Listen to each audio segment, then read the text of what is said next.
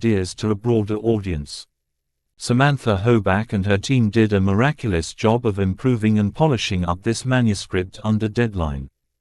Edward Claris and Alexia Bedott at Claris Law are the best kind of allies a reporter can have, smart, hard-working attorneys who are committed to upholding press freedom. Their rigorous review and feedback made this book much stronger. My agents, Lauren Sharp and David Kuhn, are the best I could hope for. They are diligent, honest in their critiques, and always willing to put in the extra hours to improve the work. They instantly supported the idea for Kochland, even in the face of long odds in the market. I couldn't navigate this business without them. When I conceived the idea of writing Kochland in late 2011, two people came along at just the right moment and helped transform my life as a writer, Steve Coll and Andres Martinez. They gave me a fellowship at the New America Foundation, and I am grateful every day for the opportunity they provided. I can never repay the gift, but I will keep trying. Thank you. This book wouldn't have happened if you didn't give me that break. At New America, I was assisted over several years by the most remarkable people. Becky Schaefer contributed in countless ways, as a friend and colleague, from researching oil refineries and the EPA's new source review process to helping me navigate archival research. Kirsten Berg is one of the most exceptional and diligent reporters I have ever worked with. She unearthed mountains of files on Koch Industries that I never would have found, illuminating everything from U.S. oil policy in the 1970s to Cayman Islands tax schemes in the 2000s. I am so grateful for her help, from the earliest days of the book until the end. Rachel White was a tireless champion for New America and for my work. I won't ever forget it. Jeff and Cal Leonard were incredibly generous and supportive. My time at New America was possible thanks to support from the 11th Hour Project of the Schmidt Family Foundation, a nonprofit foundation based in Palo Alto. The foundation funded my work through the new model of nonprofit journalism, providing money to an institution that, like a newsroom, allows reporters to pursue their work without outside interference or influence. In this regard, the team at 11th Hour has been a dream. They hold a long-term view and a visceral understanding of the importance of independent journalism. No one at the 11th Hour Project saw any material for this book as I prepared it, tried to influence it in any way, or sought to steer my inquiries in the slightest degree. I deeply appreciate the total independence. I am so grateful to the leadership team at 11th Hour, Wendy Schmidt, Amy Rao, and Joseph Sciortino. I am deeply indebted to Sarah Bell, an incredible person and an incredible ally. Thank you so much for all the hard work, the support, and the patience. I am also so grateful for the help from Ellen Peabody, Michael Roberts, Christina Vraknos, Lauren Davis, Jamie Dean, Melody Gonzalez, and Jake Mogan. It has been a joy to know all of you. I am particularly grateful to the other grantees of the 11th Hour Project whom I have had the chance to meet. I am inspired by your idealism, your iconoclasm, and your efforts to make the world a better place. At just the moment when I needed it most, I was given a lifeline from the J. Anthony Lucas Work in Progress Award in 2017. I am so grateful that such an award exists. Books are vitally important to our public debate, and writing books isn't possible without grants like the Lucas Prize. Thank you for being there to give writers hope and support. Thank you to Jonathan Alter and Anne-Marie Lipinski. I am indebted to the prize judges, John Duff, Martha Levin, and Sarah Tuborg. I will not forget that you gave me a chance to complete this book. Thank you so much for your vote of confidence before this book was even finished. At New America, I benefited tremendously to learn from a lot of people who are way smarter than I am. Lena Khan, Sabil Rahman, Yasha Monk, Mark Schmidt, and Michael Lind were generous with their time, helping me talk over history and political economics. I learned so much from them. Lee Drutman, one of the best political scientists of our time, taught me about lobbying and threw in something more. While talking in the file room one day, he came up with the title for this book. I wanted to call it The Republic of Koch, and he told me the real title was Kochland. Thanks for saving me. Barry Lynn, as always, is a great teacher about corporate power and monopolies.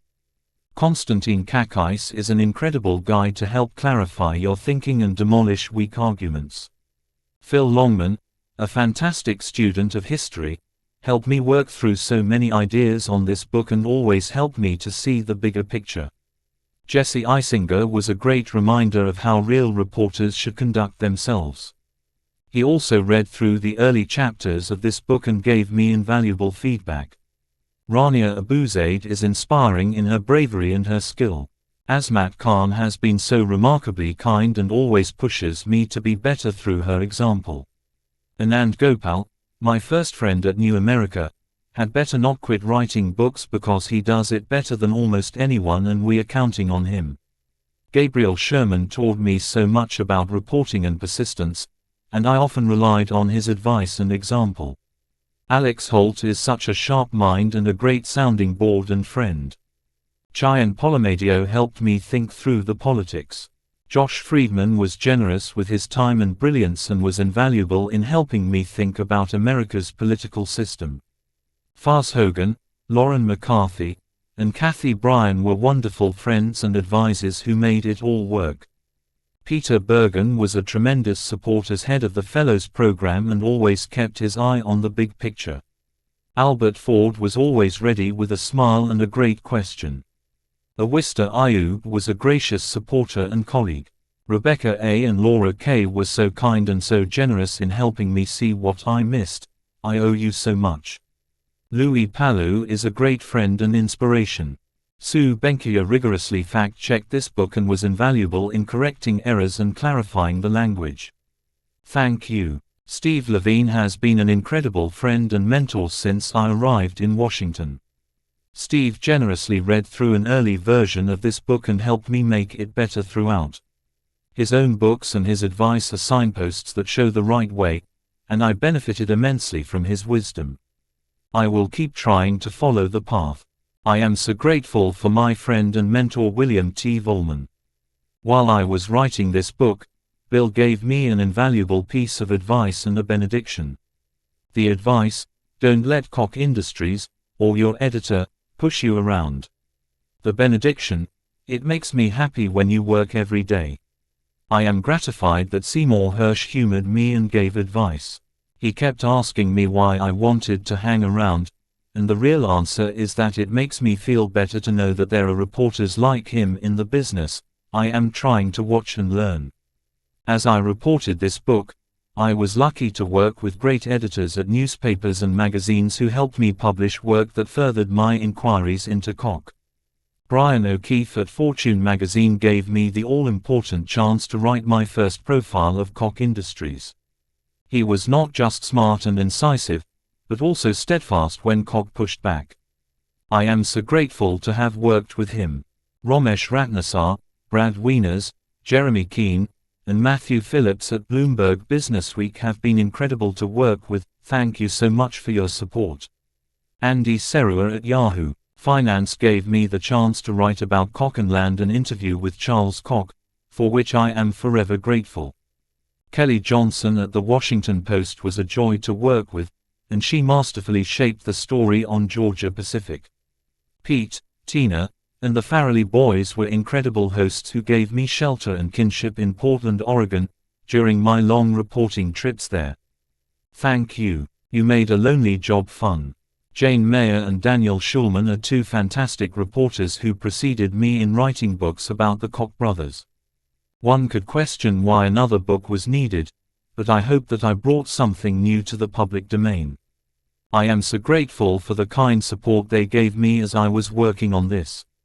After I left New America in 2017, I was so lucky to find a home once again at the University of Missouri School of Journalism, where we hope to open doors for more books and more reporters. I am so grateful for the support of Dean David Kerpius, who has his eyes on the future. Thank you so much to Randy Picht for your guidance, help, leadership, and support. Shannon Berg-Kransberg has been tireless in her efforts and essential to making the idea real. Randall Smith hatched the idea and brought me in. Thank you, neighbor. Mark Horvath has been a tireless ally and a great inspiration, and Ernest Perry has been a vital leader, even if he still scares me a little bit because he used to be my editor. Thank you so much to Colin Kilpatrick and Martha Pickens for the countless hours you've invested to make this happen. Sky Chad and Yuliana Pavlova at Missouri helped me research Koch's fertilizer business and political activities, respectively. They were both tireless reporters, and I look forward to seeing what's next. All of my people in Kansas City have been there for me the whole time, even though I have been away. I can honestly say that I miss you every day. Thank you so much to the Robertsons, the Leonards, the Launders, the Spraderleys, the Kians, the Fogels, the Zimmers, the Eccles, the Wolbachs, the Dickies, the Mauros, the Moores, and to all the other families who made me who I am. From the bottom of my heart, thank you. To all my friends in St. Louis, the Andreses, the Dekempers, the Riches, the Dobsons, the Higdons, the Lanes, the Wolfs, and the Bertsons, I am really sorry that we had to leave. Saying goodbye to you was one of the hardest things I've ever had to do. I haven't gotten over it. They say you can't pick your in-laws, so I guess I was just extremely lucky. John and Joan Miller have been the best, most supportive parents-in-law that a person could have. They have helped this project from the beginning, and made it better along the way through their questions, comments, and perspectives. Thank you, and thanks to Claire, Drew, and Mary Ellen for all the happy times when we got to take a break. David, Blythe, and Mom, I owe you everything. I don't know how to say it except, thank you. Dad, I hope you like this book. You were there at my desk the whole time. Josie, there's a reason you're always the first person to read what I write. I don't just trust your judgment, I can't manage without it. You have been with me through 7 punishing years of ups and downs on this project. While we were raising a family, you also helped me navigate the punishing terrain of the journalism business, where almost nothing can be counted on. I know I can always count on you. Without you, none of it is possible. And to the kids, all of it is for you. Appendix. Alphabetical directory of significant characters in Kochland. Antrich, Darrell, former electricity trader for Koch Energy Trading. Antrich was involved in Koch's parking trades during the energy crisis in California in 2000. Ballon, Ken, attorney hired by the U.S. Senate to investigate Koch's theft of oil in Indian reservations during the 1980s. Ballon uncovered extensive evidence of the theft and referred it to the U.S. Attorney's Office in Oklahoma City. Barnard, Don, labor negotiator for Georgia Pacific. He represented the company in drawn-out negotiations that were among the first after Koch Industries purchased Georgia Pacific. Beckett, Melissa, Koch Industries commodities trader. Beckett traded gasoline and fuel products, learning the contango storage play, and other strategies. She later shifted to the Koch Energy Trading desk, where she traded megawatt hours in the California market. She finally went to the fertilizer trading group, where she worked for Chase Koch. Bingle, Kelly, Democratic lobbyist who represented Koch Industries as it sought to derail the cap-and-trade bill in 2010. Brady, Maria, Tea Party activist from Boiling Springs, South Carolina. Brady became politically active after receiving a revelation from God. Her group helped unseat Republican Congressman Bob Ingles. Her Tea Party chapter's efforts were promoted by Americans for Prosperity. Bucknam, Gary, former local labor union president at the Inland Boatmen's Union, or IBU, at Georgia Pacific's warehouse in Portland, Oregon. Bucknam didn't work for Georgia Pacific but joined the union from a different company it represented. He joined in 2008, at the same time as Steve Hammond. Bucknam negotiated one drawn-out negotiation against Georgia Pacific and did not seek re-election. Also known as Gary the Anarchist. Cords, Don, Koch Industries general counsel throughout the 1980s and 1990s. During that time, he was vice president of legal and the corporate affairs chief legal officer. He joined the company's board of directors in 1996. Cordes was Charles Koch's legal advisor as the U.S. Senate investigated Koch's oil theft in Oklahoma and as Bill Koch waged a multi-year legal war against Charles Koch. David, Steve, manager of environmental engineering at the Pine Bend refinery in the mid-1990s. Oversaw the work of whistleblower Heather Farraher during the period when Pine Bend released ammonia into the surrounding environment. Davis, Gray, Governor of California during the electricity crisis of 2000. The crisis ended Davis's political career. Dodge, Brian, local labor union president at the Inland Boatmen's Union, or IBU, at Georgia Pacific's warehouse in Portland, Oregon. Dodge was Steve Hammond's boss and was elected to the position after his predecessor, Gary Bucknam, resigned. Dodge negotiated multiple labor contracts with Koch Industries but felt that he had no leverage. Also known as the Dodger. Dubose, Phil, longtime Koch employee who joined the company in 1968. Dubose spent many years as an oil gauger, collecting oil for Koch's pipeline system. Dubose used the Koch method of oil collection, in which he intentionally mismeasured the oil supplies for Koch's benefit. Ebel, Myron, scholar with the Competitive Enterprise Institute, a think tank funded by Koch Industries and other energy companies.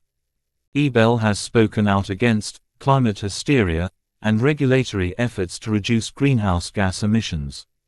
Ebel led transition efforts at the EPA for the Trump administration. Ellender, Philip, president and CEO of Koch Industries Lobbying Office, called Koch Companies Public Sector. Ellender began as a lobbyist in Louisiana and transferred later to Washington, D.C. He was unusual among lobbyists because of his embrace of Koch's MBM theories. He was known as a Wichita guy, rather than a Washington guy. Helped lead Koch's lobbying efforts to derail the cap-and-trade bill in 2010. Elroy, James, special agent of the FBI, based in Oklahoma. He was the primary FBI investigator into Koch's oil theft in Oklahoma, surveilling the company's employees. Elroy later assisted the U.S. Attorney's Office in Oklahoma City as it investigated the theft. After leaving the FBI, Elroy was employed by Bill Koch as Koch pursued a civil suit against Koch Industries for oil theft. Esters, Ruth, assistant safety chief at the Pine Bend refinery in the mid-1990s, intimately involved in decision-making around the release of ammonia into the environment. Fehmeyer, Steve, chief financial officer of Koch Industries from the mid-2000s until present day. Fehmeyer held that position during many of Koch's major acquisitions and helped train Chase Koch when Chase joined the company after college. Franklin, Chris, Koch Industries trader. Franklin began in Koch's pipeline division, helping design software systems to manage complex gas flows. He later shifted to trading financial products. He was on a financial products trading desk during the crash of 2008. Franzen, David, warehouse worker at Georgia Pacific's warehouse in Portland, Oregon. Longtime member of the Inland Boatmen's Union, or IBU. He was on the committee that negotiated a labor contract with Georgia Pacific, and believed that doing so forever tainted his reputation with managers. He was known as something of a brawler. Hall, Bradley, longtime Koch Industries employee who joined the firm in 1975. Hall rose up through the ranks of finance and deal-making at Koch, eventually running the corporate development group, which evaluated potential acquisitions. He later became CFO of Koch Supply and Trading before leaving the company in 2004. Hammerschmidt, Joseph, militant leader of the OCAW labor union at the Pine Bend refinery who led the strike against Koch in 1972. Hammond, Steve, union official with the Inland Boatmen's Union, or IBU, at Georgia Pacific's warehouse in Portland, Oregon. Hammond was from Portland and worked at the warehouse since graduating from high school. He ran for election as a union leader after his work life at the warehouse became increasingly miserable. Hammond was the deputy negotiator in several contract negotiations with Koch, each one less successful than the last. He retired in 2016, after negotiating a contract that was deeply dissatisfying to the union members. Also known as the Hammer. Hanna, Bill, former president of Koch Industries during the late 1980s and a close associate of Charles Koch's. Hannan, Jim, Koch Industries executive who joined the company in 1998 as a finance executive. Hannan later joined a deal-making group and was instrumental in the Georgia-Pacific acquisition, the largest in Koch's history. He joined Georgia-Pacific and became CEO of the company. He was later promoted to CEO of Koch Enterprises, a large division of the company that includes Georgia-Pacific, Invista, Molex, and other assets. He is seen as a candidate to become CEO after Charles Koch leaves the company. Hoffman, David, senior compliance attorney at Koch Industries Invista division from 2005 to 2010. Hoffman helped implement Charles Koch's 10,000% compliance doctrine at Invista's facilities. Hoffman later transferred to Koch's lobbying office in Washington, D.C., where he attended strategy sessions to defeat the cap-and-trade bill. Howell, Ron, longtime Koch Industries employee who began as a gasoline trader with the company. He oversaw an expansion and transformation of Koch's trading operations in the early and mid-1980s as electronic trading emerged. Howell later retired and entered politics, becoming a Koch Industries lobbyist in Oklahoma. He led the political effort there to combat the legal case against Koch's oil theft. Ingles, Bob, Republican congressman from South Carolina. Ingles was once an ally of Koch Industries and took campaign donations from the company. His stance on global warming, however, turned the company against him. Koch Industries funded an opponent to challenge Ingles in a primary election during 2010 and helped unseat him. Jones, Jeremy, Koch Industries executive who ran the venture capital group called Koch Genesis. Jones worked closely with Charles Koch but left the company when Koch Genesis was shut down after the crash of 2008. Jones, Nancy, assistant U.S. attorney in Oklahoma City who oversaw the office's investigation into Koch's oil theft. Jones says she developed evidence showing that multiple managers at Koch Industries directed the theft. She quit her job as she was pursuing evidence against senior Koch executives. After she left, the case was dropped. Jones, Wesley, Georgia-Pacific manager whom Koch promoted to run the company's pulp mill division. Jones was later promoted again to become executive vice president over operations.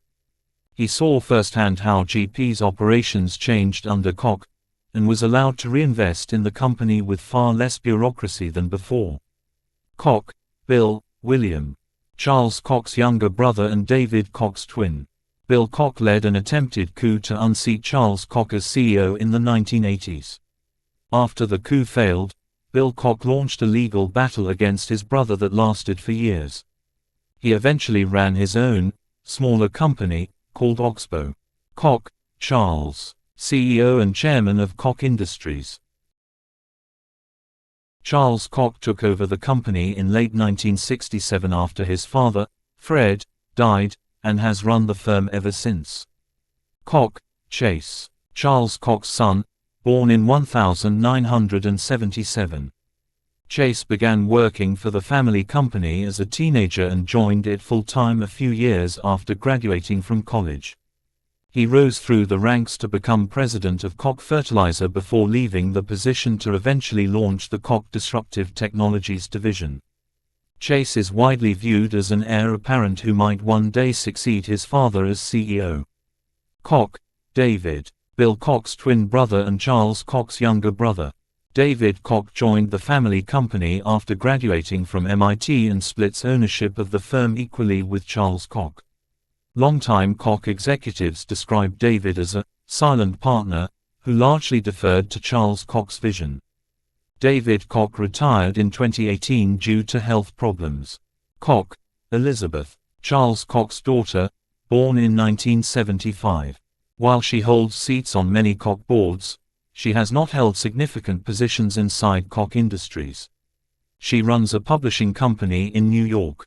Koch, Fred, founder of Koch Industries. Fred Koch was raised in a small town in Texas. Over many years, he built a small corporate empire with holdings in refining, oil transportation, and ranching. He died of a heart attack in 1967. Koch, Frederick, Freddie, Jr., the oldest of the four Koch brothers, named after his father. Freddie, as he is known, avoided the family company and moved to New York. Koch, Liz, Charles Koch's wife of more than 45 years. She is involved in Koch's community efforts and philanthropies. Leonard, Timothy, former U.S. Attorney in Oklahoma City who oversaw the criminal investigation into Koch's theft of oil. Leonard was appointed to become a federal judge and dropped the case against Koch Industries before he took the job on the bench. Lonegan, Steve, the New Jersey State Director of Americans for Prosperity. Lonegan was one of the first paid directors hired to run a chapter of the activist group.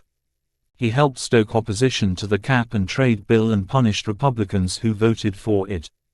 Markle, F. Lynn, Koch's former chief financial officer, serving in that position during Koch's period of explosive growth in the 1990s.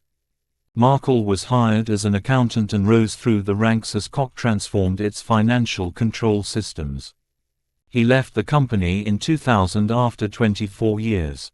Markey, Ed, Democratic senator from Massachusetts. When he was a congressman from that state, he helped lead the effort to pass a cap-and-trade bill to control greenhouse gas emissions. Markey led a select subcommittee that spent years crafting the measure. Maurer, Steve, president of Koch Supply and Trading from 2000 until 2014. Maurer held a social event at his home to host Charles Koch, who gave a salon-style talk to traders about politics and economics. McKinney, Travis, forklift driver at Georgia Pacific's warehouse in Portland, Oregon. He was grateful to get the job, and started just as GP implemented its labor management system. He was an active member of the Inland Boatmen's Union, or IBU, as its power declined. Meadows, Mark, Republican congressman from North Carolina and leader of the House of Representatives Tea Party-aligned Freedom Caucus during 2017. Meadows was often caught in the middle of policy differences between the Koch network and the Trump administration. Nesmith, Tom, salesman with the utility company Public Service Company of New Mexico (PNM). Nesmith pitched the parking strategy to Koch Energy Trading, which allowed Koch to game electricity markets in California. PNM's participation was vital to making the parking strategy succeed. Obama, Barack, the 44th President of the United States, elected in 2008 and re-elected in 2012. Obama ushered in a liberal political wave that Charles Koch considered dangerous to the nation's future. O'Neill, Brendan, Koch Industries derivatives trader who earned millions of dollars during the natural gas price spike. O'Neill was an engineer in Koch's oil refinery in Corpus Christi before he shifted to the trading group.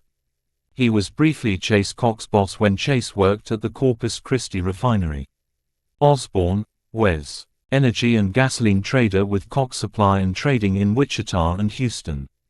Osborne traded physical gasoline supplies in Wichita and traded paper products like futures contracts in Houston. Packerbush, Steve, former president of Koch Fertilizer. Packerbush was on the team of Koch Nitrogen employees who executed the 2003 acquisition of Farmland Industries fertilizer plants. He later became president of the new division. He was a key mentor to Chase Koch, bringing him into the fertilizer business and encouraging Chase to later become president. Paulson, Bernard, oil refining executive hired by Charles Koch to oversee the Pine Bend refinery in the early 1970s. Paulson led the efforts to break the OCAW labor union there during the strike of 1972-73. He was later promoted to oversee Koch's oil refining operations from Wichita, where he worked closely with Charles Koch. Peace, Steve, the California state senator who was widely seen as the father of the state's electricity deregulation bill, which he co-sponsored. Peace shepherded the bill into law and later tried to warn regulators that the system was being manipulated by companies like Enron and Koch Industries. Phillips, Jonathan. Congressional staffer who helped draft key parts of the Waxman-Markey cap and trade bill. Phillips, a Harvard graduate, came to see global warming as a fundamental threat to the environment. Phillips, Tim. National President of Americans for Prosperity. Phillips was an activist in conservative religious groups before joining AFP. He led the group during a period of explosive growth during the Tea Party movement of 2010. Pruitt, Scott. Former Attorney General of Oklahoma who was EPA Administrator from 2017 to MID 2018. Pruitt carried forward many deregulatory efforts long sought by the energy industry and Koch Industries. Quinn, Joseph. Member of the OCAW labor union at Pine Bend who participated in the 9-month labor strike of 1972–73. Razzouk, Brad. Former CEO of Koch's Oil Products Division, Flint Hills Resources. Razzouk played a key role in helping Koch exploit the fracking boom in the Eagle Ford Shale region of Texas. He was later promoted to CEO of Koch Resources, a large division that includes Flint Hills and other natural resource companies. Razzouk is seen as a candidate to become CEO of Koch Industries after Charles Koch leaves the company. Robertson, David. Koch Industries' current president. He joined the company in 1984. Robertson oversaw large parts of Koch's disastrous foray into the beef and agribusiness during the 1990s. He later moved to Koch's oil refining division. Robertson is seen as a strong contender to replace Charles Koch as CEO. Roos, Brian. Manager, or process owner, of the Utilities Profit Center division of the Pine Bend refinery during the mid-1990s. Oversaw the wastewater facilities that released ammonia into nearby wetlands. Roskind, Herbert. Manager of Koch Industries Chemical Trading Division who hired Bill Koch. Roskind oversaw Bill Koch's early trading activities and tried to diminish the tension between Bill and his brother Charles. Rothbard, Murray. Libertarian activist who co-founded the Cato Institute with Charles Koch. Rudd, Leslie. Longtime friend of Charles Koch and the Koch family in Wichita. Rudd encouraged Chase Koch to join the family company after he graduated from college. Rudd died on May 3, 2018, at the age of 76. Ryan, Paul. Republican congressman from Wisconsin who was Speaker of the House in 2017 and 2018.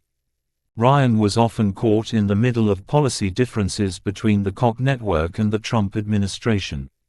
Schnee, David. Longtime EPA employee who later became a critic of what he called the agency's regulatory overreach.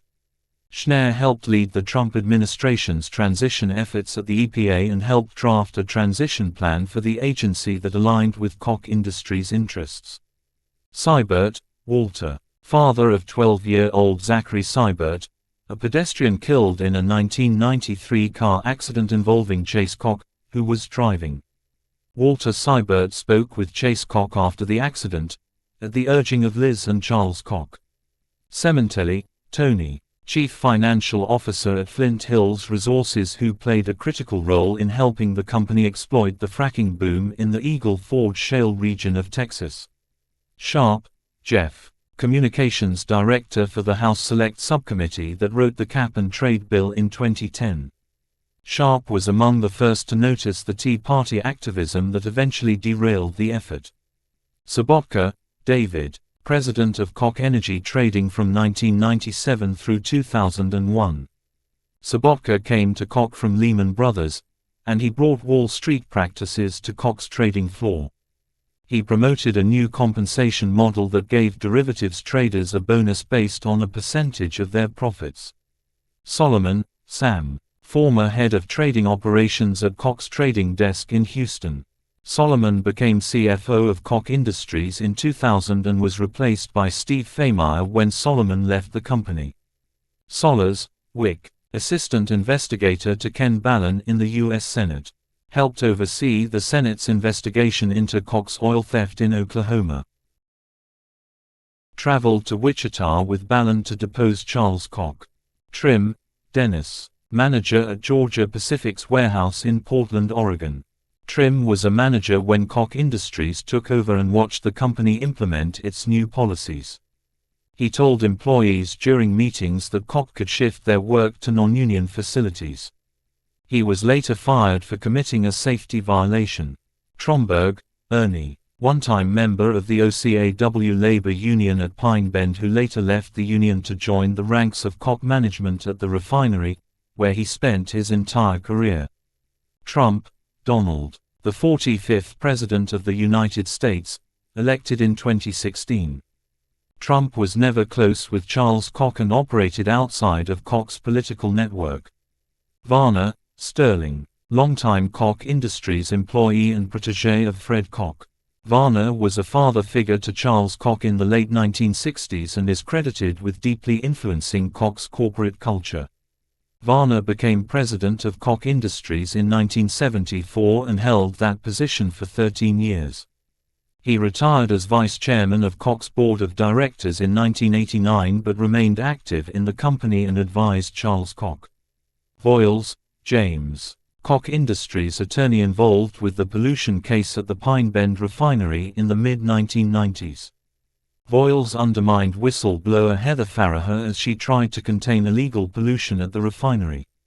Watson, Dean, a rising star at Koch Industries who was put in charge of Koch's rapid expansion into the agribusiness sector.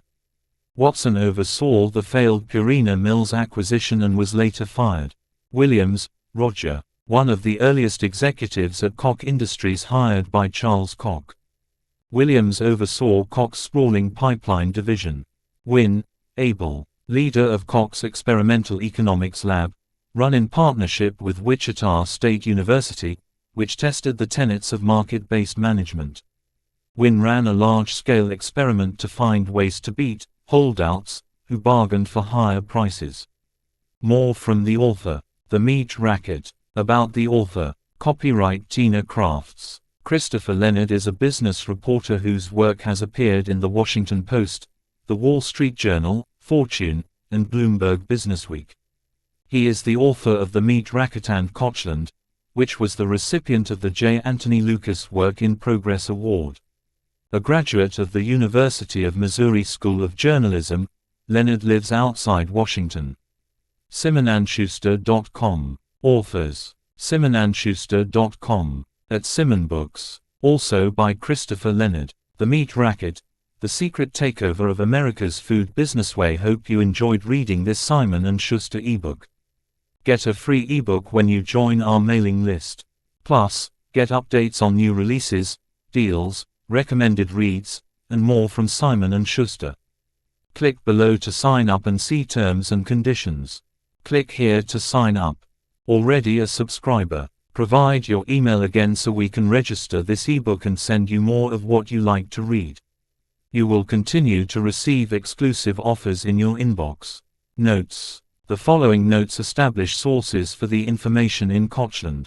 Some facts are cited to a single source when, at times, they came from multiple sources that reinforced the given fact. For the sake of clarity, the author chose to cite the primary and most reliable sources for these facts, rather than listing every interview or comment that supports it. Fred Koch's domineering personality, for example, was related by dozens of interviewees and written sources, but only a select few sources were chosen as citations. A handful of sources agreed to be interviewed for this book only on the condition that they remain unidentified. Information that they provided was only included in this book if it could be verified by another source or documents independently obtained by the author. When information from those sources is used, it is identified as being from a source speaking on background. Preface. The Fighter. On May 18, 1981. Wichita, Kansas. Morgan Stanley Interoffice Memorandum, May 20, 1981, marked confidential. Charles Koch was 45 years old, Analysis and description of Charles Koch based in part on author interviews with Charles Koch and dozens of current and former Koch Industries executives and managers who worked with him at various times between 1975 and 2018. Physical description of Charles Koch in 1981 based on photo in article, Wichita's Koch, a private man with money, Wichita Eagle, April 30, 1978. He does not want this cash. Morgan Stanley Interoffice Memorandum, May 20, 1981, marked confidential. Certain of Koch's commodity traders, IBID. Secrecy was a strategic necessity for Koch Industries. Analysis of Koch Industries based in part on notes from reporting in Wichita and several other locations between 2013 and 2018, and author interviews with Charles Koch and dozens of current and former Koch Industries executives and managers.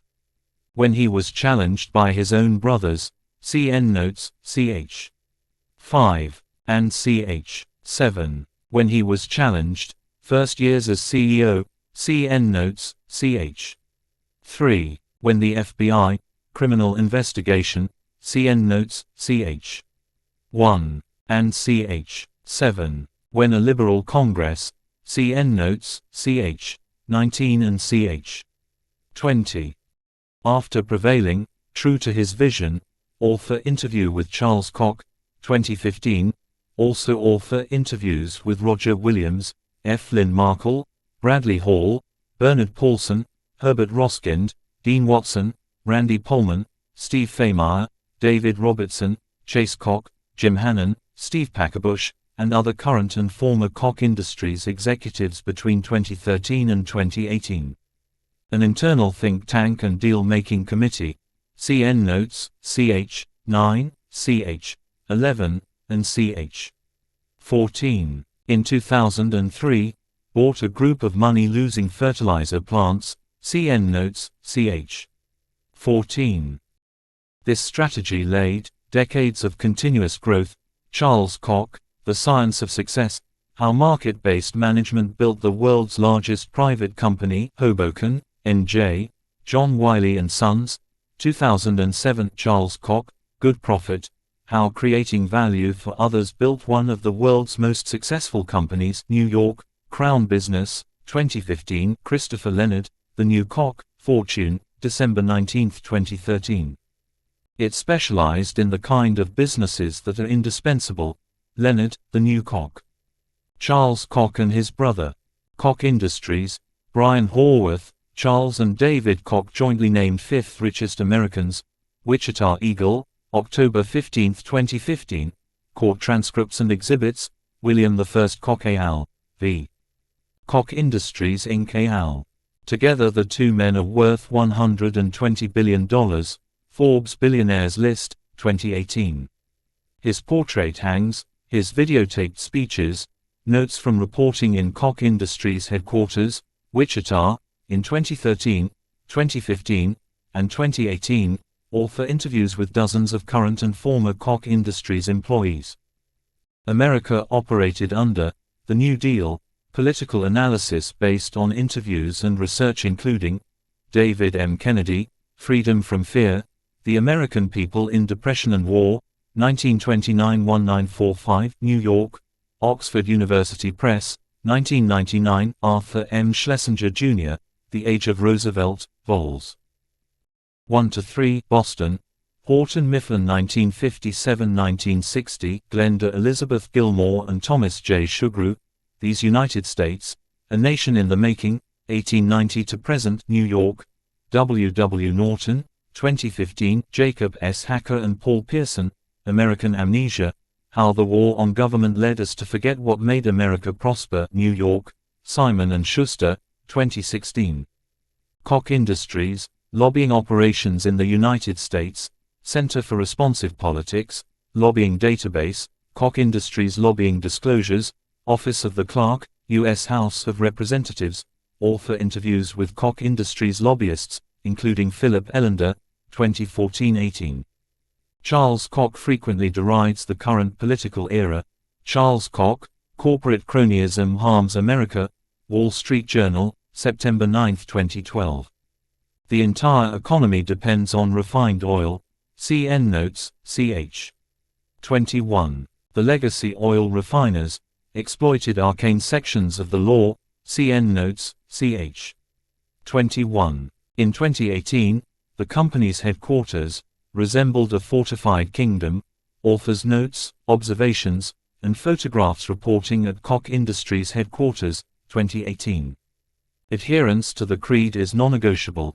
At Koch Industries, author interviews with current and former Koch Industries employees and executives, 2013-14, Charles Koch, The Science of Success. Readers will meet Paulson, Watson, Heather Farraher, Philip Dubose, Steve Hammond, Brendan O'Neill. Interviews by author, 2013-18. One of those people is James Elroy. James Elroy. Interviews by author, 2014-16. Chapter 1. Under Surveillance. FBI Special Agent James Elroy stood on pastureland. Elroy. Interviews by author, 2014-16. Final report and legislative recommendations. A report of the Special Committee on Investigations of the Select Committee on Indian Affairs, United States Senate, November 20, 1989. James Elroy. Testimony. Public hearings of the Select Committee on Indian Affairs, May 9, 1989. For a long time, it was just Elroy, all alone. Elroy. Interviews by author, 2014-16. Elroy's new bosses in the Senate were increasingly Elroy, Kenneth Ballin, Senator Dennis DeConcini. Interviews by author, 2014-17. Final report and legislative recommendations, November 20, 1989. Elroy's photos were developed in a darkroom. Elroy. Interviews by author, 2014-16. Elroy wasn't the typical FBI man. Oliver Revel, former FBI agent in charge, Oklahoma City. Interview by author, 2014. Elroy. Interviews by author, 2014-16. The Senate had gotten a tip that Koch Oil was stealing. FBI Internal Memorandum. Koch Industries Incorporated, Wichita, Kansas. Crime on an Indian reservation, theft, racketeering, influence and corrupt organization. July 26, 1989. Elroy. Ballin.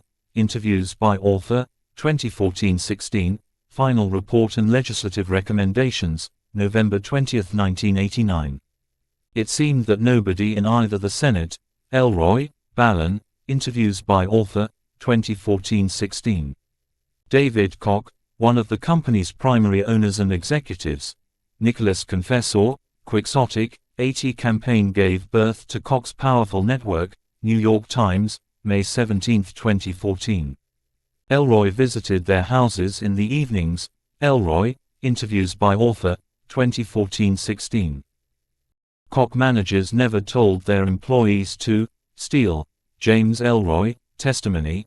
Public hearings of the Select Committee on Indian Affairs, May 9, 1989. Gene Poteet. James Spaulding. James Elroy. Testimony. Public hearings of the Select Committee on Indian Affairs, May 9, 1989. Elroy. Interviews by author, 2014-16. Instead, the company put relentless pressure. Doyle Barnett. Dubose. Elroy. Interviews by author, 2014.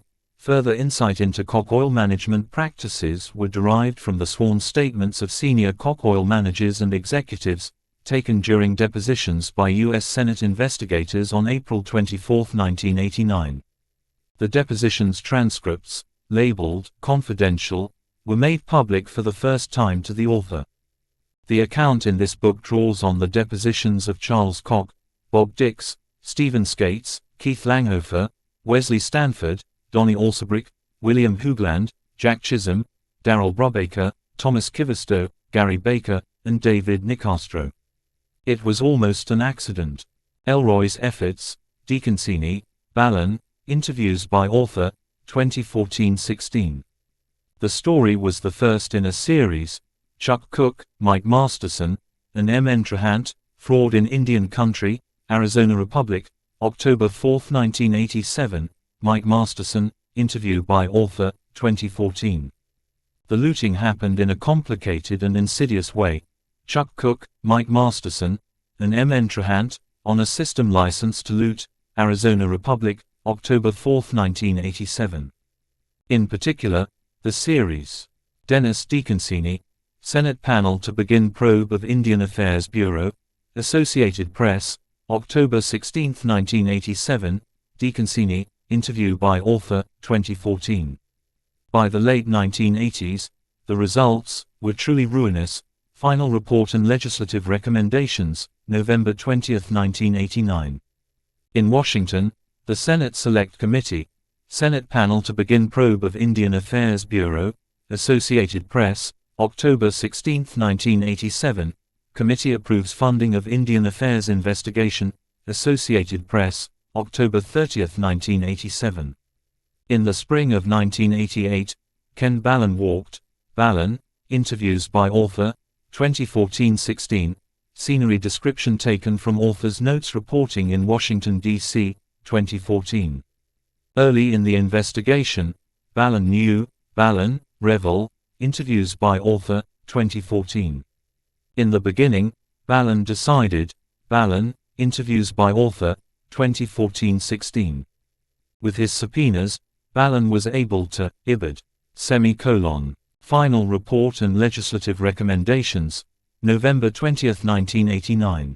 The large oil purchaser Kerr-McGee, final report and legislative recommendations, November 20, 1989, Ballin, interviews by author, 2014-16. The oil companies also pointed out, Ballin, interviews by author, 2014-16. This time the villain was the public, Daniel Yergin, The Prize, The Epic Quest for Oil, Money and Power, New York, Simon & Schuster, 1990. This was a message that was delivered, Ballin, interviews by author, 2014-16. Ballin's case grew stronger after he took a trip, Ballin, Elroy, interviews by author, 2014-16. The story was convincing, but it also made Ballin uneasy, Ballin, interviews by author, 2014-16, FBI Internal Memorandum, Koch Industries Incorporated, Wichita, Kansas, crime on an Indian reservation, theft, racketeering, influence and corrupt organization, July 26, 1989. Ballin's team narrowed its subpoenas, Ballin, Elroy, interviews by author, 2014-16, final report and legislative recommendations, November 20, 1989. Even more confusingly, the firm was, Ballin, interviews by author, 2014-16. Ballin turned to the oil majors for help, IBID. It is almost awe-inspiring to fly, notes from reporting in Wichita, Kansas, 2013. On April 24, the two Washington attorneys, Ballin, interviews by author, 2014-16, Charles Koch deposition with U.S. Senate investigators, transcript, April 24, 1989. They passed through a metal detector, Ballin, interviews by author, 2014-16. When Charles Koch entered the room, IBID. Could you please state your full name for the record? All quotes from this exchange are taken directly from a transcript of the deposition of Charles Koch, April 24, 1989. For a prosecuting attorney like Ballin, interviews by author, 2014-16. I don't think there is such a thing as an exactly accurate measurement, IBID. At one point during the hearings, transcript of the public hearings of the Select Committee on Indian Affairs, May 9-11, 1989. Chapter 2. The Age of Volatility begins. It was a Friday in mid-November. Dick Dilsaver, Fred Koch, industrialist, dies in Utah, Wichita Eagle and Beacon, November 18, 1967, IBID, November 19, 1967.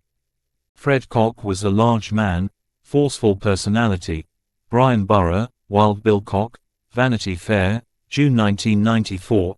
Charles Koch, video presentation to Koch employees, Lessons of My Father, 2008, 105, uploaded to YouTube by Kochfacts TV on April 13, 2012. YouTube.com. Charles Koch, Good Prophet, 21-33. He was a co-founder of a right-wing political group. Birch Society leader warns of Red Danger, Wichita Eagle, October 16, 1960, Culty Bogus, Buckley, William F. Buckley Jr. and the Rise of American Conservatism, New York, Bloomsbury Press, 2011, 198. The Ranchlands spoke to Fred Koch in a special way. John Lincoln, Rich Grass and Sweet Water, Ranch Life with the Koch Matador Cattle Company, College Station, Texas A&M University Press, 1989, 7. One of Charles Koch's earliest memories, Charles Koch, interview by author, 2015. Charles Koch was not completely surprised, Ibid. During the summers, access to the Wichita Country Club, Charles Koch, panel discussion, Wichita Metro Chamber of Commerce, November 2, 2015. YouTube.com. Charles Koch, Good Prophet, 30. Descriptions of Wichita country taken from reporting trips to Wichita, 2013, 2015, 2018, Markle, Dean Watson, interviews by author, 2013-16. But Charles Koch was denied that kind of summer. Charles Koch, Good Prophet, 31. Fred implored Charles to come home. Roy Wenzedel and Bill Wilson, Koch relentless in pursuing his goals. Wichita Eagle, October 14, 2012. I thought, my God, Ibid.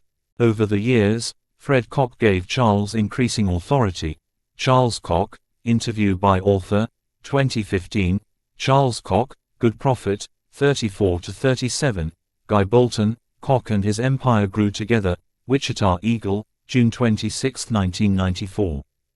On Monday, November 20, 1967, industrialist Fred Koch dies on hunting trip. Wichita Eagle and Beacon, November 19, 1967. Daniel Schulman, Sons of Wichita, How the Koch brothers became America's most powerful and private dynasty, New York, Grand Central Publishing, 2014, 73-74. But Frederick, or Freddie, as everybody knew him, Daniel Schulman, the other Koch brother, Vanity Fair, May 19, 2014. He worked with an intense purpose. Charles Koch, Williams, Paulson, Markle, interviews by author, 2013-16. Dick Dilsaver, Koch report shows firms rank among big ones. Wichita Eagle, June 27, 1968. This article quotes an anonymous source close to the Koch family as saying of Charles, "It's not easy to be a rich man's son and build a reputation of your own." The first pillar of the plan, Pete Wittenberg, Koch Building Core. The second pillar of Charles Koch's plan, Williams, interview by author, 2014, Steve Sells, Koch Companies renamed, sales hit $250 million, Wichita Eagle, June 27, 1968.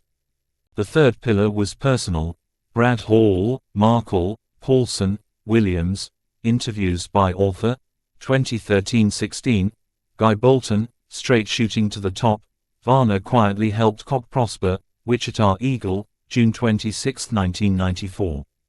Charles Koch relied on Sterling Varner, Markle, Hall, Paulson, Williams, interviews by author, 2013-16, Bolton, straight shooting to the top. It's an Orderly World, Charles Koch, interview by author, 2015. Koch read the work of Karl Marx, Charles Koch, interview by author, 2015. Wenzedel and Wilson, Koch relentless, Jim Tankersley, I don't like the idea of capitalism, Charles Koch unfiltered, Washington Post, August 1, 2016.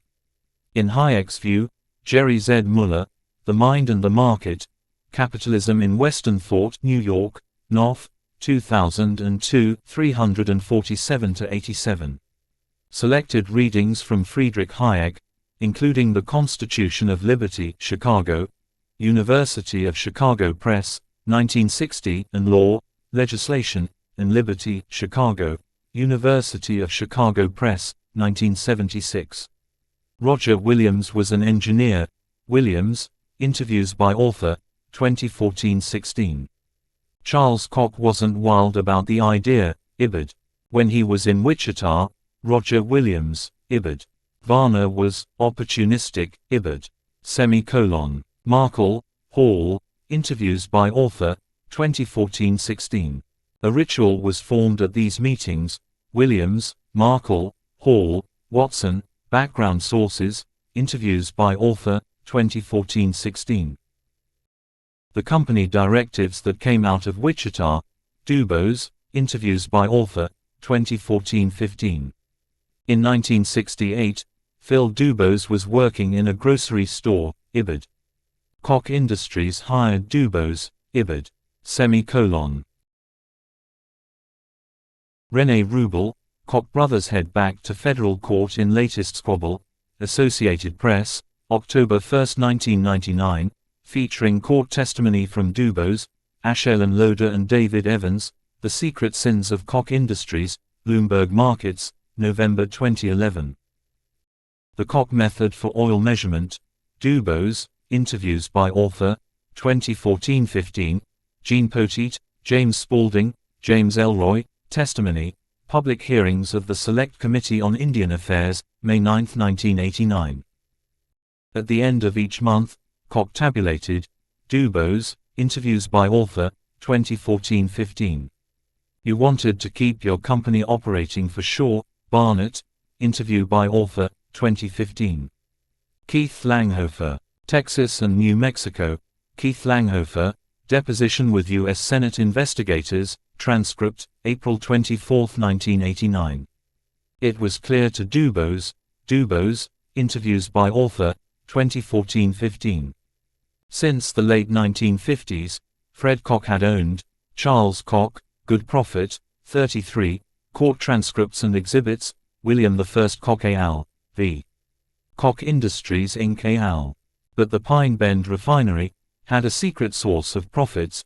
Richard H. K. Vita, Energy Policy in America Since 1945, A Study of Business-Government Relations, Cambridge, Massachusetts, Cambridge University Press, 1984, 128-30. Pine Bend was one of only 4, Ibid. 129. In 1969, Charles Koch executed a secret plan. Charles Koch, Good Prophet, 44-47. Workers at the Pine Bend refinery, the 1950s, Paulson, Ernie Tromberg, Joseph Quinn, Lowell Payton, interviews by author, 2015. Paulson was living in Corpus Christi. Paulson, interviews by author, 2015. In 1971, Paulson joined Koch Industries, Ibid. Bernard A. Paulson, executive profile, Bloomberg. Bernard A. Paulson presented with the Albert Nelson Marquis Lifetime Achievement Award by Marquis Who's Who, Marquis Who's Who press release, September 7, 2018. Chapter 3, The War for Pine Bend. Bernard Paulson arrived for his first day. Paulson, interviews by author, 2015. Physical descriptions of Pine Bend refinery from notes from reporting at Pine Bend, March 2015. Good-paying jobs were scarce. Quinn, Payton, Tromberg, Jim Grotjohn, interviews by author, 2015. At the base of the giant towers, squat office building, notes from reporting at Pine Bend, March 2015. Bernard Paulson often wore cowboy boots. Paulson, interviews by author, 2015. Oil arrived, giant, white tanks. Payton, Quinn, Grotjohn, interviews by author, 2015. Notes from reporting at Pine Bend, March 2015. After the oil is heated up, it undergoes a series, Morgan Downey, ch. 7, refining, in Oil 101, Echo Park, ca. Wooden Table Press, 2009, 143-65. Paulson knew this business very well. Paulson, Quinn, Payton, Tromberg, interviews by author, 2015. Men took an oath when they joined the OCAW. Quinn, Payton, interviews by author, 2015. The Union President, quantities of alcohol, Ibid. Joseph Hammerschmidt could not be interviewed for this book because he was killed in a roadside accident before reporting on the book began. Co-workers said he had pulled his car over to the side of the road, exited the vehicle, and was struck down by an oncoming car in the highway. Descriptions of Hammerschmidt are taken from his co-workers, including Bernard Paulson. The facts involved in the strike between Local 6 to 430, Oil, Chemical and Atomic Workers, AFL-CIO, and Red Wing Potteries, Inc. pamphlet, OCAW, 1967. During the Pine Bend Refinery, Quinn, Peyton, Tromberg, Grotjohn, Paulson, interviews by author, 2015.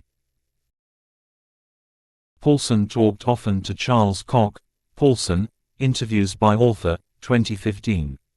Hammerschmidt, apparently, did not want to work on Easter, refinery union leader's dismissal is upheld, Minneapolis Tribune, June 26, 1973, Paulson, Quinn, interviews by author. 2015. In the late fall and early winter of 1972, Quinn, Peyton, Tromberg, Paulson, interviews by author. 2015. Oil refinery workers walk out of refinery to defend seniority, Bulletin, weekly organ of the Workers' League, January 22, 1973. On January 9, 1973, at 4 in the afternoon, 300 workers strike at area fuel oil firm, Star Tribune, Minneapolis, January 10, 1973, plant struck at Pine Bend, Pioneer Press, Street. Paul, M.N., January 10, 1973, Quinn, Peyton, Tromberg, Paulson, interviews by author, 2015. Joseph Quinn, for example, Quinn, interviews by author, 2015. Others showed up to get picket signs. B. Wills, Twin City labor rallies to defend oil strikers, Bulletin, weekly organ of the Workers' League, March 12, 1973, Quinn, interviews by author, 2015. On a typical day at the refinery, about 200, Jim Jones, Pine Bend pickets can only watch oil trucks roll along, Star Tribune, September 19, 1973. Paulson was prepared. Paulson, interviews by author, 2015. Many members of this new workforce, Quinn, Peyton, Tromberg, Paulson, interviews by author, 2015, Scabs attack oil strikers, Bulletin, weekly organ of the Workers' League, February 12, 1973. On the first night of the strike, Paulson, Tromberg, interviews by author, 2015. Weeks passed, strike continues at Koch Refinery, Star Tribune, January 11, 1973, Robert Hagen, 2-week strike hampers state's largest refinery, Star Tribune, January 22, 1973. Ernie Tromberg, an OCAW employee, Tromberg, interviews by author, 2015, Scabs attack oil strikers, both sides take shots at sheriff, Star Tribune, January 24, 1973. Koch Refinery hired a private company called Wackenhut. Mike James, Ocore strikers defy Koch's private army, Bulletin, weekly organ of the Workers' League, April 9, 1973, Peyton, Tromberg, Quinn, interviews by author, 2015. When the workers got violent, restraining order limits pickets at refining plant, Star Tribune, January 25, 1973, Paulson, interviews by author, 2015. On Friday night, February 23, 3 charged in violence at refinery, Associated Press, February 28, 1973, Koch strikers case continued, Pioneer Press, March 6, 1973, Paulson, interviews by author, 2015. Around this time, Bernard Paulson's wife, Paulson, interviews by author, 2015. On the night of March 15, Paulson, Quinn, Tromberg, Peyton, interviews by author, 2015, train run into struck refinery, Star Tribune, March 16, 1973, reward set in refinery derailment, Pioneer Press, March 17, 1973. Charles Koch traveled to Pine Bend, Paulson, interviews by author, 2015. After the crash, the OCAW, Paulson, Quinn, interviews by author, 2015, Koch, union talks planned, Pioneer Press, March 26, 1973. On the night of April 17, an OCAW man was driving, Gunshots fired near refinery, police hold suspect, Star Tribune, April 18, 1973, plant shooting suspect held, Star Tribune, April 18, 1973, Grotjohn, Paulson, Peyton, Tromberg, interviews by author, 2015. On June 2, 1973, John Kajawa traveled to Washington. Hearings before the Subcommittee on Consumer Economics of the Joint Economic Committee, Congress of the United States, 251, Paulson, interviews by author, 2015. Koch Refining Company offered a $25,000 reward set in refinery derailment, Pioneer Press, March 17, 1973. But Bernard Paulson and Charles Koch seemed to understand. Paulson, Peyton, Quinn, Tromberg, interviews by author, 2015. John Kajawa did not talk about work, Martha Ann Kajawa, interview by author, 2015. Paulson said that he was prepared to break. Paulson, Peyton, Quinn, Tromberg, interviews by author, 2015. On the evening of September 17, Koch workers reject offer, Pioneer Press, September 18, 1973, Koch refining strikers to vote on pact, Star Tribune, September 22, 1973. After the vote, Paulson gave the Teamsters an ultimatum. Paulson, Peyton, Quinn, Tromberg, interviews by author, 2015. On the evening of September 23, employees end Koch strike, Pioneer Press, September 24, 1973, Koch refining workers going back to work, Minneapolis Star, September 24, 1973. OCAW workers like Ernie Tromberg and Joe Quinn, Paulson, Quinn, Tromberg, interviews by author, 2015. The OCAW agreed. Koch Refining, Paulson, Peyton, Grotjohn, Quinn, Tromberg, interviews by author, 2015. Changes to the OCAW after the 1973 strike were also described by two sources, speaking on background, who currently work for the United Steelworkers Union, which absorbed the OCAW many years after the strike of 1973. Sources also provided two labor contracts for the purpose of comparison with earlier agreements. USW labor agreement with Flint Hills Resources, November 3, 2006 to June 13, 2011, and USW labor agreement with Flint Hills Resources, October 17, 2012 to June 17, 2016.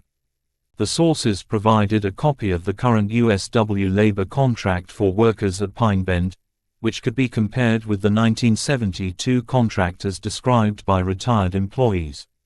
Decades later, a sense of admiration, and almost awe, Markle, Hall, Paulson, and three former senior Koch Industries sources speaking on background, interviews by author, 2013-17. Charles Koch didn't have any time to celebrate. Charles Koch, Good Prophet, 53-54. On September 24, The St.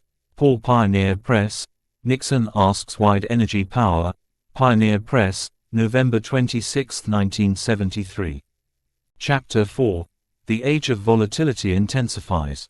The trouble started on October 6, 1973. Jürgen, The Price, 606-9. The price shock caused a calamity. Charles Koch, Good Prophet, 53-54. Hall, interviews by author, 2013-15. Charles Koch, Profit from Koch, Markle, Hall, Paulson, Williams, background sources, interviews by author, 2013-17, Leonard, The New Koch. Even in the face of a downturn, long-term profitability, Paulson, interviews by author, 2015, court transcripts and exhibits William I Koch al. v. Koch Industries Inc. al. Bernard Paulson moved to Wichita. Paulson, interviews by author, 2015. Charles Koch quickly grasped the potential. Paulson, Hall, interviews by author, 2013-15. The strategy worked. William I Koch al. v. Koch Industries Inc. al. Jury Trial Transcript, Volume 52, 5011. Koch Industries own confidential financial documents, company's fortunes, Koch Industries Consolidated Income Summary, 1981–1982, presented at Koch Industries Board of Directors meeting, March 15, 1983. Bernard Paulson was often contacted. Paulson, Hall, interviews by author, 2015. Information analysis was only part of the strategy. Paulson, Markle, Hall, interviews by author, 2013-15. When Markle arrived at the club, Markle, interviews by author, 2013-14. Charles Koch told Markle that he was sorry, Ibid. Like many other people at the company, Markle, Hall, and former senior Koch Industries source speaking on background, interviews by author, 2013-14. Koch made full use of this strategy. Williams, interviews by author, 2014. During this time, thinkers like Hayek and von Mises, Charles G. Koch, Anti-Capitalism and Business, address to the Institute for Humane Studies, April 27, 1974. On November 7, 1973, sweeping government response, Vita, Energy Policy in Americas since 1945, 238-52, Joseph P. Kalt, Economics and Politics of Oil Price Regulation, Federal Policy in the Post-Embargo Era, Cambridge, Massachusetts, MIT Press, 1981, 9-15, Rick Polstein, The Invisible Bridge, The Fall of Nixon and the Rise of Reagan, New York, Simon & Schuster, 2014, 162-63. It Will Be Essential to Live and Work in Lower Temperatures, Richard Nixon, Address to the Nation, November 8, 1973. YouTube.com. FDR's actions were a response to decades of economic stagnation. Michael Lind, interview by author, 2014, Joshua Weinberg, Loebner v. New York, Fundamental Rights and Economic Liberty, Constitution Daily, blog, National Constitution Center online, last modified October 25, 2015, Doris Kearns Goodwin, The Bully Pulpit, Theodore Roosevelt, William Howard Taft, and the Golden Age of Journalism, New York, Simon & Schuster, 2013, Arthur M. Schlesinger, Jr., The Age of Roosevelt, Volume 1, The Crisis of the Old Order, Boston, Houghton Mifflin, 1957. When FDR was elected in 1932, the hands-off era came to an end. Kennedy, Freedom from Fear, Arthur M. Schlesinger, Jr., The Age of Roosevelt, Volume 2, The Coming of the New Deal, Boston, Houghton Mifflin, 1958, Hacker and Pearson, American Amnesia. The Council put a hard cap on old oil of $5.25 per barrel, core, national energy goals and FEA's mandatory crude oil allocation program, Virginia Law Review 61, No. 4, May 1975, 903-37. This incensed Charles Koch, Anti-Capitalism and Business, April 27, 1974, Charles G. Koch, letter in support of the Libertarian Party, addressed to Dear Rocky Mountain Oilman, dated December 23, 1975. He owned a small bookstore, Conservative Literature, Two Birch Society Members Open Bookstore, Wichita Eagle, July 15, 1975. He attended and gave money to the Freedom School, Jane Mayer, Dark Money, The Hidden History of the Billionaires Behind the Rise of the Radical Right, New York, Doubleday, 2016, 44-46. In April of 1974, Charles Koch gave a speech at a gathering in Dow. By 1975, Not Going to Go Under, Hall, Markle, Paulson, interviews by author, 2013-15, Charles Koch, Good Prophet, 54-56. Standing before the gathering of his brain trust, Paulson, interviews by author, 2015. To a remarkable extent, pushed out, Paulson, Markle, Hall, Williams, Watson, interviews by author, 2013-15. Chapter 5, The War for Koch Industries. Bill Koch became a full-time Koch Industries employee in 1975. William I Koch al. v. Koch Industries Inc. al. Jury Trial Transcript, Volume 56, 5468, Roskend, Interviews by Author, 2015. Koch's Trading Division, Virtually Every American.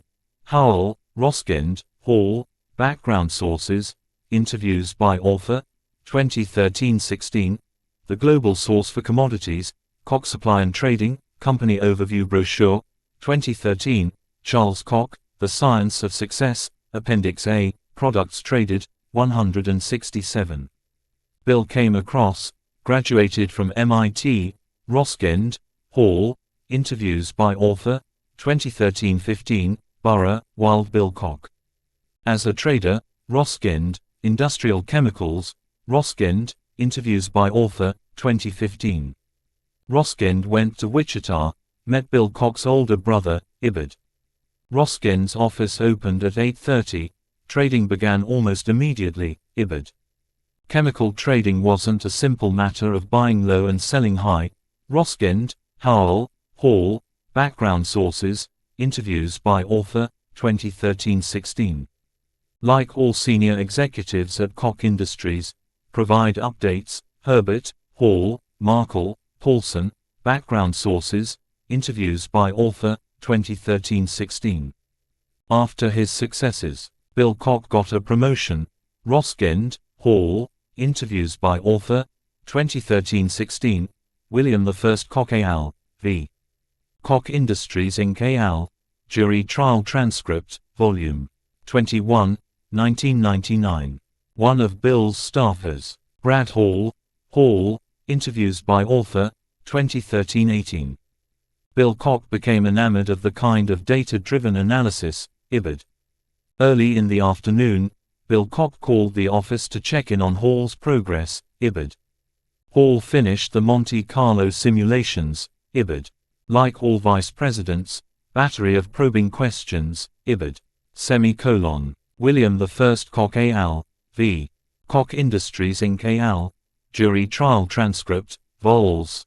21, 23, 24, and 28. Bill's requests started to take an accusatory tone. William I Koch al. v. Koch Industries Inc. al. Jury Trial Transcript, Vols. 52-59. There was a problem at a Koch Industries office in Denver. William I Koch al. v. Koch Industries Inc. al. Jury Trial Transcript, Volume 57, 5494-546. Bill Koch was doing more than asking questions. William I Koch al. v. Koch Industries Inc. al. Jury Trial Transcript, Volume 52, 5089, Volume 54, 5263-72, Volume 57, 5506. On April 27, 1980, a handwritten note, William I Koch al. v. Koch Industries Inc. al. Jury Trial Transcript, Volume 52, 5089, Volume 54, 5271. On June 12, 1980, he sent a memo to Charles, William I Koch al. v. Koch Industries Inc. al. Jury Trial Transcript, Volume 52, 5089, Volume 54, 5274. In a lengthy interview with Vanity Fair, Burrough, Wild Bill Koch. Charles called Bill at the end of June. William I Koch al. v. Koch Industries Inc. al. Jury Trial Transcript, Volume 52, 5089, Volume 59, 5731-34. The memo was 10 pages long, single-spaced. William I Koch al. v. Koch Industries Inc. al. Jury Trial Transcript, Volume 54, 5284. In early July, Koch Industries held an emergency meeting. William I Koch al. v. Koch Industries Inc. al. Jury Trial Transcript, Vols. 21 and 54. Starting in 1980, political activity, Confessor, Quixotic, 80 campaign. Chris Hocker, wrote Charles Koch a thank you letter. Chris Hocker, letter to Charles Koch, dated July 14, 1978. Charles Koch advised, over the years, Charles Koch, letter to Chris Hocker, dated February 13, 1978. He wrote a Libertarian campaign letter in 1975, Charles G. Koch, letter in support of the Libertarian Party, addressed to Dear Rocky Mountain Oilman, dated December 23, 1975. While Charles Koch, David Koch contacted the Libertarian Party, Confessor, Quixotic, 80 campaign. Charles wanted to share his thoughts on two issues, William I Koch al. v. Koch Industries Inc. al. Jury Trial Transcript, Volume 54, 5306. I said, Bill, what? Why are you doing this? William I Koch al. v. Koch Industries Inc. al.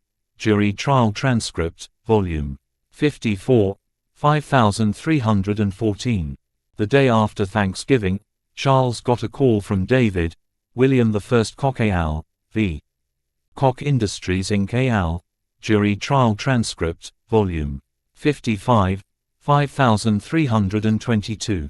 Charles Koch boarded a private jet Thanksgiving weekend. William I Koch al. v. Koch Industries Inc. al. Jury Trial Transcript, Volume 55, 5327-40. When they were children, Polo Mallet, Borough, Wild Bill Koch. There was a board meeting on December 5. William I Koch al. v. Koch Industries Inc. al. Jury Trial Transcript, Volume 55, 5334-42. Charles pressed his case, a convincing one. William I Koch al. v. Koch Industries Inc. al. Jury Trial Transcript, Volume 52, 5085-86. Bill and Fred Koch, Charles and David, Brian O'Reilly and Patty DeLosa, The Curse on the Koch Brothers, Fortune, February 17, 1997, Bolton, Koch and His Empire. When it came time to close the deal. Brad Hall, Interviews by Author, 2013-14. Chapter 6, Koch University. In the early 1980s, Charles Koch began to reveal, Markle, Hall, Paulson, Dubose, Interviews by Author, 2013-15. These teachings, the Classic Sterling, Guidelines, Ibid. Bolton, Straight Shooting to the Top. W. Edwards Deming was not simply a business consultant. David Halberstam, The Reckoning, New York. William Morrow, 1986, 311-18. Deming's passion was for making better products, Ibid. After rising through the company ranks, Dubose, Interviews by Author, 2014-15. All the while, he was in contact with managers from Wichita, Ibid. One of the most important elements, the need to expand, Markle, Hall, Paulson, Watson, Background Sources, Interviews by Author, 2013-15, Leslie Wayne, Pulling the Wraps Off Koch Industries, New York Times, November 20, 1994. Brooks was part of a small cadre. In the mid-1980s, Markle, Hall, Interviews by Author, 2013-14, Wayne, Pulling the Wraps Off, Bolton, Koch and His Empire. Over time, Blue Sky Studies, Hall, Interviews by Author, 2013-14. The development group made its first major deal, Paulson, Interviews by Author, 2015. In September of 1981, Koch Industries paid $265 million, Philip Wiggins, son to sell a refinery to Koch, New York Times, September 25, 1981. In 1987, Phil Dubose got the promotion. Dubose, Interviews by Author, 2014-15. Koch brothers head back to federal court in latest squabble, Associated Press, October 1, 1999. Loader and Evans, The Secret Sins of Koch Industries. Chapter 7, The Enemy's Circle. The issue of oil theft, focused exclusively on Koch Industries. Transcript of the public hearings of the Select Committee on Indian Affairs, May 9, 1989. Ballon, Elroy, DeConcini. Background source, interviews by author, 2014-16. This legal threat coincided with another attack from Bill Koch, O'Reilly and DeLosa, The Curse, Burrough, Wild Bill Koch. The federal investigation. Federal prosecutor named Nancy S. Jones, Nancy Jones, Timothy Leonard, Elroy. Interviews by author, 2014-18. Details of the investigation are also based on the FBI case file, released for the first time in 2018 to the author, with minor redactions, including several hundred pages of internal FBI memos and interview transcripts. Jones was skeptical. At first. Nancy Jones, interviews by author, 2015-2016. During interviews for this book, Jones refused to discuss what the grand jury learned, or the specific evidence presented to it, due to confidentiality rules. She refused to say whom the jury called as witnesses, or what documents it might have obtained. But the confidentiality rules allowed her to discuss her strategy in the case and how the case progressed over the months. As Jones pressed her case from the U.S. Attorney's Office, United States of America ex rel. William I. Koch and William A. Presley, plaintiffs, v. Koch Industries, Inc., et al. Defendants, order, August 6, 1998, 7, A. Koch Industries responded by circling the wagons, United States of America ex rel. William I. Koch and William A. Presley, plaintiffs, v. Koch Industries, Inc., et al. Defendants. Order, August 6, 1998. The Standards of Conduct said, Ibid. 5. AC. On July 11, 1988, Koch's president, Bill Hanna, Ibid. 5. D. Bill Koch only fed into the company's sense of embattlement. Elroy, Dubose, interviews by author, 2014-15. FBI Internal Memorandum, Koch Industries Incorporated, Wichita, Kansas, crime on an Indian reservation, theft, racketeering, influence and corrupt organization, July 26, 1989, Burrough, Wild Bill Koch. Charles Koch did more than circle the wagons. Before the Special Committee on Investigations, Select Committee on Indian Affairs, United States Senate, statement by Koch Industries, Inc., submitted June 7, 1989. But when faced with, Koch redirected his political efforts. Howell, interviews by author, 2015-16. Philip L. Swag and Michael Schroeder, Bob Dole's Oil Patch Pals, Bloomberg Businessweek, April 1, 1996. Koch's first tactical goal, issue of oil theft. Howell, interviews by author, 2015-16. Swag and Schroeder, Bob Dole's Oil Patch Pals. One of the primary victims. Osage Tribe in Oklahoma. Charles O. Tillman, interview by author, 2015. Tillman and other Osage leaders went public. Osages denied tribe swindled in oil deals. Tulsa Tribune, March 21, 1990. Bob Vanderwater, Osage royalties probe calls oil payments fair. Daily Oklahoman, March 21, 1990. Koch Industries deepened its relationship with Kansas Senator Bob Dole. Bob Dole, interview by author, 2016. Swag and Schroeder, Bob Dole's Oil Patch Pals. Dole helped Koch delegitimize the issue. Investigation of Indian oil purchase. Bob Dole's submission to U.S. Congressional Record, March 26, 1990. As senators fought, Koch put another piece of its plan into place. Howell, interviews by author, 2015-16. John J. Fileker, How Koch Industries Tries to Influence Judicial System, Wall Street Journal, August 9, 1999. Michael Corrigan attended a Koch-sponsored seminar, Fileker, How Koch Industries Tries. The Law and Economics Center claimed, Law and Economics Center website. Masonleg.org. Jones and Elroy. Koch's internal documents. Nancy Jones, Elroy, interviews by author, 2014-16. Nicastro was no ordinary document courier.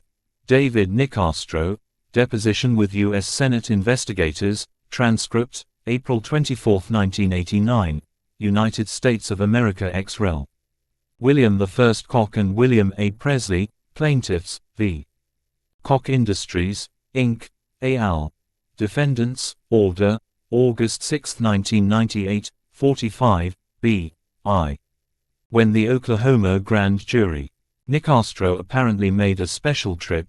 Nancy Jones, interviews by author, 2015-16. David Nicastro declined to be interviewed. He left Koch Industries after these events and became president of Secure Source International, an independent corporate security firm. On his website, Nicastro claims to be able to penetrate even the most sophisticated corporate security systems, as a way to show clients how those systems are vulnerable. Then something happened that punctured a hole in the case. Elroy, Nancy Jones, interviews by author, 2014-15. In Elroy's absence. Koch's favor, FBI, 302, reports summarizing interviews with Koch gauges in Oklahoma and Texas, 1990, FBI Internal Memorandum, subject, Koch Industries, August 20, 1990, FBI Internal Memorandum, 196 BOC 48271, L. Eads assigned in June 1991 have been put on hold until further notice. One gauger was interviewed in a Dairy Queen parking lot, FBI 302 report Reverend. 3 October 82, June 18, 1991. The FBI was searching, shake up at the U.S. Attorney's Office, Nancy Jones, Leonard, Don Nichols, interviews by author, 2015-2018, Swade and Schroeder, Bob Dole's Oil Patch Pals. She said there was lukewarm enthusiasm. The Koch case, this account is based on Nancy Jones's recollection of events. Arlene Joplin refused to discuss the meeting or anything having to do with the Koch Industries investigation. In April of 1991, Nichols nominated Timothy Leonard, Nancy Jones, Leonard, Nichols, interviews by author, 2015-18. Leonard's decision raised suspicion. Swade and Schroeder, Bob Dole's Oil Patch Pals, Mayor, Dark Money, 133-34. The FBI's case file, not to file charges, FBI Internal Memorandum, subject, Koch Industries, August 20, 1990. The memo states, in part, during this 60-day period the writer has received 18 FD-302s from interviews of Oklahoma guaga, relief gauges and gauger drivers. All of these interviews, with the exception of one, have been negative concerning alleged violations. The only positive information attributes this practice to laziness on the part of the gauger. FBI Internal Memorandum, 196 BOC 48271, L. Eads assigned in June 1991 have been put on hold until further notice. It was Assistant U.S. Attorney H. Lee Schmidt, FBI Internal Memorandum, subject, Koch Industries, Inc., Wichita, Kansas fraud by wire, February 12, 1992. During an interview in his home, Leonard, Nichols, interviews by author, 2018. Case went to trial in Tulsa in late 1999. Judge finds sufficient evidence to take Koch lawsuit to trial, Associated Press, August 10, 1999. During the trial, Koch officials admitted, ruble, Koch brothers head back to federal court in latest squabble. Story included the statement, Koch Industries officials concede the company made about $10 million in profit per year from the overages. But they say that was only a small amount of the company's overall intake. Jack Crossan, a district gauger for Koch, ruble, former employees testify at federal trial of Koch Industries, Associated Press, October 5, 1999, and October 6, 1999. Ricky Fisher said he rationalized stealing oil. Rene Rubel, former measurement supervisor takes stand, Associated Press, October 12, 1999. The fines for Koch could have been enormous. Danny M. Boyd, penalty against Koch approaches settlement, Associated Press, October 26, 2000, United States of America ex rel. William I. Koch and William A. Presley, plaintiffs, v. Koch Industries, Inc., al. Defendants, Verdict Form 1, Verdict Form 2, December 23, 1999. The deep changes. Reagan presidency. Budget figures drawn from United States Budget, 1981-1988, Inside Government, Office of Management and Budget. The trend continued under Bill Clinton, Gilmore and Sugrue, These United States, 576-95. The overall size and burden of the federal government continued to grow. Clyde Wayne Cruz Jr., 10,000 Commandments, a policymaker's snapshot of the federal regulatory state. There was, between government and private enterprise, Hacker and Pearson, American Amnesia. But a loophole, apply only to new oil refineries. Diane M. Shawley, former senior counsel, Environment and Natural Resources Division, U.S. Department of Justice, interviews by author, 2016.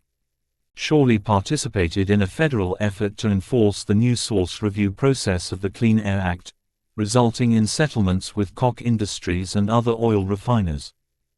Also Shi Ling HSU, What's Old is New, The Problem with New Source Review, Regulation, Spring 2006, Jonathan Remy Nash and Richard L. Reeves, Grandfathering and Environmental Regulation, The Law and Economics of New Source Review, Northwestern University Law Review 101, No.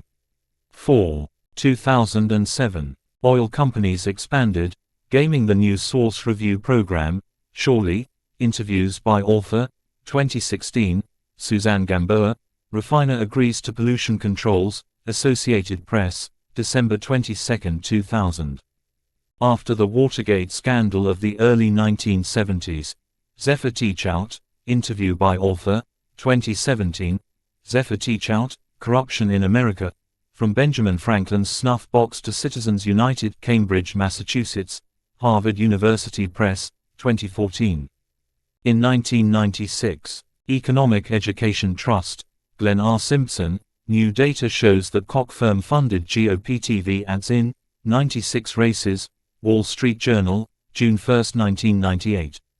In October of 1996, the Economic Education Trust gave $1.79 million, investigation of illegal or improper activities in connection with 1996 federal election campaigns, U.S. Senate Report 5, No. 167, 1998, 6309. Triad had a strange business model, IBID, 6289313, U.S. Senate Report 4, No. 167, 1998, 4603. One of Triad's consultants, designed specifically to shield the wealthy, U.S. Senate Report 5, No. 167, 1998, 6311. Most disturbing, Triad is poised to become a model, IBID, 6290. Koch Industries political operations. Inside the company, Markle, Hall, interviews by author, 2013-14, Bolton, Koch and his empire, Bolton, straight shooting to the top. Charles Koch's office was located on the third floor. Notes and photos from reporting at Koch Industries headquarters and Charles Koch's office, 2015. Charles Koch liked to tell people that true knowledge results in effective action. Bolton, Koch and his empire. One of the first things Charles Koch did, get the rules written down. Wayne Gable and Jerry Ellig, Introduction to Market-Based Management, Fairfax, VA, Center for Market Progress, 1993. The words of market-based management were not simple slogans. Dozens of current and former Koch Industries executives and employees, Markle, Hall, Watson, interviews by author, 2013-18. Chapter 8. The Secret Brotherhood of Process Owners. Heather Farraher, winter of 1995. Heather Farraher, interviews by author, 2015.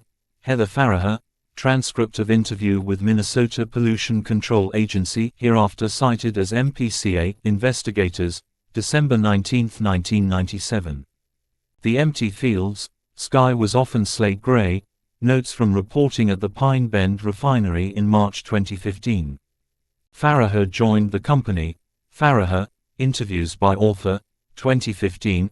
Heather Farraher, transcript of interview by MPCA investigators, December 19, 1997. It would be inaccurate to describe corporate training, Farraher, and dozens of other current and former Koch Industries employees, interviews by author, 2013-18. She watched while her bosses and co-workers broke the law. Accounts in this chapter are based in part on transcripts of lengthy interviews that the primary actors gave to investigators with the MPCA in 1997. Citations of interview transcripts often include a page number corresponding to germane sections of the interview in question, but those pages are not the only source for information in this narrative. Details of each episode are often reinforced by statements elsewhere in the interview and by interviews with other participants. It is the overlapping accounts of all the interviews, in full, that undergird the narrative in this chapter. The interview transcripts are supplemented by interviews with participants, newspaper accounts, and court filings. Farraher's experience, problems at Koch Industries during the 1990s, Loader and Evans, the secret sins of Koch Industries. Heather Farraher, small town of Bayport, Minnesota. Farraher, Lawrence, interviews by author, 2015, U.S. Census data on Bayport, Minnesota. In 1992, Koch launched Make Cleaner Fuels. Koch begins construction on Clean Fuels Project, PR Newswire, March 24, 1992. In 1995, Koch was considering a new $300 million project, Koch Refining Eyes Building 250 MW Petroleum Coke-fired unit in Min. Industrial Energy Bulletin, May 19, 1995. The production capacity, during this time, annual refining capacity, Oil and Gas Journal, March 18, 1985, IBID, March 18, 1986, IBID, March 18, 1995, IBID, March 18, 1996. The rapid expansion created strains. Farraher, interviews by author, 2015, Farraher, Brian Roos, Steve David, Tim Rush, Larry Barnett, Terry Storming, Joseph Butzer, Charlie Chadwell, Gary Ister, Todd Alto, Karen Hall, Ruth Esters, Eric Askeland, Rick Legvold. Transcripts of interviews by MPCA investigators, December 19, 1997. Whistleblower trial against Koch Refinery begins in federal court, Associated Press, January 4, 2000. Karen Hall oversaw the division. Karen Hall, transcript of interview by MPCA investigators, November 4, 1997. Farraher's glass-walled office was located next to Hall's. Farraher, interviews by author, 2015. The refinery pumped, every day. Roos, transcript of interview by MPCA investigators, November 17, 1997, 64. Farraher, interviews by author, 2015. There was, in fact, a stark division of power. Farraher, interviews by author, 2015. Safety officials like Farraher are considered as working for non-profit centers at Koch Industries, while managers who operate the facilities are considered property owners. Koch sought to contain expenses within its non-profit functions. Gable and Ellig, Introduction to Market-Based Management, 41-46. Karen Hall explained, the operations people. Karen Hall, transcript of interview by MPCA investigators, November 4, 1997, 14. The operations team that Farraher reported to was run by Brian Roos. Farraher, interviews by author, 2015. Roos, transcript of interview by MPCA investigators, November 17, 1997, 64.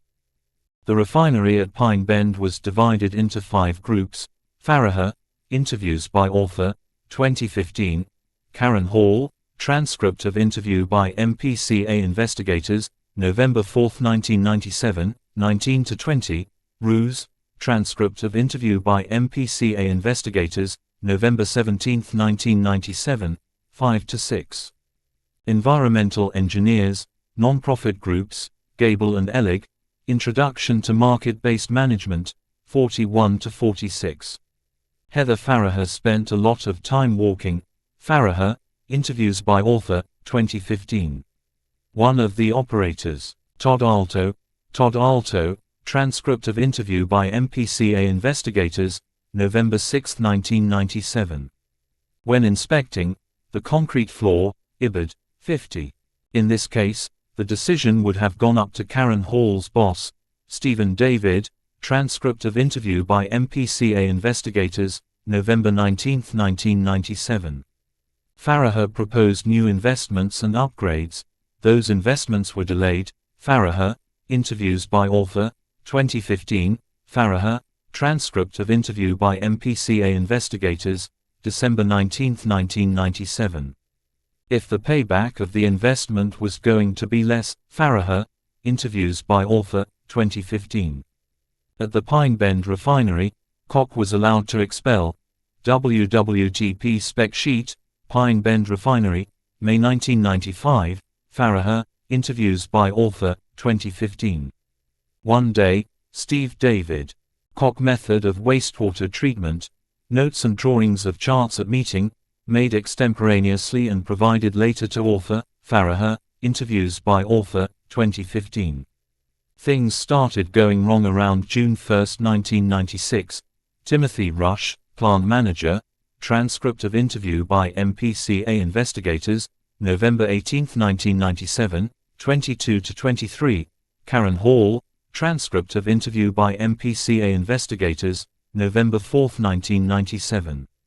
Doing so would require a partial outage. Ruse, transcript of interview by MPCA investigators, November 17, 1997, 59. The fine for doing so would have only been about $30,000. Rush, transcript of interview by MPCA investigators, November 18, 1997, 30. Brian Ruse discussed this problem. Ruse, transcript of interview by MPCA investigators, November 17, 1997, 44, 66-67, 74. From the control room, water that was flushed. Alto, transcript of interview by MPCA investigators, November 6, 1997.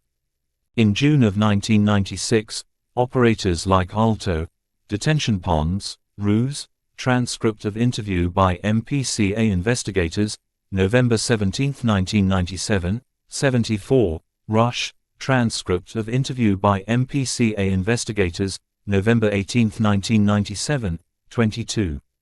As water kept stacking up, a novel idea. Ruse, transcript of interview by MPCA investigators, November 17, 1997, 44. Ruse downplayed the risk. Ibid. Nobody told Heather Farraher. Farraher, transcript of interview by MPCA investigators, December 19, 1997, 23-25. Every weekday morning at 7. Farraher, interviews by author, 2015. Farraher, transcript of interview by MPCA investigators, December 19, 1997, 23-25. On October 24, 1996, Heather Farraher sent a memo. Farraher, transcript of interview by MPCA investigators, December 19, 1997, 40. Ruse, transcript of interview by MPCA investigators, November 17, 1997, 62-63. Estes, transcript of interview by MPCA investigators, October 31, 1997, 41. Todd Alto, at the wastewater plant. Alto, transcript of interview by MPCA investigators, November 6, 1997, 24-28. Ruse, transcript of interview by MPCA investigators, November 17, 1997, 63-64. Rush, transcript of interview by MPCA investigators, November 18, 1997, 24. David, transcript of interview by MPCA investigators, November 19, 1997, 95. I hope these moves prove sufficient. Ruse, transcript of interview by MPCA investigators, November 17, 1997, 64. Estes was the shift supervisor on duty. Estes, transcript of interview by MPCA investigators, October 31, 1997, 44-45. At 7 o'clock, to the hydrants, Ister, transcript of interview by MPCA investigators, October 31, 1997, 31-36, 54. Russ Hawkinson, transcript of interview by MPCA investigators, December 19, 1997, 8, 17. Alto, transcript of interview by MPCA investigators, November 6, 1997, 20. On the morning of November 4, detention ponds, Farraher, interviews by author, 2015, Farraher, transcript of interview by MPCA investigators, December 19, 1997, 24. Estes later told state investigators, Estes, transcript of interview by MPCA investigators, October 31, 1997, 35-38. They reached Jim Voiles, in Wichita. Farraher, interviews by author, 2015, Farraher, transcript of interview by MPCA investigators, December 19, 1997, 25-28. Farraher reported directly to the Minnesota Pollution Control Agency. Farraher, interviews by author, 2015, Farraher, transcript of interview by MPCA investigators, December 19, 1997. Ruth Estes was the shift supervisor on Saturday.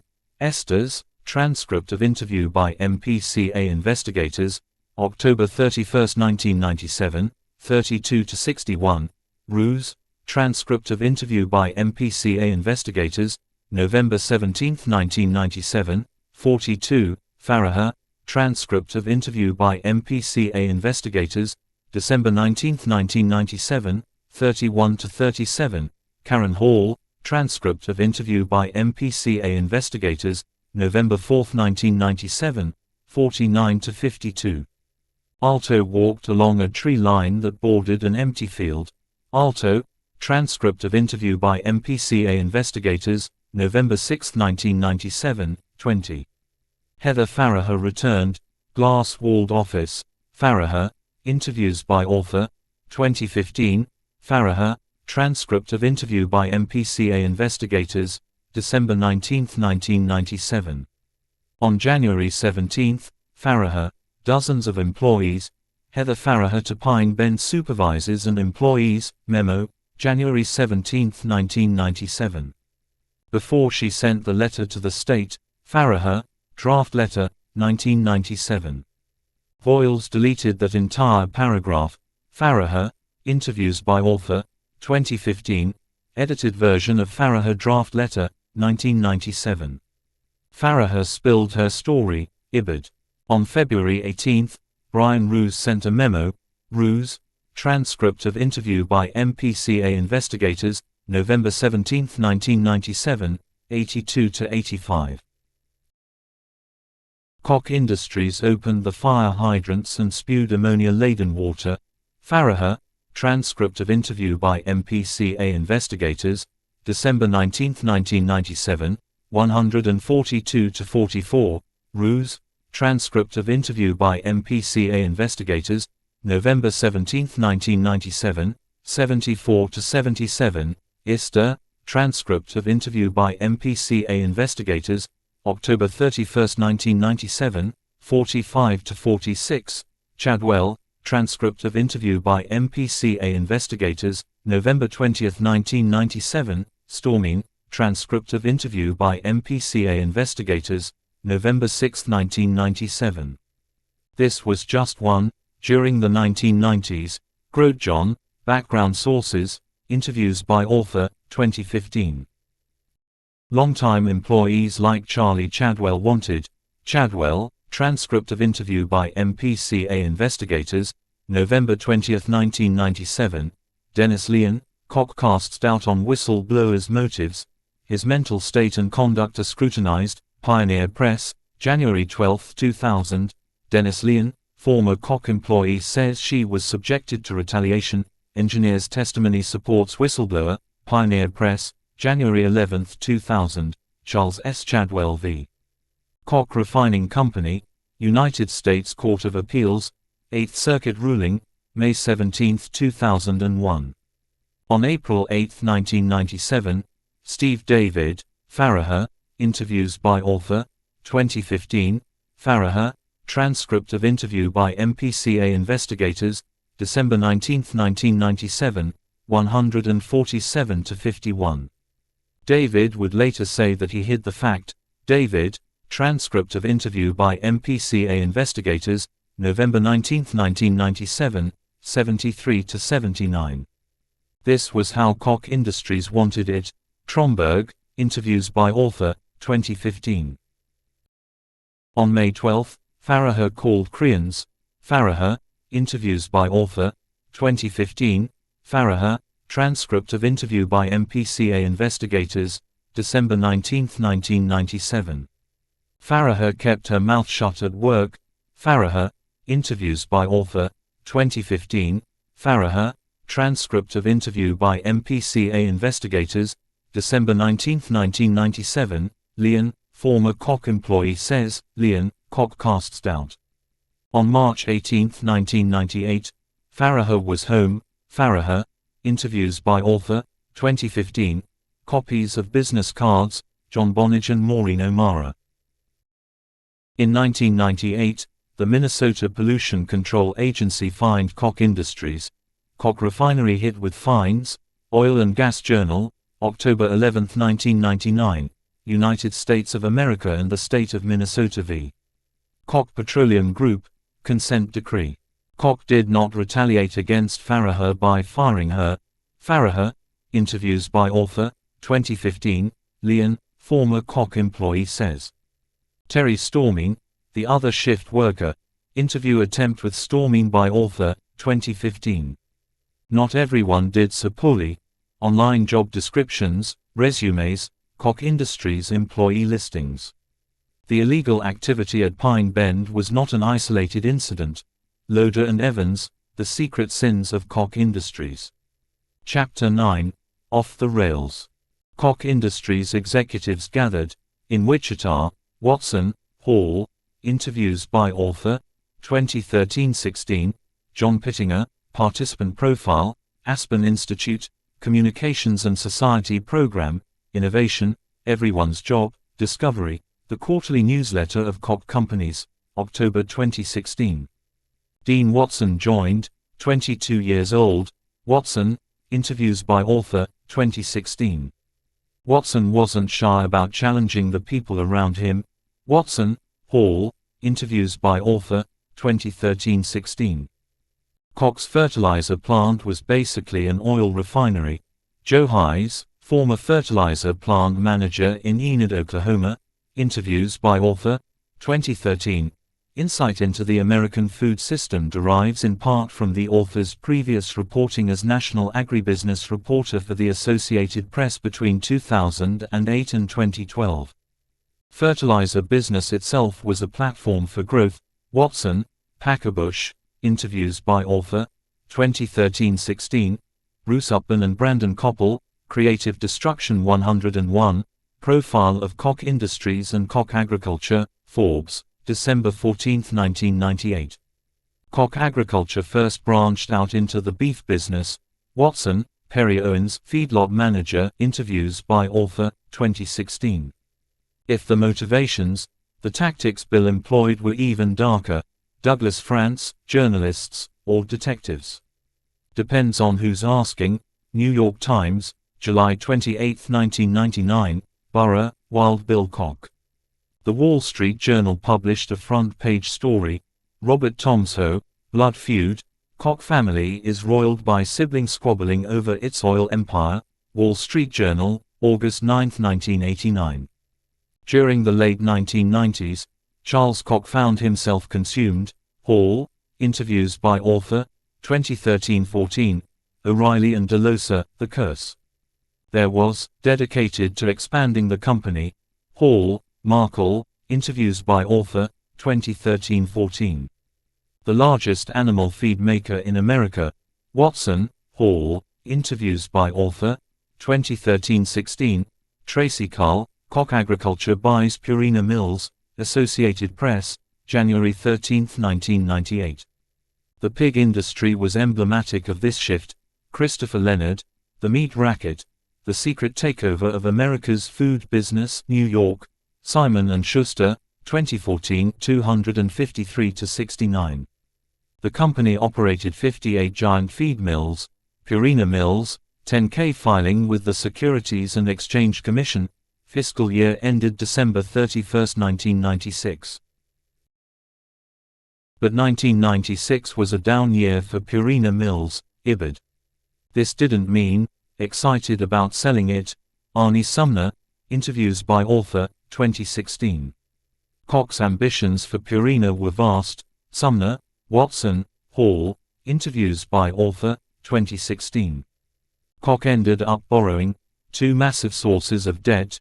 Purina Mills, SEC filing, Form 10-12G, Section 2, Financial Restructuring Developments, describing indebtedness as of March 31, 1998, and March 23, 2000. One of Dean Watson's first and most important jobs. Sumner, Watson, interviews by author, 2016. Things started to go south. Government policy. Watson, Hall, interviews by author, 2016. E.C. Passor Jr. and Randall R. Rucker, Plowshares and Pork Barrels, The Political Economy of Agriculture, Oakland, California, Independent Institute, 2005. Before the deal, warned about Purina's pig business. Watson, interviews by author, 2016. In 1998, the U.S. hog market experienced a shock. Leonard, Meat Racket, 329-33. Purina Mills should have been insulated. Watson, Hall, interviews by author, 2016. Purina Mills, SEC filing, Form 10-12G, Management Discussion and Analysis, March 23, 2000. Watson was named CEO of Purina Mills. Watson, interviews by author, 2016. Purina Mills names new CEO, PR Newswire, December 21, 1998. The hog market crisis raced forward faster. Could respond. Dean Watson, Hall, interviews by author, 2016. Purina Mills, SEC filing, Form 10-12G, Section 2, Financial Restructuring Developments, March 23, 2000. Brad Hall was dispatched from Wichita to St. Louis. Hall, interviews by author, 2013-16. Purina Mills, SEC filing, Form 10-12G, Management Discussion and Analysis, March 23, 2000. Charles Koch was just returning his full attention. Leslie Wayne, Zero is the verdict in $2 billion Koch family feud, New York Times, June 20, 1998. Most people have never seen him get angry. Chris Franklin, Markle, Paulson, Hall, interviews by author, 2013-16. When Brad Hall explained what was happening. Hall, interviews by author, 2016. Watson was in Wisconsin. Watson, interviews by author, 2016. There was only one way that Purina Mills might survive. Sumner, Hall, interviews by author, 2016. True knowledge results in effective action. Bolton, Koch and his empire. In late August of 1999, no extra money from Wichita. Purina Mills, SEC filing, Form 8K, November 9, 1999, 22. Koch appeared to have protected it from the banker's claims. Koch's use of the corporate veil as a financing structure was first discussed with the author by two sources requesting anonymity. Both sources were directly involved with Koch Industries' financial activity and strategies. Koch's use of the corporate veil was confirmed by a third source, a financier working for a bank that lent Koch money for the Purina Mills acquisition, who also requested anonymity. Also Purina Mills, SEC filing, Form 8K, November 9, 1999, 27-28, 102-3. Lawyers working for the banks, first hurdles of a lawsuit, source directly involved in the matter, background interview by author, 2016. Koch finally agreed to pay $60 million. Purina Mills, tentative agreement for $60 million from parent, troubled company reporter, November 12, 1999. After the banks were paid off, Charles Koch began to dismantle.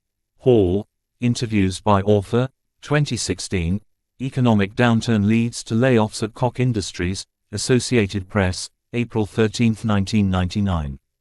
Chapter 10, The Failure. Charles Koch drove himself to work every day. Charles Koch's habit of driving his own car to work every day, and arriving very early, was described by several current and former Koch Industries employees, many of them making a special note of it because his car was in the employee parking lot before they arrived. His habits later changed, as noted in ch. 20. The previous decade had been a public embarrassment. See endnotes, chs. 1-9. This mattered to Charles. Companies conduct. Charles Koch deposition with U.S. Senate investigators, transcript, April 24, 1989. Charles Koch said, difficult times of his life. Charles Koch, interview by author, 2015. Charles Koch was in a position to see the seeds of strength.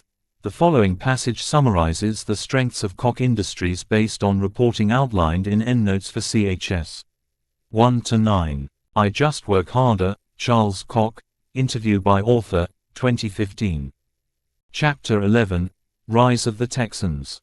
Over the course, reinvented Koch Industries. Details about Koch Industries' strategic overhaul effort after the debacles of the 1990s were provided to the author by a source with direct knowledge of events who requested anonymity. Many granular details of the overhaul were included after being confirmed by external sources. Charles Koch's decision to fire many company presidents, for example, created an external footprint of news releases announcing personnel changes. Broad outlines of the overhaul were also confirmed on the record by senior sources at Koch such as Brad Hall and F. Lynn Markle. Markle left during the transition but witnessed its aftereffects. The revolution began with a purge. Koch Industries names new vice chairman, president, new president only fourth in company's history. BusinessWire, August 3, 1999. Corliss Nelson, Biography and Work History. Ryder System, Mike Sutton, Biography and Work History. Royal Caribbean Cruises, Rex Clevinger, Biography and Work History.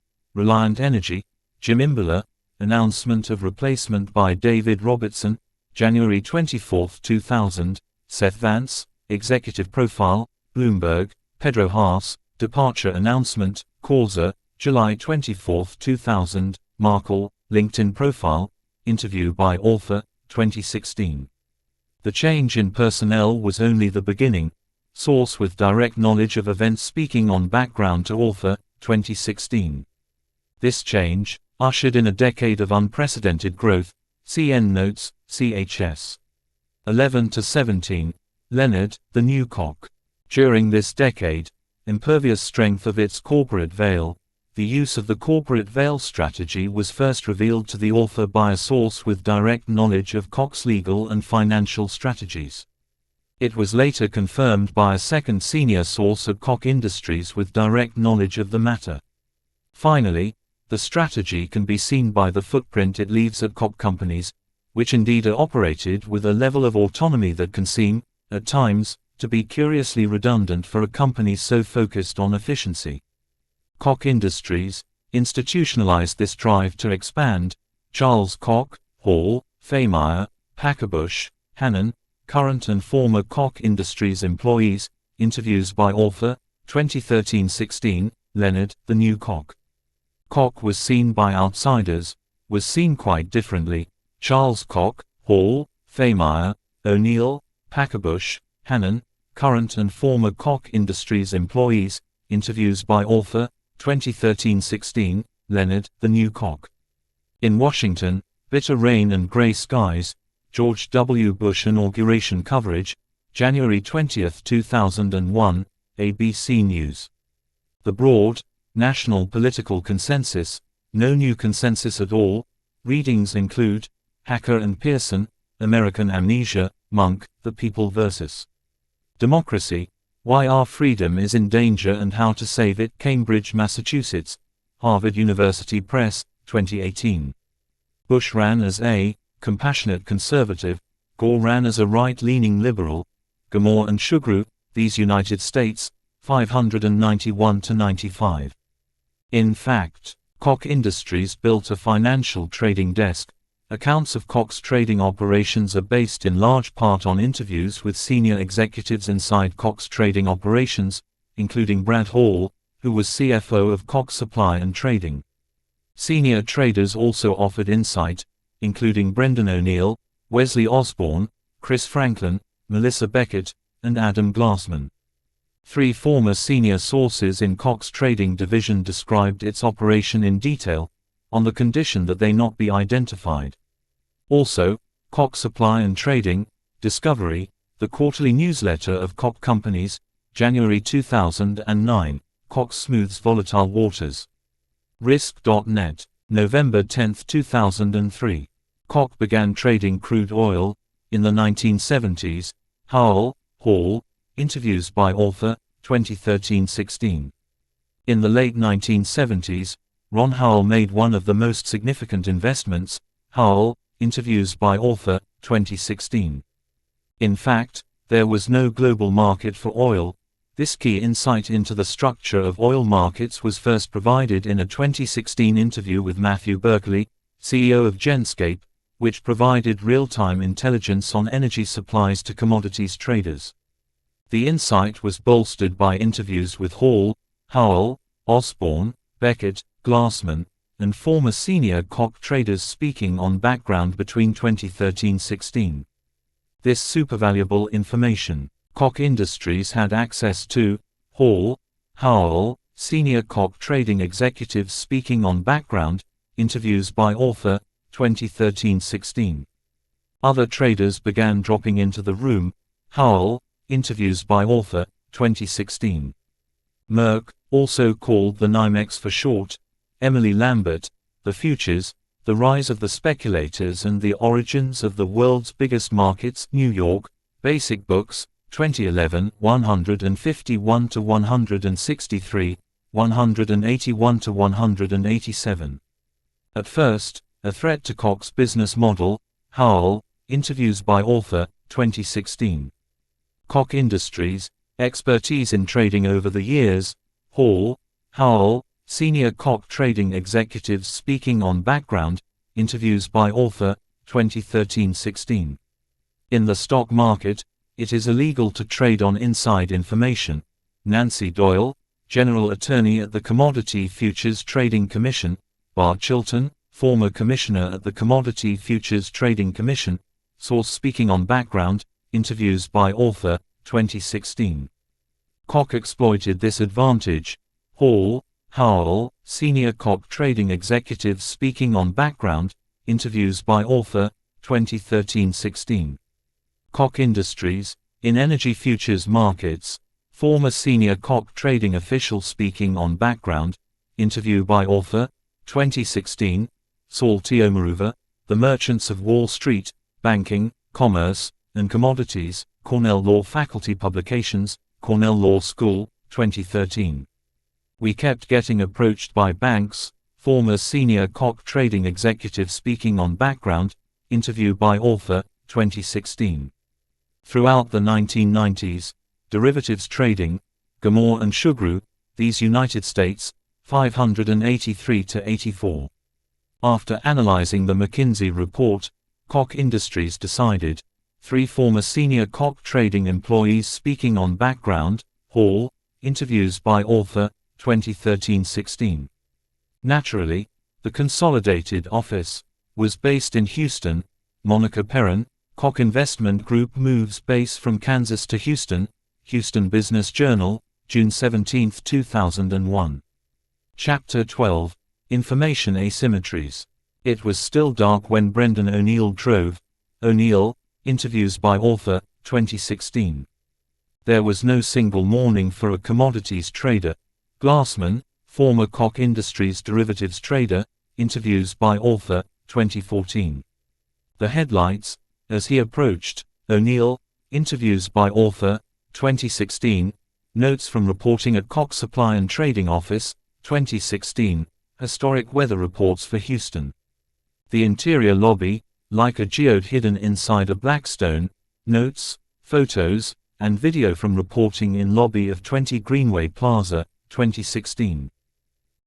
Koch's trading floor, several thousand square feet, photos of trading floor taken from David Barboza. Energy traders continue to prowl the floor that Enron helped build. New York Times, December 6, 2001. Other photos of trading floors taken from LinkedIn profile pictures of Koch Supply and Trading employees. Descriptions of trading offices taken from Franklin, O'Neill, Osborne. Two sources speaking on background. Interviews by author, 2013-16. Koch's in-house meteorologist was hard at work. Former employee of Koch Supply and Trading meteorologist team speaking on background. Interviews by author, 2016. O'Neill settled into his desk and turned on his computer. O'Neill, interviews by author, 2016. Overseen by a man named Sam Solomon. Franklin, O'Neill, Hall, looming, former Koch Industries quantitative trader. Interviews by author, 2013-16. Perrin, Koch Investment Group moves base. Koch maximized the advantage. Other assets, Hall, Beckett, Osborne. Three former senior Koch Industries trading executives in this case, including senior managers of the rank of vice president or higher. Interviews by author, 2013-16. On the first day he reported to work.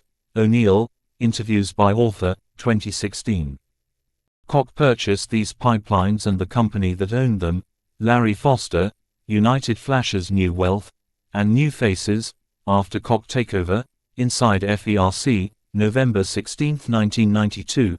Koch Industries buys United Gas Pipeline. PR Newswire, November 9, 1992. Prior to the first Bush administration, wasn't too different. Paul W. McAvoy, The Natural Gas Market, 60 Years of Regulation and Deregulation. New Haven, Connecticut, Yale University Press, 2000, 1-120. Senior Managers, The Growing Natural Gas Marketplace. Hall, O'Neill, former senior Koch Industries trading executive speaking on background. Interviews by author, 2013-16. Koch went so far as to fold its origination group. Former senior Koch Industries trading executive speaking on background. Interviews by author, 2016. O'Neill spent his day on the phone.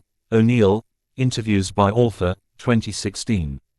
Koch's traders often got off work early, after U.S. market trading ceased. O'Neill, Osborne, Franklin, interviews by author, 2016. Inside, the bar was pleasingly dim and cave-like. Notes and photos from authors reporting trip inside the Ginger Man Bar, 2016. Comparison with the Coates Bar taken from notes and photos from authors reporting trip inside Coates Bar, 2015. Koch had hired engineers to staff its trading desk. O'Neill, Osborne, former senior Koch Industries trading executive speaking on background. Interviews by author, 2016-17. It might have been disappointing, wasn't an easy path to riches. O'Neill, interviews by author, 2016. Sam Solomon stretched his top traders. O'Neill, Franklin, Ming, interviews by author, 2016. Here is a brief description of a derivatives contract. The author is indebted to Nancy Doyle, General Attorney for the Commodities Futures Trading Commission, for letting him audit her class at Georgetown Law School, entitled Complex Derivative Transactions, during the spring semester of 2013. This class was absolutely invaluable in helping the author grasp the complex world of futures, derivatives, and swaps markets and the regulatory framework around them. The author was also assisted by his auditing classmate Lena Khan, who helped him work through complex issues during many long discussions. The author answered only one question during the class, which he answered incorrectly, which is mortifying to do in front of a group of competitive Georgetown law students, but Doyle was exceedingly generous in taking time in and out of class to help clarify important elements of these opaque markets. O'Neill started experimenting. O'Neill, interviews by author, 2016. He was on an email list. Winterskinny, Koch Industries internal email, subject line, winterskinny.xls, from Patrick Ferguson to Koch Industries traders including O'Neill, December 23, 2002. Other internal reports, such as the daily analysis, Koch Industries internal email, subject line, dailyanalysis.xls, including attachment and report, May 7, 2001. These reports were coupled with plant managers, former senior Koch Industries trading executive speaking on background, Hall, interviews by author, 2013-14. In 2000, 2 Koch analysts.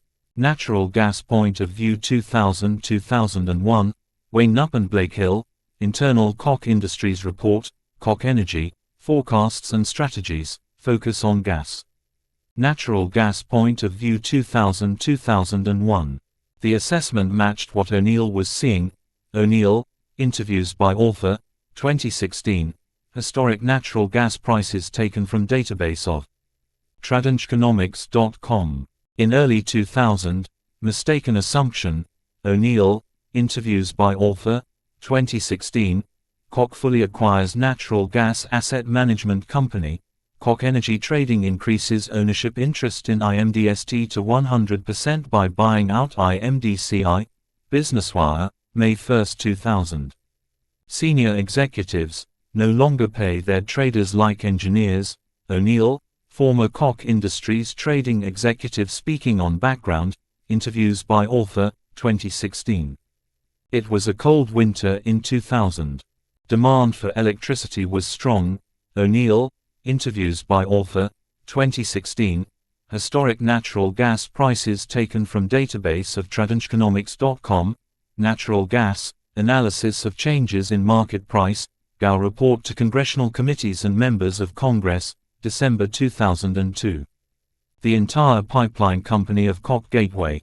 Income figures, Koch Gateway Pipeline Company Annual Report Form No. 2, June 4, 2011, 114.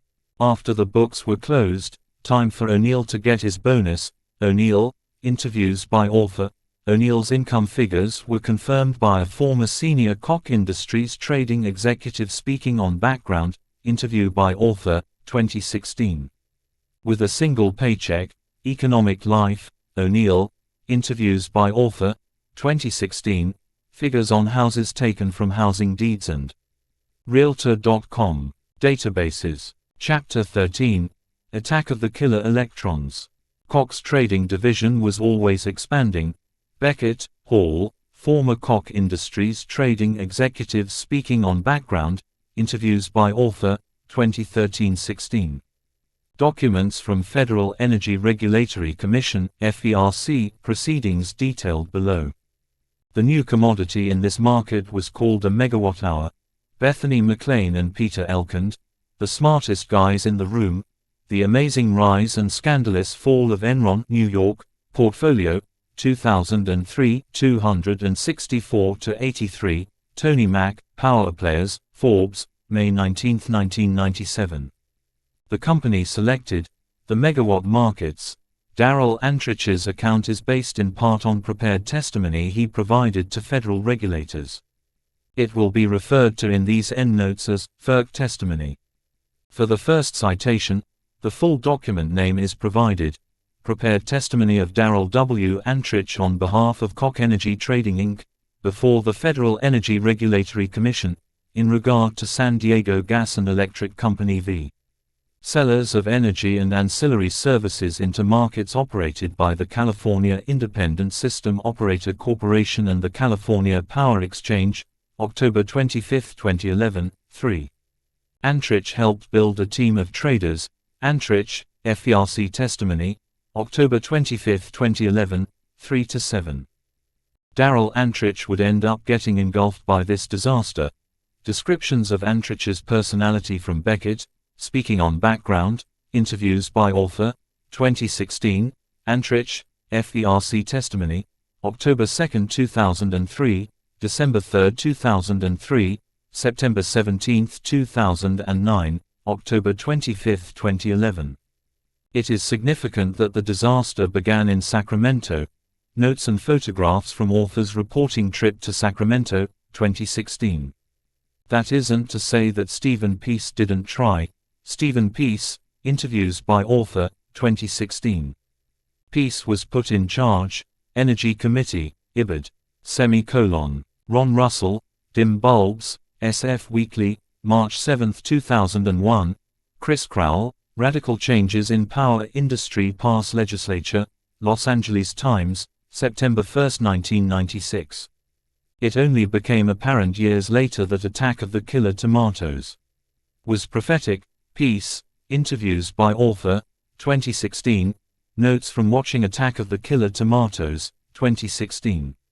When Peace held public hearings, Minuscule, Timothy P. Duane, Regulations Rationale, Learning from the California Energy Crisis, Yale Journal on Regulation, No. 2. 2002, Historical Look at California's Restructuring of Electricity Regulation, Influences Leading to the Legislature's AB 1890 of 1996, California Senate Office of Research. Again, this is an excruciatingly dull story that nobody wanted to hear about. Peace, Interviews by Author, 2016, Dan Moraine, Assembly OK's Bill to Deregulate Electricity, Los Angeles Times, August 31, 1996, Mark Gladstone, Gridlock Gives Way to Teamwork in Legislature, Los Angeles Times, September 2, 1996. ALEC was an umbrella group.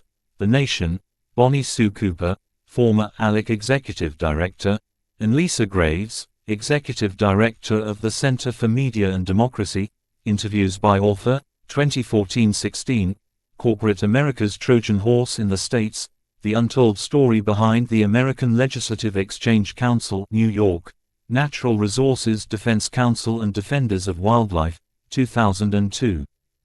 By the time Peace arrived, Promoting Electricity Deregulation, Peace, Cooper, Interviews by Author, 2016, Electricity Industry Restructuring, History and Background, The State Factor, ALEC Report, November 1996, ALEC Model Bill, Electric Industry Restructuring Act, Corporate America's Trojan Horse in the States. During the 1990s, key members of the ALEC Task Force, Stuart Eskenazi and Mike Ward, lawmakers' corporate classmates, Austin American Statesman, November 2, 1997, Eskenazi and Ward, Two Learning Styles, Seminars and the Golf Course, Austin American Statesman, November 2, 1997, Corporate America's Trojan Horse in the States. Even though Peace remained uneasy, Peace, Interviews by Author, 2016. Peace and Brulk passed the bill in August of 1998. Dan Moran, Deregulation Bill signed by Wilson, Los Angeles Times, September 24, 1996. Koch Industries had constructed its own intelligence network. O'Neill, Beckett, Speaking on Background, Interviews by Author, 2016. Traders on the electricity desk analyzed the new marketplace. Antrich, FERC Testimony, October 25, 2011, 5-6. Darrell Antrich helped lead West Power Clearing Model. Beckett, Interviews by Author, 2016. Antrich, FERC Testimony, December 3, 2003, 1. Photos of Beckett and Antrich from Barboza. Energy traders continue to prowl. The bill created a new market, buy and sell megawatt hours. Peace, Interviews by Author, 2016, McLean and Elkand, Smartest Guys, 264-83, Russell, Dim Bulbs. When Melissa Beckett started her day. Beckett, Interviews by Author, 2016, photos of Beckett's desk and surroundings from Barboza. Energy traders continued to prowl. West Power Clearing Model began to produce some very strange numbers. Beckett, interviews by author, 2016, Antrich, FERC testimony, October 25, 2011, 7. The thinking of Enron traders was captured in recorded phone calls. Blackout, The California Crisis, Frontline, 2001.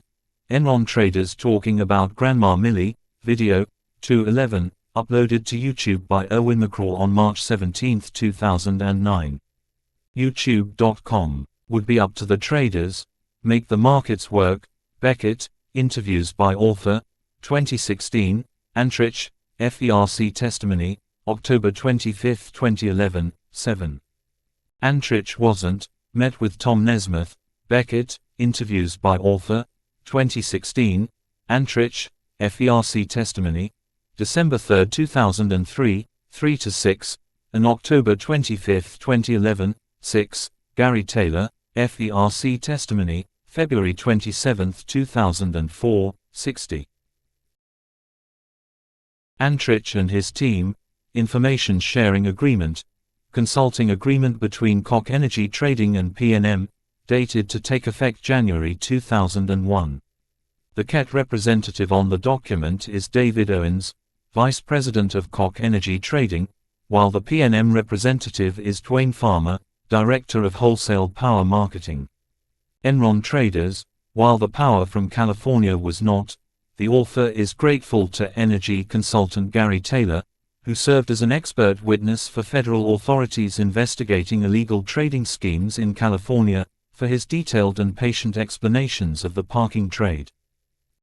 Readers with more interest in the topic are urged to pick up the thorough and well-researched book he co-authored, Market Power and Market Manipulation in Energy Markets, From the California Crisis to the Present. Reston, VA, Public Utilities Reports, 2015. Taylor, interviews by author, 2016, Taylor, FERC testimony, January 31, 2005, 33-35, and February 27, 2004, 64-82. Once PNM learned, it started pitching the service to trading companies. Taylor, FERC testimony, February 27, 2004, 64-82. Transcript of Nesmith phone call in IBID, 76-78. On February 28, 2000, Koch Energy, in the coming months, contract between Koch Energy Trading and PNM, dated February 22, 2000, and signed February 28, 2000. I am excited about practicing. Darrell Antrich to Tom Nesmith, email, May 5, 2000. On May 22, 2000, parking transactions, date and volumes of parking transactions taken from, response of Koch Energy Trading, Inc., to order to show cause, filed with FERC, July 31, 2003, 5-6, Antrich, FERC testimony, December 3, 2003, 8. A detailed overview of Koch's parking activities is also provided in Taylor's testimony to FERC, February 27, 2004, 82-89. The state was facing a shortage. Independent system operator, Nancy Rivera Brooks and Xanto Peabody, he triggers moderate power emergency, Los Angeles Times, May 23, 2000. Koch's parking arrangement, desperation, response of Koch Energy, filed with FERC, July 31, 2003, chart breakdown of May 22 parking transaction, chart 1-1, Antrich, FERC testimony, October 25, 2011, 9-11. Of the 650 megawatt-hours that Koch parked with PNM, IBID. Gaming the system was creating dire, real-world effects. Rivera Brooks and Peabody, it brings outages and emptied offices. On June 14, Koch's traders executed, complex parking transaction, response of Koch Energy Trading, filed with FERC, July 31, 2003, chart breakdown of May 22 parking transaction, chart 2-2. Darrell Antrich emailed, Brian Arriaga, Antrich to Arriaga, email, June 15, 2000. On June 14 and 15, temperatures rose above 100 degrees. Mara Dolan, California and the West, SF cools off but outages persist, Los Angeles Times, June 16, 2000. Lights blinked, inside the cavernous control room. Images from ISO office control room taken from ABC News reports of blackouts. By the afternoon of the 14th, fall short, Nancy Rivera Brooks and Charles Pillar, Bay Area heat wave strains power grid, Los Angeles Times, June 15, 2000. Throughout the autumn, incomprehensibly complex schemes, McLean and Elkand, smartest guys, 264-83. Steve Peace, knowing more than anybody, Peace, interviews by author, 2016. A similar fatalism playing out at the ISO offices, IBID. ABC News report on blackouts, Blackout, the California crisis. Gray Davis was a popular, if somewhat bland, governor. John Balzer, Bright Days for Gray Davis, Los Angeles Times, July 7, 2006.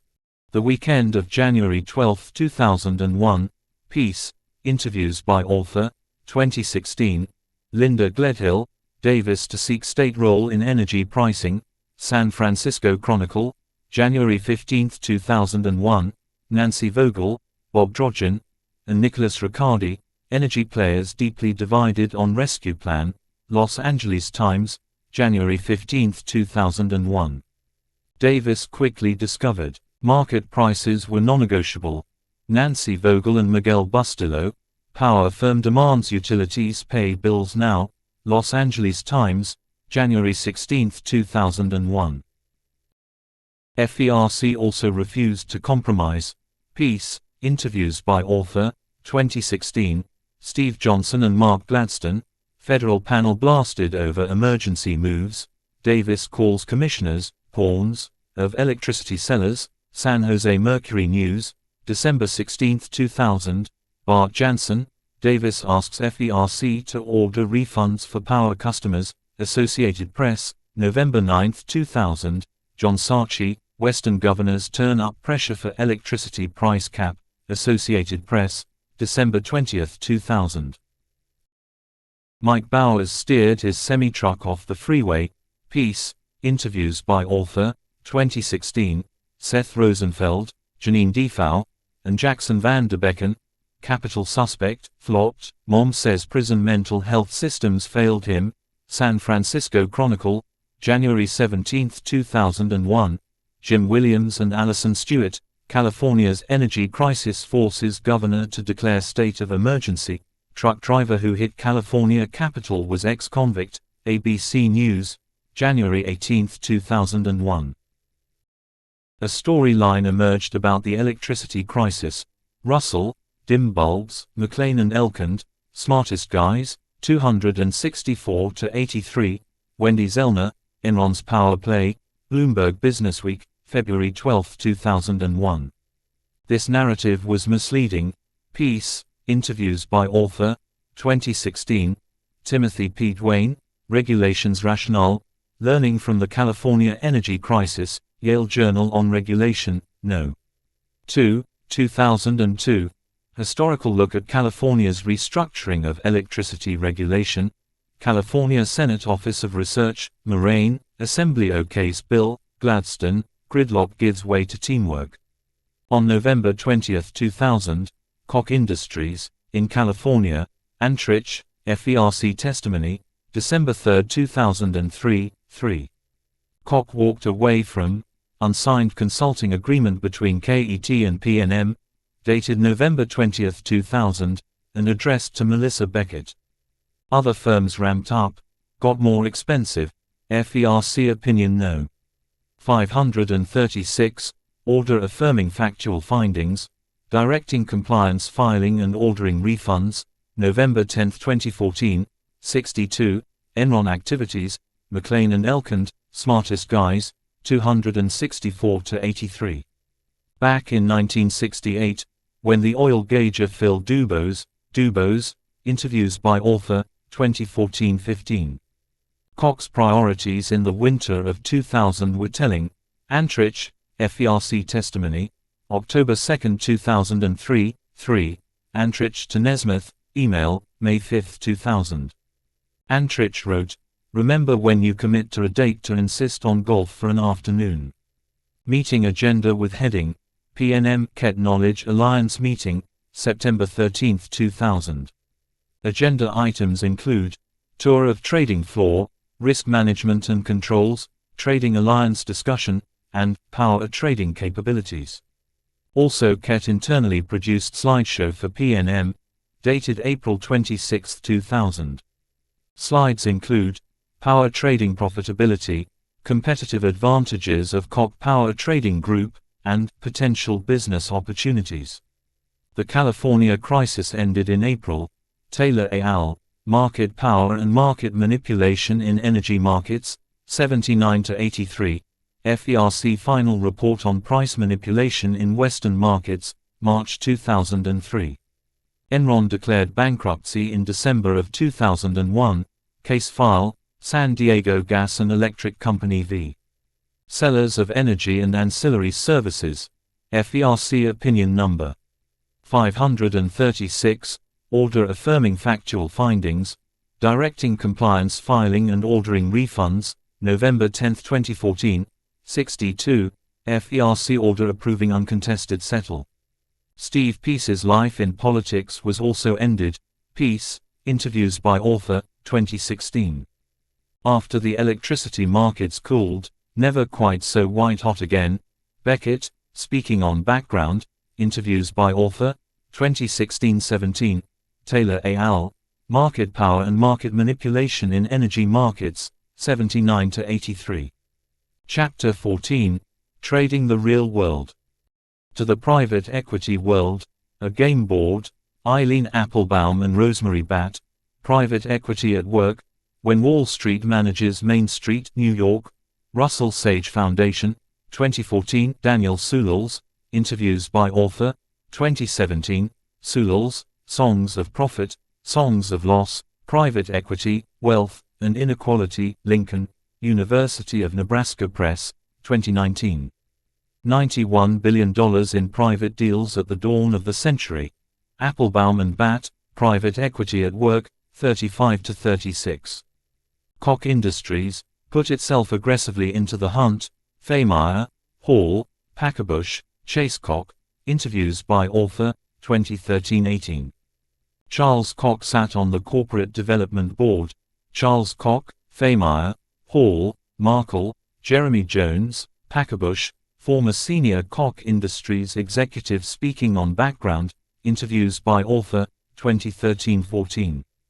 If going before the board, doubly intimidating to Steve Packerbush, Watson, interviews by author, 2013-16. But in 2003, Steve Packerbush, made an appointment, Packerbush, interview by author, 2013. The Koch Nitrogen team, took their places, IBID, background on development board meetings, Hall, Fehmeyer, Jeremy Jones, interviews by author, 2013-14. Koch Industries, since at least the 1990s, Watson, interviews by author, 2016, Joe Hayes, former Farmland Industries fertilizer sales manager in Enid, Oklahoma, interviews by author, 2014-15. Farmland would, in fact, collapse, destroyed it, Bob Terry, former Farmland Industries CEO, interview by author, 2013, Farmland Industries files for protection under Chapter 11, Granite, last modified May 31, 2002, David Barboza, facing huge debt, large farm co-op is closing down, Farmland Industries battled major food conglomerates, New York Times, September 16, 2003. Packerbush and his team identified something that no one else saw, Packerbush, interview by author, 2013. He and the development board considered the plan, Hall, Markle, Charles Koch, interviews by author, 2013-15. The development board, all three of these criteria, Packerbush, interview by author, 2013, Leonard, the new Koch. The timing was perfect. Farmland's CEO, Bob Terry, interview by author, 2013. The delegation, Mild Spring Day, Packerbush, interview by author, 2013. Weather conditions from Historic Weather Database, Nancy Sewald, Koch wins Farmland's Fertilizer Assets, Chemical Week, April 2, 2003. Barboza, facing huge debt, images of farmland mural taken from online archive. The American Economy in 2003, Sulals, interviews by author, 2017. Applebaum and Batt, Private Equity at Work, 18-21. Between 2000 and 2012, took companies private, Applebaum and Batt, Private Equity at Work, 37. There was a large table, Packerbush, Terry, interviews by author, 2013. Agrium was the largest, producer, Robert Westervelt, full-year earnings disappoint, Chemical Week, May 21, 2003, Sewald, Koch wins. The glossy photos were taken down, Packerbush, interview by author, 2013, notes from Packerbush's office, 2013. Koch Nitrogen was renamed Koch Fertilizer, Packerbush, Beckett, interviews by author, 2013-16, notes from reporting at Koch Fertilizer offices, 2013, Leonard, The New Koch. Chapter 15, Seizing Georgia Pacific. This time, dispatched to Atlanta, Hannon, Wesley Jones, interviews by author, 2016, Christopher Leonard, an inside look at how Koch Industries does business, Washington Post, July 1, 2017. The team from Koch, Georgia Pacific Tower, Hannon, Wesley Jones, interviews by author, 2016, notes and photos from reporting at Georgia Pacific Tower, 2016, Georgia Pacific, 10K filing for fiscal year 2003. When they arrived, a hushed cocoon of luxury, Hannon, Wesley Jones, interviews by author, 2016, notes and photos from reporting at 51st floor of Georgia Pacific Tower, 2016. Georgia Pacific was founded in 1927, Lumber Yard, Doug Monroe, The Maverick Spirit, Georgia Pacific at 75 Old Saybrook Court, Greenwich Pub. Group, 2001 Claudia H. Deutsch, Georgia Pacific to acquire Fort James, New York Times, July 18, 2000.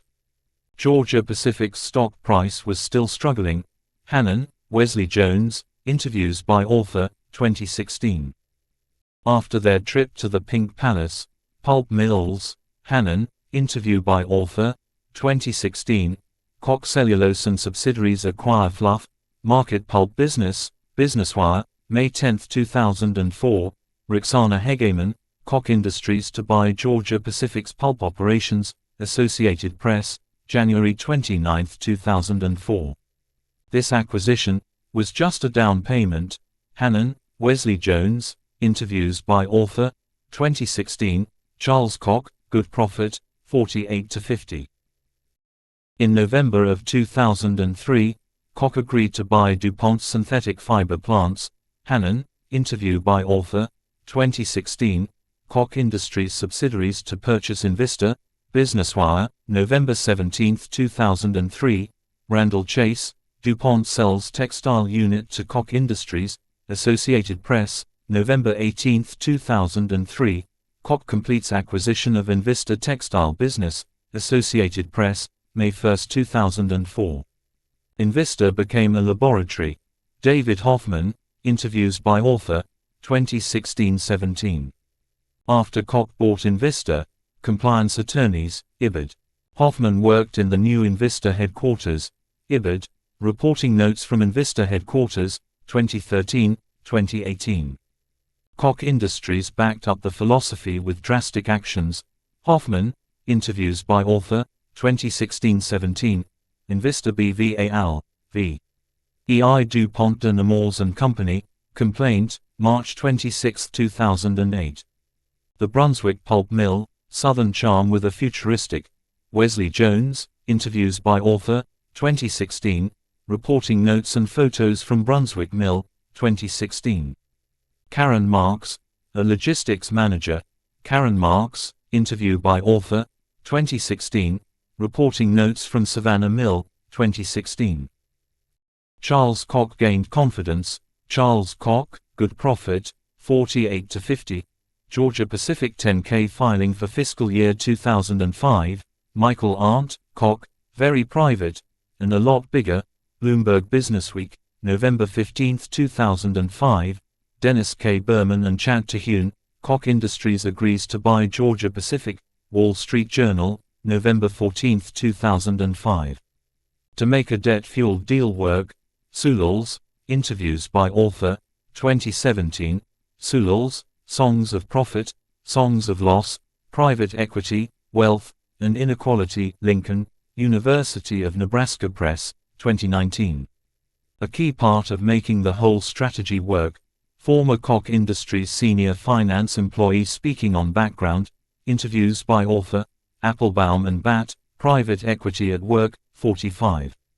Koch Industries, largest acquisition in its history, Arndt, Koch, very private, Berman and Terhune, Koch Industries agrees, Hannon, interviews by author, 2016, Georgia-Pacific, 8K filing, November 13, 2005. Georgia-Pacific, roughly $8 billion in debt, Charles Koch, good profit, 221 to 22, Georgia-Pacific, 8K filing, November 13, 2005, Arndt, Koch, very private, Berman and Terhune, Koch Industries agrees. When Koch bought Georgia-Pacific, 17 employees, Hannon, Wesley Jones, interviews by author, 2016. The desk, the furniture, and the art on the walls were replaced, reporting notes from Georgia-Pacific Tower, 2016. Hannon moved to Atlanta and bought a house, Hannon, interview by author, 2016. Descriptions of Hannon's office and Dunkin' Donuts cup from notes during interview with Hannon in his office, 2016. Hannon led a $200 million acquisition. Hannon, interview by author, 2016. Insulair announces agreement with Georgia-Pacific, BusinessWire, June 29, 2006. Chapter 16, Dawn of the Labor Management System.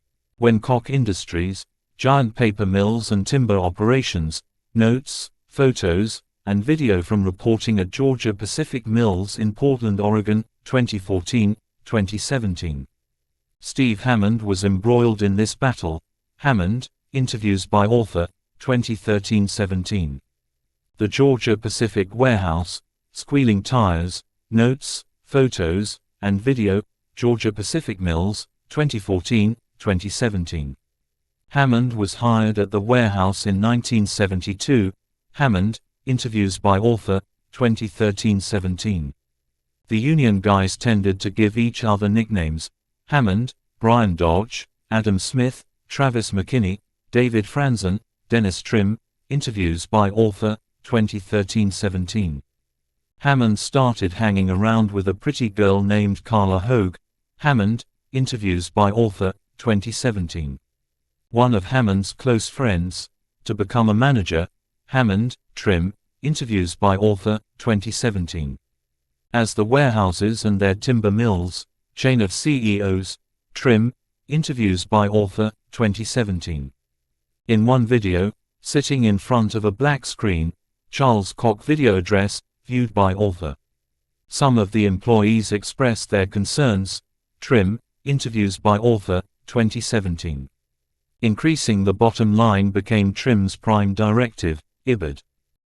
Just when Koch bought Georgia-Pacific, software system in its warehouses. Hammond, McKinney, Franzen, Trim, interviews by author, 2013-17. Georgia-Pacific selects North American transportation solution provider, supply and demand chain executive, August 19, 2005.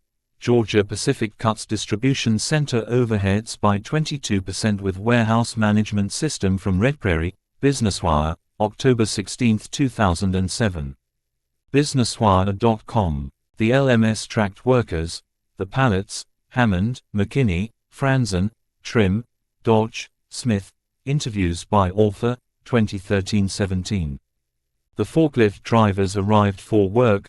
Hammond, McKinney, Franzen, Trim, Smith, interviews by author, 2013-17.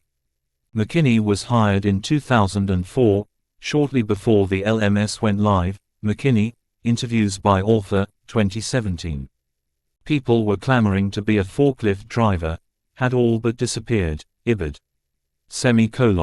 Jacob S. Hacker, The Great Risk Shift, The Assault on American Jobs, Families, Healthcare and Retirement and How You Can Fight Back. New York, Oxford University Press, 2006, 63, 68-70. Trim, their supervisor, monitored the drivers. Trim, interviews by author, 2017. On Par Day, Nicolai Street Clubhouse, McKinney and Franzen, interviews by author, 2017. Descriptions of the Nicolai Street Clubhouse taken from notes and photos during reporting trip in 2016. The establishment has since been converted from a strip club to a bar and grill. Photos of neon signs behind the old stage are taken from outdated Google Maps photos. Descriptions of stripping are taken from interviews and notes from reporting at Annie's Saloon in Astoria, Oregon, an establishment with the same stage setup and floor plan. LMS accrued huge volumes of data on each employee. Trim, Hammond, McKinney, Dodge, Smith, interviews by author, 2017. This system seemed harsh. Charles Koch, The Science of Success, 89-93. Life at the Warehouse, LMS Rankings, Trim, Hammond, McKinney, Dodge, Smith, interviews by author, 2017. Alt lived in the red zone. Kerry Alt, Shirley Alt, Trim, interviews by author, 2017. Charles Koch, The Science of Success, 90. The drivers weren't the only employees who were ranked. Trim, interviews by author, 2017. The warehouse could not get rid of Travis McKinney. McKinney, interviews by author, 2017. Erin L. Issa, 2016. American Household Credit Card Debt Survey, NerdWallet, Access 2017. Hammond often felt sick when he arrived. Hammond, interviews by author, 2013-17. Harvey Schwartz, Solidarity Stories, An Oral History of the ILWU, Seattle, University of Washington Press, 2009. Chapter 17, The Crash. David H. Koch was in a charitable mood. Robin Pogrebin, billionaire pledges $100 million to New York State Theater, New York Times, July 10, 2008. Gary Weiss, The Price of Immortality. Does charity bring status? Ask the second richest man in New York. How David Koch is changing big philanthropy. Condé Nast Portfolio, October 15, 2008. David Koch net worth figures taken from Forbes lists of world's richest people, 2002, 2008. The First Signs of Trouble, Trading Floor, Franklin, Jeremy Jones, interviews by author, 2013-16, Dealing with Difficulty, Discovery, the quarterly newsletter of Koch Companies, January 2009. Chris Franklin, The Young Trader in Houston, Franklin, interviews by author, 2016. The risk extended all the way into the foundation. Debt figures from Alan S. Blinder, After the Music Stopped, The Financial Crisis, The Response, and the Work Ahead. New York, Penguin Press, 2013, 49-50. Debt was carried in the form of home mortgages. Blinder, After the Music Stopped, 19. Insight into the economic crash also derived from the author's time as a national business reporter for the Associated Press from 2008 to 2012, when he was covering unemployment, the labor market, and the Great Recession. Then the loans were packaged into CDOs. Michael Lewis, The Big Short, Inside the Doomsday Machine. New York, W. W. Norton, 2010. Adam Tooze, Crashed, How a Decade of Financial Crises Changed the World. New York, Viking, 2018. All of these derivatives bets were opaque. Doyle, Georgetown Law School class, Complex Derivative Transactions, spring semester of 2013. A Clinton administration regulator named Brooksley Bourne, Peter Coy and Cilla Brush, top Clinton aides blew a chance to avert the financial crisis. Bloomberg Businessweek, May 1, 2014. The black box financial system swelled. Blinder, After the Music Stopped, 59-65. Lehman Brothers declared bankruptcy. Carrick Molenkamp, Suzanne Craig, Serena Ng, and Aaron Luchetti. Lehman files for bankruptcy.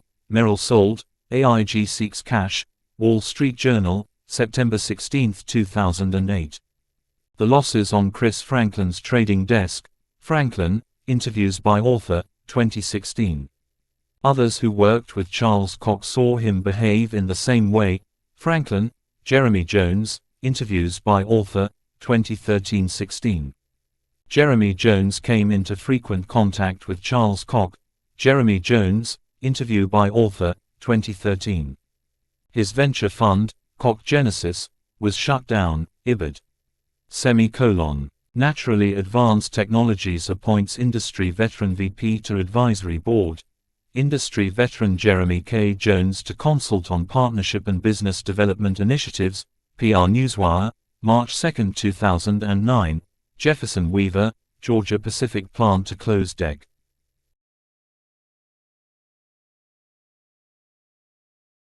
1. News reporter, Whiteville, NC, October 6, 2008. Gary Harbour and Dan Shortridge, Invista to lay off 400 at nylon plant. News Journal, Newcastle, Delaware, October 15, 2008. Jeff Folsom, Flint Hills closing. Vest vows to find use for plant. Odessa American, TX, November 7, 2008. Jeff Folsom, Flint Hills ESOP. Odessa American, TX, January 28, 2009. Jeff Amy, Monroeville area to lose 300 jobs. Mobile Register Press, AL, November 12, 2008. Invista will halt nylon production in Waynesboro. Vice Mayor says it's a strong blow to city. News Virginian, Waynesboro, VA, December 10, 2008. Dan Heath, 70 to lose jobs at Georgia Pacific. Press Republican, Plattsburgh, NY, December 11, 2008. Jimmy LaRue, Invista cuts debt by 63%. News Virginian, February 10, 2009. The bloodletting at Koch was mild. National job cut figures compiled from historic database of the U.S. Bureau of Labor Statistics. Many of the jobs lost in 2008 never came back. Blinder, after the music stopped, 10-14. Things looked very different from Charles Koch's office. Charles Koch, Hall, Beckett, Markle, Fehmeyer, interviews by author, 2013-16.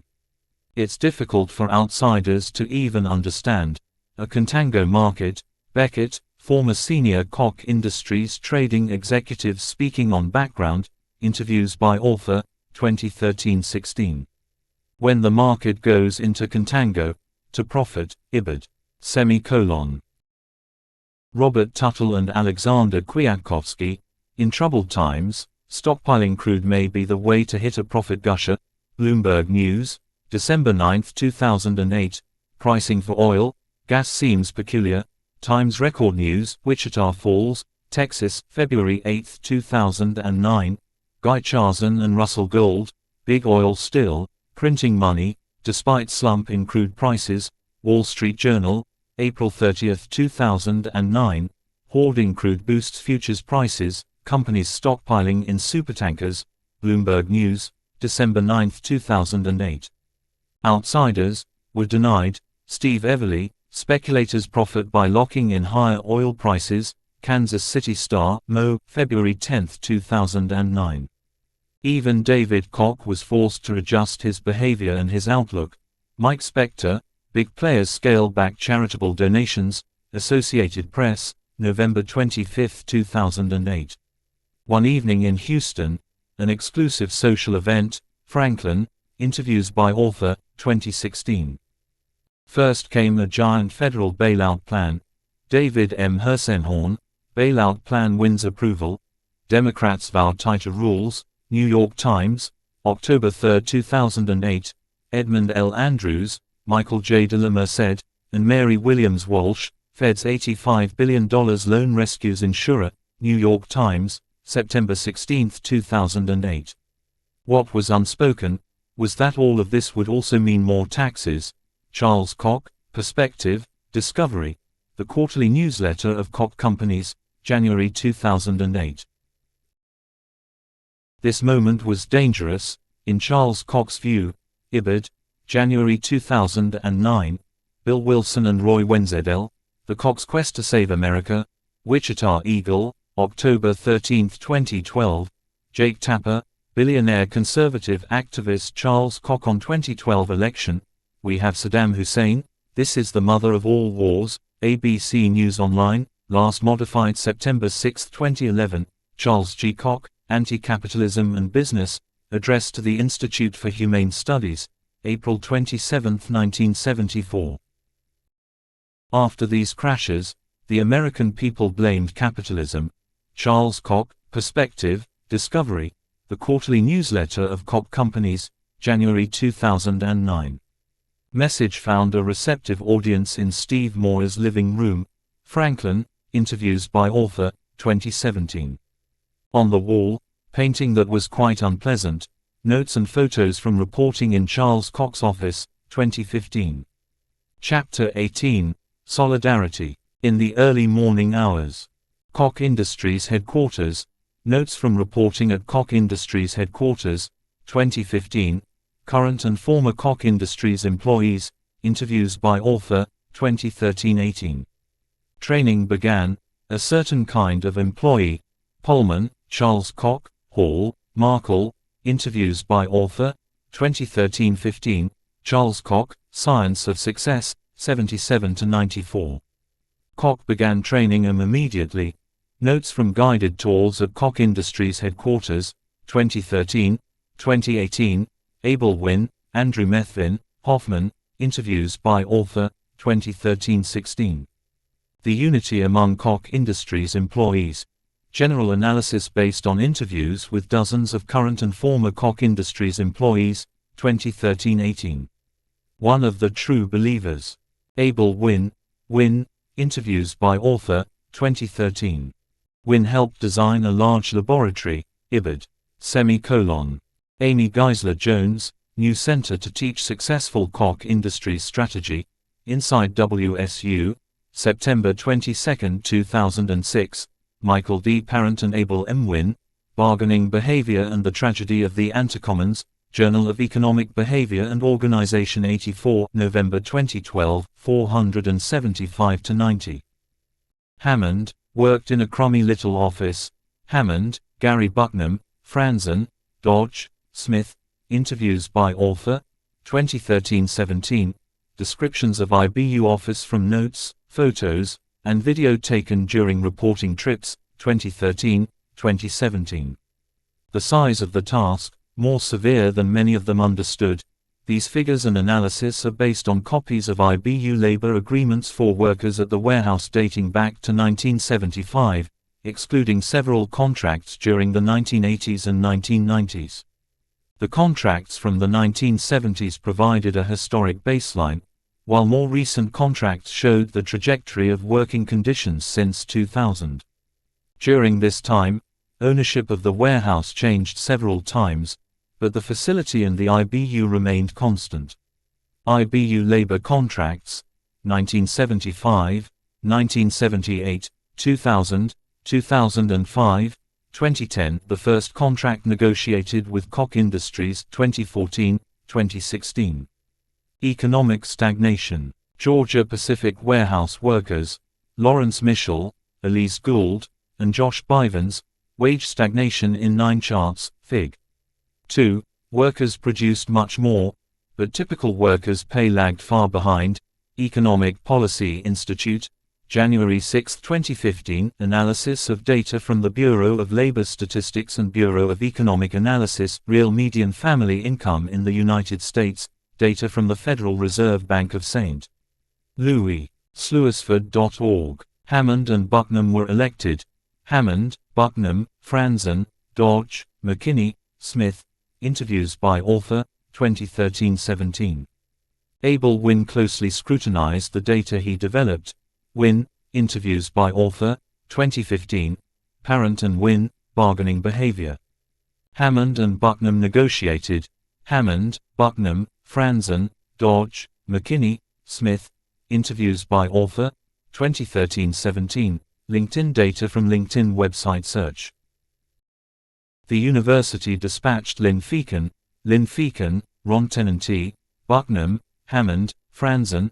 Interviews by author, 2017.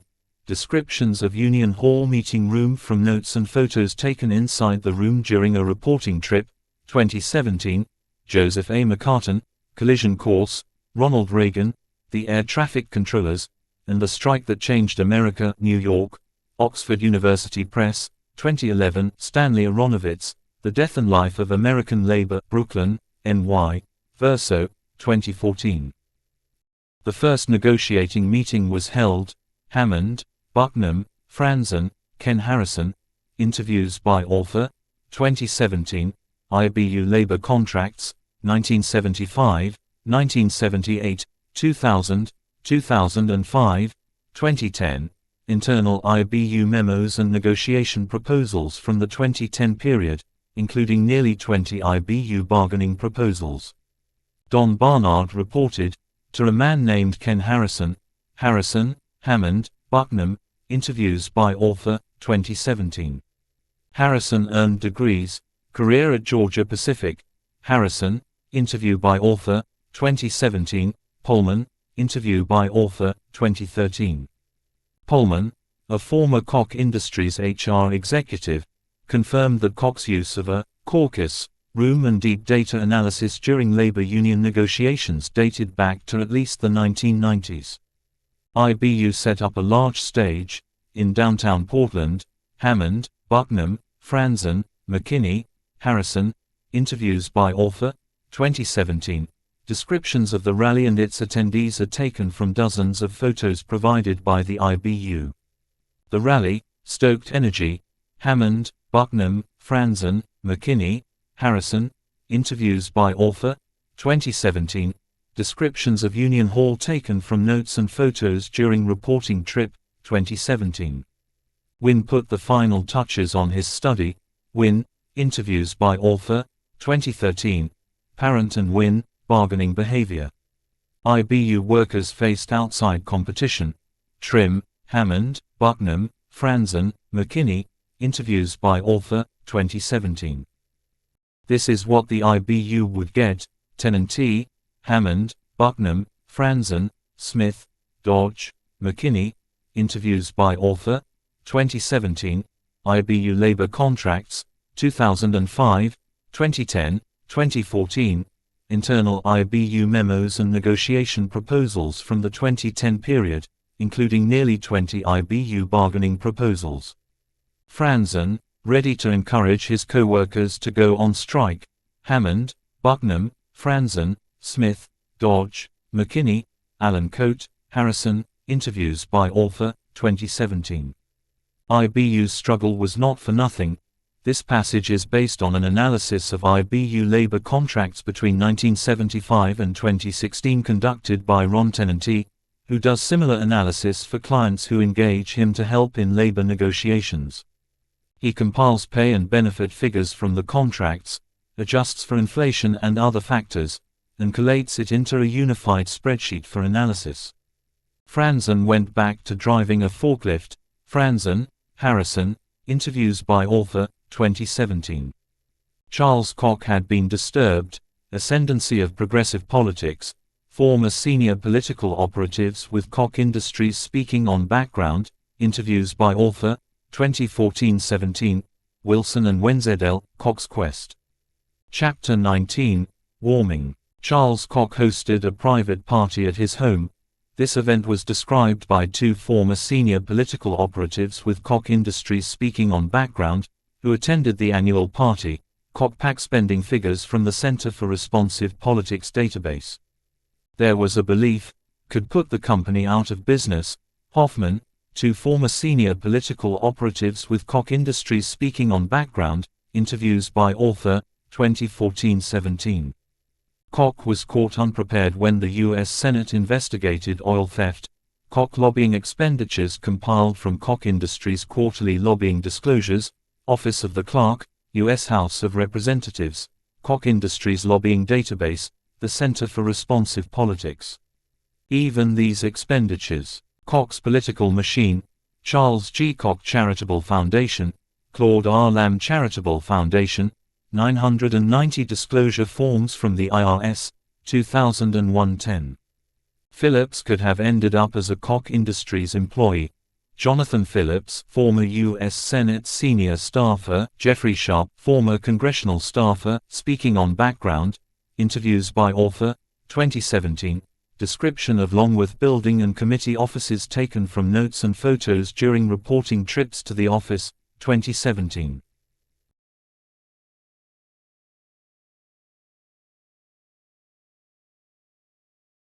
The Committee on Global Warming, one of Nancy Pelosi's first official acts. Phillips, Sharp. Interviews by author, 2017. Analysis of Congress based on interviews with lobbyists, congressional staffers, political scientists, and previously cited books on politics. John Halprin, Pelosi shaking up House fiefdoms to draft global warming proposal. Associated Press, January 17, 2007. Speaker Pelosi announces creation of Select Committee on Energy Independence and Global Warming. U.S. Fed News, January 18, 2007. Darren Samuelson, Climate. Pelosi to create Special House Committee for Global Warming, Environment and Energy Daily, January 17, 2007. Kathy Cash, Key Lawmakers See Reasons to Push for Vote on Climate Bill in 08, Will Work It One-on-One. Electric Utility Week, December 24, 2007. Pelosi creating Global Warming Panel. Dingell shrugs. National Journals Congress Daily, January 17, 2007. Susan Davis, Dingell gives Warming Panel tepid reception. Roll call, January 18, 2007. John Dingell, U.S. House of Representatives, Financial Disclosure Statement for Calendar Year 2005. Ed Markey built a team. Bank Heist. Phillips, Sharp. Interviews by author, 2017. Began to smolder sometime around the year 1800. This account is based on multiple sources about climate change and energy. Two of the most valuable sources were Bill McKibben, ed., The Global Warming Reader, New York, Penguin Books, 2011, and Joseph Romm, Climate Change, What Everyone Needs to Know, New York, Oxford University Press, 2016. Also Daniel Yergin, The Quest, Energy, Security and the Remaking of the Modern World, New York, Penguin Press, 2011, 426-504. Carbon is a curiously durable element. Nicola Jones, How the World Passed a Carbon Threshold and Why It Matters, Yale Environment 360, January 26, 2017. When a Barrel of Crude Oil, Invisible Carbon, Jim Bliss, Carbon Dioxide Emissions per Barrel of Crude, The Quiet Road, blog, March 20, 2008, Johannes Friedrich and Thomas Damisser, The History of Carbon Dioxide Emissions, World Resources Institute Online, last modified May 21, 2014, Carbon, Parts per Million in Atmosphere, taken from National Oceanic and Atmospheric Administration Database. In 1988, Intergovernmental Panel on Climate Change. Reports available at IPCC Online. ipcc.ch. Koch Industries, ExxonMobil, and other firms. Alternative view. Koch Industries, secretly funding the climate denial machine. Washington, D.C. Greenpeace, March 2010. Connor Gibson, Koch Industries, still fueling climate denial. PolluterWatch.com. Last modified May 9, 2011. Seminar Agenda for Global Environmental Crises, Science or Politics. June 5-6, 1991, Cato Institute. ExxonMobil eventually abandoned this strategy, but Koch Industries persevered. Ellender, Interviews by author, 2014-17. Steve Cole, Private Empire, ExxonMobil and American Power, New York, Penguin Press, 2012, 534-56. Koch Industries officials were even more dismissive. Former senior Koch Industries executive speaking on background. Hoffman, Interviews by author, 2017. This is what lent the sense of desperation.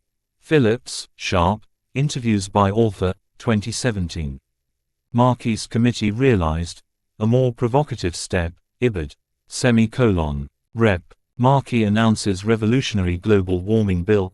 Press release, May 28, 2008. Rep. Edward J. Markey delivers remarks on global warming legislation at the Center for American Progress. Press release, May 28, 2008. Rep. Markey, G8 global warming goal doesn't reach the goal line. Press release, July 8, 2008. Information on George H. W. Bush and cap-and-trade law for acid rain. Jurgen, The Quest, 476-79. Koch Industries Lobbying Office, Majestic Stone Building. Hoffman, interviews by author, 2016-17. Descriptions of Koch Industries Lobbying Office from notes taken during tour of office and interview of Ellender in its conference room, 2014. Koch's lobbying efforts had been fragmented. Former senior Koch Industries political operatives speaking on background. Interviews by author, 2014-17. Koch Industries and related companies lobbying disclosure reports. Office of the Clerk, U.S. House of Representatives, 2005-10. Hoffman led an internal committee at Koch. Hoffman, interviews by author, 2016-17. Koch's team of lobbyists gathered. Ellender, Hoffman, Kelly Bingle, former senior Koch Industries political operatives speaking on background. Interviews by author, 2014-17. Descriptions of meeting room taken from notes, 2014. For all the talk about ideological purity, Ellender's operation reflected a more complicated reality. Ellender, Hoffman, Bingle, speaking on background. Phillips, Sharp, Lee Druckmann, interviews by author, 2013-17. Druckmann, The Business of America is Lobbying, How Corporations Became Politicized and Politics Became More Corporate. New York, Oxford University Press, 2015, 4-40. Koch lobbying expenditures drawn from Koch companies' public sector lobbying disclosure reports. Office of the Clerk, U.S. House of Representatives. Koch lobbyist data. Ellender's team was small, considering the size of the job. Koch Industries and related companies lobbying disclosure reports. Office of the Clerk, U.S. House of Representatives, 2005-10.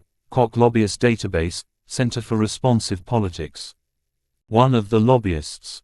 Kelly Bingle, Alex Vogel, former senior Koch Industries political operative speaking on background. Interviews by author, 2016-17. Koch Industries expenditures to Melman Vogel Castagnetti drawn from Koch companies' public sector lobbying disclosure reports. Office of the Clerk, U.S. House of Representatives. Koch lobbyist database, Center for Responsive Politics. There were two ways. Attention of a politician. Bingle, former congressional staffers speaking on background. Two former senior Koch Industries political operatives speaking on background. Interviews by author, 2015-17. David Hoffman worked for months. Hoffman, interviews by author, 2016-17. The meeting convened. IBAD, chart on carbon allotments, under Waxman-Markey entitled, Allocation of Cumulative Pollution Allowances in ACE's Cap-and-Trade Program 2012-2025, produced by the Breakthrough Institute, 2009. The carbon allotment provision was written by Jonathan Phillips. Interviews by author, 2017. The long-held liberal dream, starting to look like a reality. Phillips, Sharp, interviews by author, 2017. John M. Broder, Waxman advances in struggle to wrest committee from Dingell. New York Times, November 19, 2008. John M. Broder, Obama urges passage of climate bill. New York Times, June 23, 2009. Terran Norris and Jesse Jenkins, Climate Bill Analysis, Part 1. Waxman-Markey gives nearly 5 times more to polluters than to clean energy. Breakthrough Institute, May 15, 2009. John M. Broder, House Republicans draft energy bill with heavy focus on nuclear power. New York Times, June 10, 2009. The committee invited conservative Democrats to negotiate. Phillips, Sharp, interviews by author, 2017. Norris and Jenkins, Climate Bill Analysis, Part 1. His view was not shared by Koch Industries lobbyists. Hoffman, two former senior Koch Industries political operatives speaking on background, interviews by author, 2014-17. Ingles was a reliably conservative Republican. Bob Ingles, former senior Koch Industries political operative, interviews by author, 2017. Louise Radnofsky and Michael M. Phillips. As U.S. political divide widened, a friendship fell into the rift. Wall Street Journal, November 9, 2010. Raise Wages, Cut Carbon Act of 2009, text of Bill H.R. 2380. Ingles was closely aligned with Koch Industries. Ingles, speaking on background, interviews by author, 2017. Koch Industries expenditures to Ingles drawn from Koch Industries Campaign Finance Database, Center for Responsive Politics. The pressure intensified. Waxman-Markey bill was passed. Ingles, Phillips, interviews by author, 2017. Ingles raised cash, office on Capitol Hill. Ingles, interviews by author, 2017. Jonathan Phillips stood in the gallery. John M. Broder, House backs Bill 219-212 to curb global warming. New York Times, June 27, 2009. Vote tally details from H.R. 2454, 111th American Clean Energy and Security Act of 2009, govtrack.us. Ed Markey and Mike Pence comments during vote taken from C-SPAN archival footage. Koch held meetings in the company boardroom.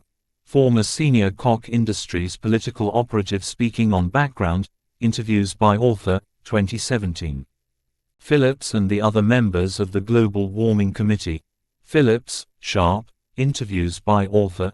Quotes from Mike Castle Town Hall event taken from Mike Castle Confronts Right-Wing Hatred, video, 5:33, uploaded to YouTube by Brad on July 21, 2009. YouTube.com. Chapter 20, Hotter. Ingles was standing in an auditorium. Ingles, interview by author, 2017. Footage of Ingles town halls taken from U.S. Congressman Bob Ingles questioned at Tea Party, video, 9:50, uploaded to YouTube by ElectionFastFacts on April 25, 2010. YouTube.com. And Healthcare Bill to Put Embedded Chips in Everyone, video, 224, uploaded to YouTube by Jonathan Hill on August 25, 2009. YouTube.com. Heated protests.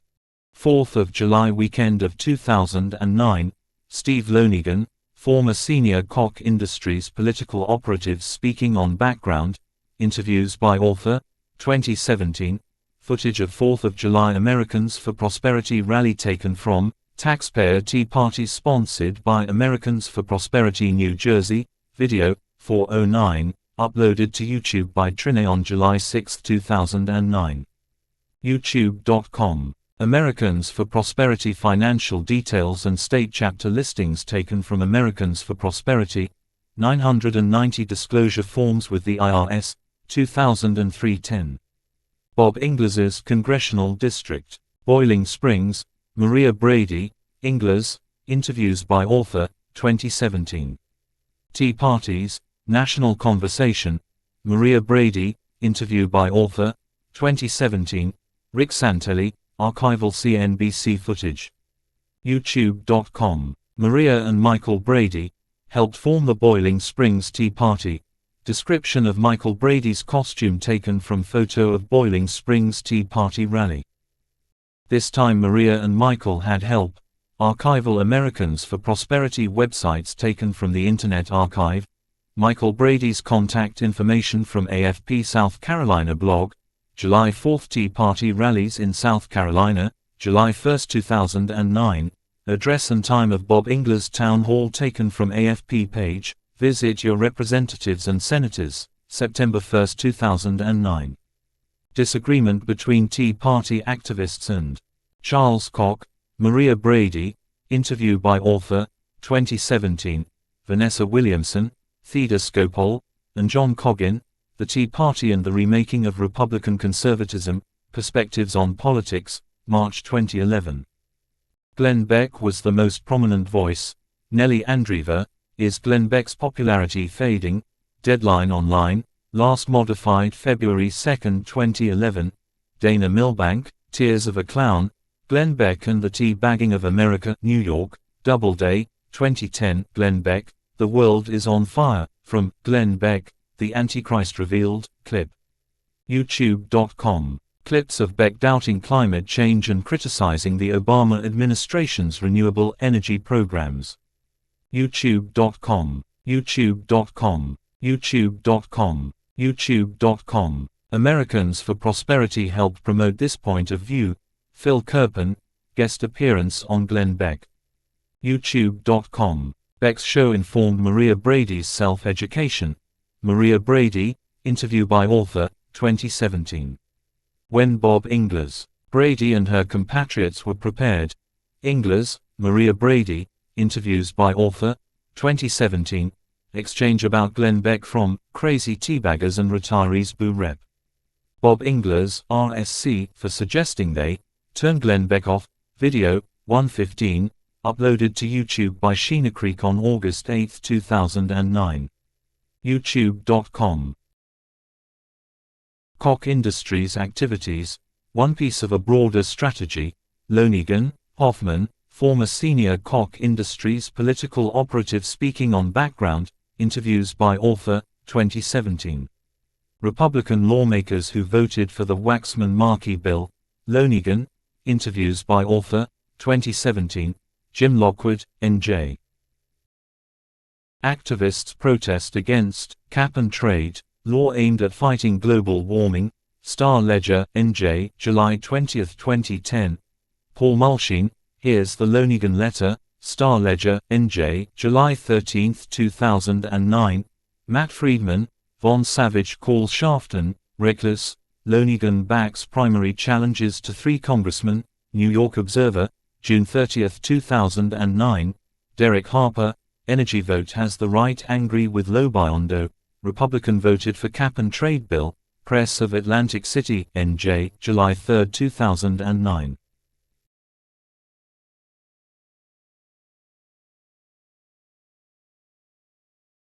Harry Reid, manipulating the political process. Phillips, speaking on background. Interviews by author, 2017. Quotes and descriptions of U.S. Senate hearings taken from archival C-SPAN footage. Ryan Lizzer, As the World Burns, New Yorker, October 11, 2010. Democrats feel the heat from the heartland. Pushback timeline on global warming legislation. Congressional documents and publications. Senate Environment and Public Works Committee, July 9, 2009. Darren Samuelson, boxer, Baucus headed for turf war over cap-and-trade bill. Environment and Energy Daily, August 7, 2009. Hunt for health compromise continues as deadline looms. National Journal's Congress Daily, July 20, 2009. Access 2018. Joseph Hebert and Dina Capullo, Senate Climate Bill Tougher Than House Version. Associated Press, September 29, 2009. Boxer readies carbon bill amid competitive issues. Electric Power Daily, July 17, 2009. Darren Samuelson, Dems want global warming law by December. Environment and Energy Daily, July 9, 2009. Senate Democrats further delay climate bill. Clean Air Report, September 3, 2009. The strategy originated. Koch had been building for almost 40 years. 2 former senior Koch Industries political operatives speaking on background. Interviews by author, 2014-17. Koch Industries, secretly funding the climate denial machine. In 2007, for example, Koch Industries quietly funded Third Way. This account is based on 2 sources with direct knowledge of the transaction between Koch Industries and Third Way. Speaking on background, interviews by author, 2017. The sources spoke independently and represented both sides of the transaction. A third source, a former Koch political operative who was not directly involved with the transaction, confirmed the broad outlines of the incident. Also Ann Kim, John Lagerson, and Jim Kessler, Why Lou Dobbs is Winning, Third Way Report, November 2007. to produce the report. American Council for Capital Formation. This account is based on one source with direct knowledge of the matter, speaking on background, interview by author, 2017. Koch Network had funded. Claude Lamb Charitable Foundation. Claude Lamb Charitable Foundation, 990 disclosure forms with the IRS, 2006-10, analysis of the Waxman-Markey Bill, the American Clean Energy and Security Act of 2009, a report by the American Council for Capital Formation and the National Association of Manufacturers. The study was announced. Erin Streeter, state-by-state analysis of Waxman-Markey cap and trade legislation paints dour picture for nation's economy. NAM ACCF study concludes bill will cost 2.4 million jobs. Press release, National Association of Manufacturers, December 3, 2009. Once the ACCF study was published, echo chamber system, source with direct knowledge of the matter speaking on background, interview by author, 2017, the ACCF NAM estimate of Waxman-Markey, statement on the Institute for Energy Research website, August 13, 2009, Li Fang, Charles Koch personally founded group protecting oil industry handouts, documents reveal, Republic Report, August 29, 2014. After the study, another Koch Industries affiliated think tank, source with direct knowledge of the matter speaking on background, interview by author, 2017, Thomas Pyle, Lobbying Disclosure Reports, Office of the Clerk, U.S. House of Representatives, American Energy Alliance, Fact Sheet, AEA Radio Ad, Waxman-Markey Energy Tax, American Energy Alliance, Fact Sheet, AEA TV Ad, turned off. Quote, "It's pretty clear the costs outweigh the benefits." Margot Thorning, testimony to U.S. Senate Finance Committee, Climate Change. Inside Koch Industries, a tremendous victory, source with knowledge of reaction inside Koch Industries speaking on background, interview by author, 2017.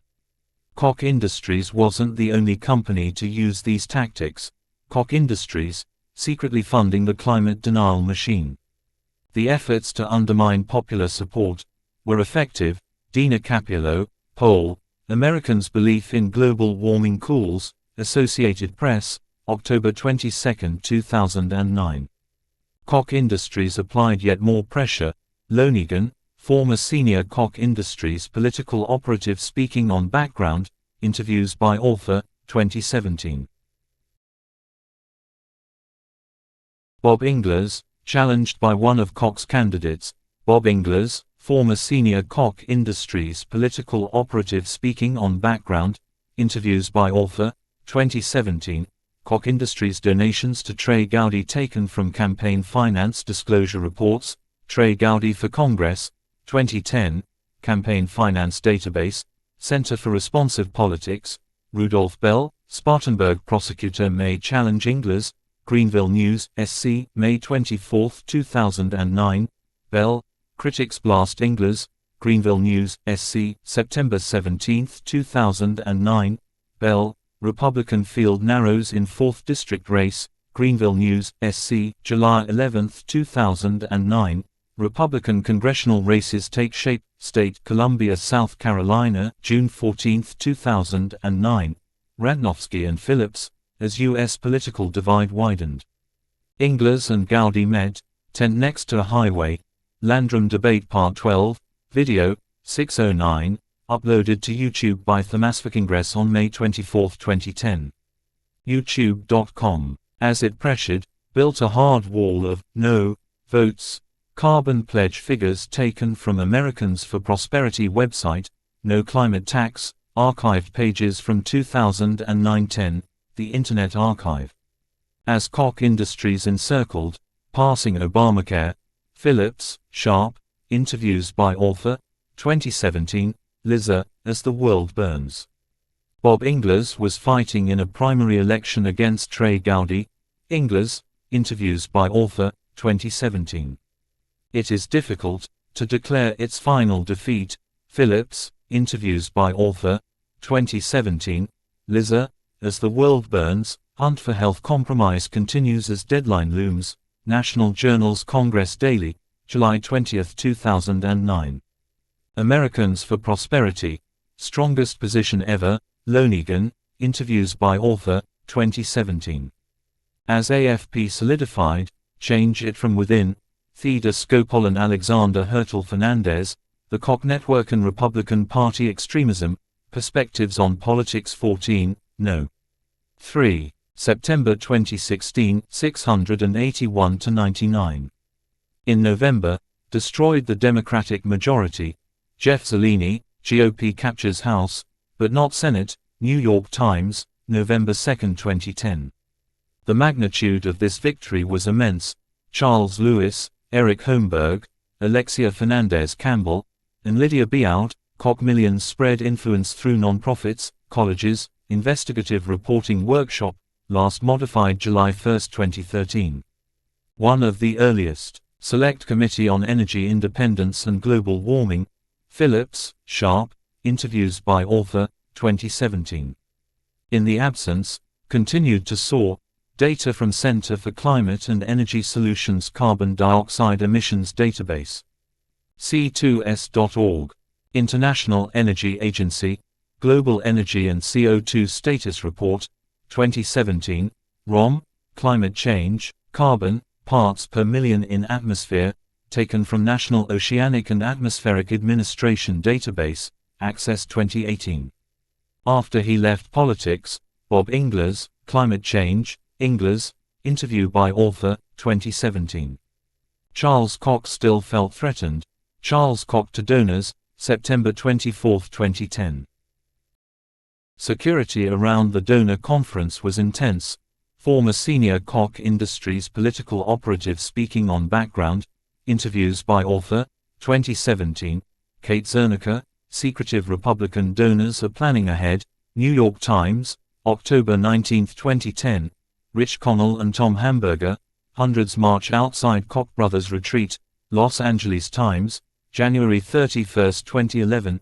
Jesse Marks, Charles Koch to Indian Wells donors, I'm Still Here, Desert Sun, Palm Springs, CA, January 30, 2016. The events had grown. Since 2006, Charles Koch Donor Network Agenda and Brochure for Gathering in Aspen, Colorado, June 27 and 28, 2010, Understanding and Addressing Threats to American Free Enterprise and Prosperity. The publicity culminated in August of 2010. Jane Mayer, Covert Operations, New Yorker, August 30, 2010. The Whale, Harpoons Began to Fly, Connell and Hamburger, Hundreds March, descriptions of protests taken from amateur video of event, Charles Koch quote taken from leaked audio from event. I remember talking to him, victims of the system, former Koch Industries senior political operative speaking on background, interview by author, 2017. Charles Koch's net worth doubled, Forbes Billionaires List, 2008-16. Chapter 21, The War for America's BTUS. In the winter of 2010, a series of business deals, Brad Razuk, Tony Sementelli, interviews by author, 2018, Koch Pipeline Company expanding South Texas crude oil pipeline capabilities, Flint Hills Resources to process additional supplies of Eagle Ford production, ENP Newswire, November 30, 2009. Koch's series of deals accelerated. Razuk, Sementelli, interviews by author, 2018, Koch Pipeline and Arrowhead Pipeline add to South Texas crude oil capacity, ENP Newswire, September 29, 2010. Koch Pipeline Company and Nustar Logistics finalize agreement on South Texas crude oil pipeline capacity to move Eagle Ford crude to Corpus Christi, BusinessWire, October 18, 2010. Koch Pipeline Company to begin building 16-inch crude oil pipeline in Texas, Koch Pipeline Company online, last modified December 16, 2010. Flint Hills Resources adding oil shipping capacity, BusinessWire, February 17, 2011. New pipeline from Pettus to Corpus Christi will aid Eagle Ford shale production, Victoria Advocate TX, April 10, 2011. The puzzling part, oil supplies that didn't seem to exist, Eagle Ford region production and drilling rig figures taken from U.S. Energy Information Oil Production Database. The Wells, with the face of an energy revolution. Megan L. O'Sullivan, Windfall, How the New Energy Abundance Upends Global Politics and Strengthens America's Power. New York, Simon & Schuster, 2017, 1-107. The first signals emerged around 2009. Razzouk, Sementelli, interviews by author, 2018, U.S. natural gas production figures taken from U.S. Energy Information Gas Production Database. This was the start of the fracking revolution. Michael Levi, The Power Surge, Energy, Opportunity, and the Battle for America's Future. New York, Oxford University Press, 2013, 20-49. The Earliest Waves. Koch's Leadership Team, Fehmeyer, Razzouk, Sementelli, interviews by author, 2013-18, U.S. natural gas prices taken from U.S. Energy Information Gas Price Database. Razzouk and other senior executives. Top story of the Tower, Razzouk, Sementelli, interviews by author, 2018, descriptions of Flint Hills offices based on notes and photos from reporting trip, 2018. One reason, fracking had been around since the 1970s. Megan L. O'Sullivan, Windfall, How the New Energy Abundance Upends Global Politics and Strengthens America's Power. New York, Simon & Schuster, 2017, 21-26. In 1980, Tax Break for Natural Gas Supplies, Alex Trembath, Jesse Jenkins, Ted Nordhaus, and Michael Schellenberger, Where the Shale Gas Revolution Came From, Government's Role in the Development of Hydraulic Fracturing in Shale, Breakthrough Institute Online, last modified May 2012, Michael Schellenberger and Ted Nordhaus, A Boom in Shale Gas. Credit the Feds, Washington Post, December 16, 2011. Brad Urban and his team canvassed the industry. Razzouk, Sementelli, interviews by author, 2018, Eagle Ford region production and figures taken from U.S. Energy Information Oil Production Database. Koch Industries Boardroom. Koch's Office, Razzouk, Sementelli, interviews by author, 2018, descriptions of boardroom taken from notes and photographs during reporting trip, 2018. The Eagle Ford region. July of 2010, Eagle Ford region production and figures taken from U.S. Energy Information Oil Production Database. Eagle Ford takes flight, Discovery, the quarterly newsletter of Koch Companies, October 2011, O'Sullivan, Windfall, 1-107. Along the Gulf Coast of Texas, oil refineries, notes and photos from reporting trip to Gulf Coast and Flint Hills facility near Port Arthur, Texas, in 2016.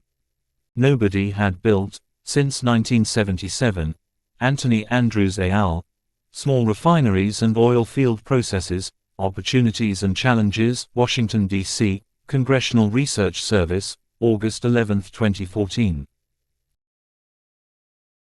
The primary obstacle to building a new refinery was the Clean Air Act, the petroleum industry, mergers, structural change, and antitrust enforcement. Federal Trade Commission Bureau of Economics, Staff Study, August 2004, Anthony Andrews and Robert Pirog, The U.S. Oil Refining Industry, Background in Changing Markets and Fuel Policies, Washington, D.C., Congressional Research Service, December 27, 2012, Andrews, et al., Small Refineries and Oil Field Processes, Robert Bradley and Thomas Tanton, U.S. Petroleum Refining, Let the Market Function, Institute for Energy Research, December 19, 2005, Energy Market, Effects of Mergers and Market Concentration in the U.S. Petroleum Industry, Washington, D.C., U.S. General. Between 1991 and 2000, there were 338 mergers. Ibid. 7, Diana L. Moss, Competition in U.S. Petroleum Refining and Marketing, Part 1, Industry Trends, Working Paper, American Antitrust Institute, January 2007. In 2002, there were. By 2012, there were only 115. The U.S. oil refining industry, 1. Arizona Clean Fuels attempted to build Andrews, Small Refineries and Oil Field Processes. 8. Joyce Lobeck, 3 major Yuma area projects have stalled. Yuma Sun, AZ, September 4, 2011. Michelle Link, it's no race, but Arizona Clean Fuels is ahead, for now. Sioux City Journal, IA, September 4, 2009. Fewer and fewer companies, larger and larger facilities. Andrews and Pirog, the U.S. oil refining industry. Background in changing markets and fuel policies. Washington, D.C., Congressional Research Service, December 27, 2012, 4-5. By 2004, Imperfectly Competitive, Energy Market, 113-14. By the time the Eagle Ford Tsunami, Full Tilt, John R. Hours, interview by author, 2018, U.S. Refined Product Exports Developments, Prospects and Challenges, presentation by John R. Hours, to 2017 AIA Energy Conference, Washington, D.C., June 27, 2017, Slide 6. The bottleneck was severe, catastrophic price increases. Allison Sider, Refinery Woes Stall Gasoline Price Drops, Wall Street Journal, August 23, 2015. In this environment, breathtaking. Hours, interview by author, 2018. The Refining Cup, U.S., trumps the world, but challenges abound. Presentation by John R. Hours, to AFPM Annual Environmental Conference, October 17, 2016, Slide 19. The profit margins fell sharply after 2011. Hours, interview by author, 2018. The Refining Cup, Slide 19. Koch enhanced the profitability. In Houston, Osborne, interview by author, 2016.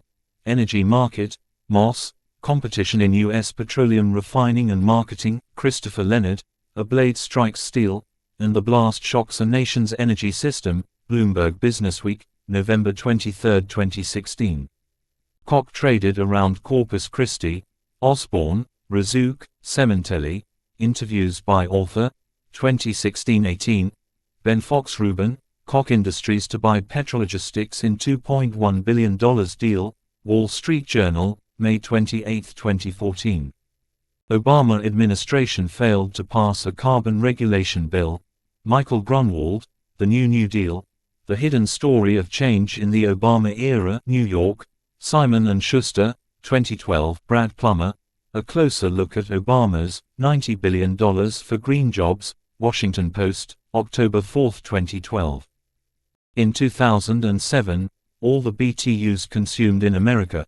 Primary energy consumption by source, Table 1.3, U.S. Energy Information Administration, Monthly Energy Review, January 2018, U.S. Primary Energy Consumption by Source and Sector, 2016, U.S. Energy Information Administration, Monthly Energy Review, April 2017. Even as Koch refined, emerging across America. Hours, interview by author, 2018, U.S. Refined Product Exports Developments, Slide 13. Like 29 states, 10% of their power. Andy Marceau, Koch works behind scenes on renewable energy bill.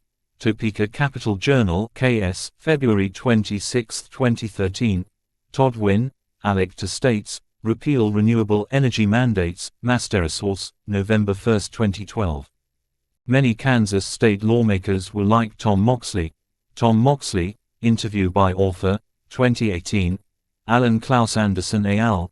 The Economic Benefits of Kansas Wind Energy. Kansas City, Missouri. Polsonelli Shugart and Kansas Energy Information Network, November 19, 2012. In 2013, Remove the Renewable Energy Mandates. Moxley, interview by author, 2018. Marceau, Koch works behind scenes. Koch's efforts, push back renewable energy subsidies. Moxley, interview by author, 2018.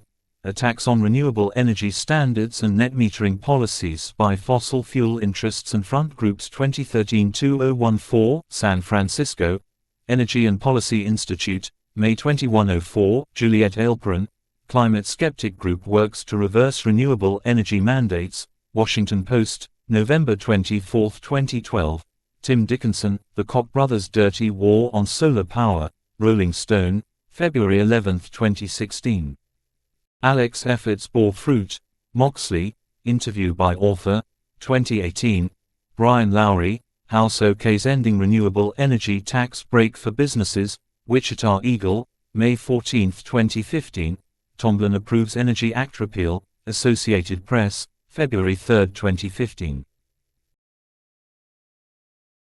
By 2014, corporate culture at Koch Industries, notes from reporting at Koch Industries headquarters, 2013, Rhoda Miel, Koch buys stake in Guardian, Crane's Detroit business, October 7, 2012, Koch Industries acquires Guardian Industries Corp. Press release, Guardian Industries, November 21, 2016, David Smith, Koch Industries called steel mills largest investor, Arkansas Democrat Gazette, February 2, 2013, Andrea Murphy, Vice family to take American Greetings private with help from the Koch brothers, Forbes, April 1, 2013, Molex Incorporated agrees to be acquired by Koch Industries, Inc. for $38.50 per share in cash, press release, Molex Inc., September 9, 2013. The Sense of Mastery, expanded and renovated the company headquarters, notes, photos, and video from reporting trips at Koch Industries headquarters, 2013, 2015, 2018, Koch Industries, Inc., announces plans to expand Wichita headquarters, press release, Koch Industries, December 13, 2012, Daniel McCoy, Koch Industries unveils expansion, Wichita Business Journal, June 17, 2015. Chapter 22, The Education of Chase Koch. When he was a young boy, Chase Koch might have seemed unteachable. Chase Koch, interview by author, 2018, Charles Koch, on Parenthood, Koch Industries video, June 15, 2017. Those plans, the first day Chase Koch was born, Hall, interviews by author, 2018. Charles and his wife, in their children, Chase Koch, Hall, interviews by author, 2018, Charles Koch, on Parenthood, Koch Industries video, June 15, 2017. Things weren't as easy for Elizabeth. Elizabeth Koch, The World Tour Compatibility Test, Back in Tokyo, Part 1, Smith Memoirville, March 30, 2007, The World Tour Compatibility Test, Back in Tokyo, Part 2, Smith Memoirville, April 17, 2007, The World Tour Compatibility Test, Back in Tokyo, Grand Finale, Smith Memoirville, May 3, 2007. Every year, sent out as a Christmas card to Koch Industries employees, Charles and Liz Koch family Christmas card, undated. Inscription reads, "My family joins me in wishing you all the joys of the holiday season throughout the year." Signed by Charles Koch, Elizabeth Koch, World Tour Compatibility Test, Grand Finale. Spending time. Chase Koch's life, Chase Koch, interview by author, 2018. By the time he was in middle school, difficult to sustain, Ibid. Aristotle taught, use your natural ability, note from Charles Koch to Chase Koch, undated. Chase enrolled. Wichita Collegiate School, Chase Koch, interview by author, 2018. Descriptions of Wichita Collegiate School based on notes from reporting trips at the school, 2013, 2018. The Tennis Courts. David Hawley, interview by author, 2018, Junior Championships, Results, Associated Press, March 25, 1991, Taylor Eldridge, Boys Tennis, Collegiates. Dave Hawley wins his 50th Tennis State Championship, Wichita Eagle, May 13, 2017. Chase Koch's style of play, two primary strengths, Hawley, interview by author, 2018. Chase Koch could never beat Matt Wright, Ibid. Boys State Tennis Champions, Kansas State High School Activities Association Championship History, 2018. On the evening of Saturday, September 18, 1993, Robert Short, teenage driver ran red light, police say, Wichita Eagle, September 21, 1993. That evening, a woman named Nola Falston, Bill Hirschman, special prosecutor enters Koch case, Wichita Eagle, November 2, 1993. Zachary Sibert was out for a jog. Walter Sibert, interview by author, 2018, short, teenage driver ran red light, Jennifer Combs Roy, loss of 12-year-old Zach Payne's family, classmates, Wichita Eagle, September 21, 1993. Zachary Sibert, HCA Wesley Medical Center, Sibert, interview by author, 2018, short, teenage driver ran red light, Bill Hirschman, Chase Koch charged in fatal auto accident, Wichita Eagle, November 4, 1993. Charles Koch, one of the city's economic engines, short, teenage driver ran red light. Charles and Liz, Zach's parents in their home, Sibert, interview by author, 2018. Charles, Liz, and Chase Koch attended Zachary Sibert's funeral. Sibert, interview by author, 2018, Bolton, Koch and his empire. Nola Falston recused herself. In the case, Hirschman, Chase Koch charged, Hirschman, special prosecutor enters. Walter Sibert said, justice had been served. Sibert, interview by author, 2018. Chase Koch would never be able to escape what he had done. Chase Koch, interview by author, 2018. During the second half, found his place on the tennis court. Chase Koch, Hawley, interviews by author, 2018. After Chase Koch's senior year. Koch Industries Oil Refinery, O'Neill, interview by author, 2016. Fred Koch went to MIT, Schulman, Sons of Wichita, 50-57. Chase majored in marketing. Chase Koch, interview by author, 2018. In 2003, with his family, Chase Koch, Leslie Rudd, interviews by author, 2018. Chase Koch began a rotation. Koch Industries Modern Business, Chase Koch, Hall, interviews by author, 2013-18. Chase's first assignments was to Koch's development group. Chase Koch, interview by author, 2018. The first principle, state-sanctioned theft, Murray N. Rothbard, Toward a Strategy for Libertarian Social Change, memo obtained by author, April 1977, 13.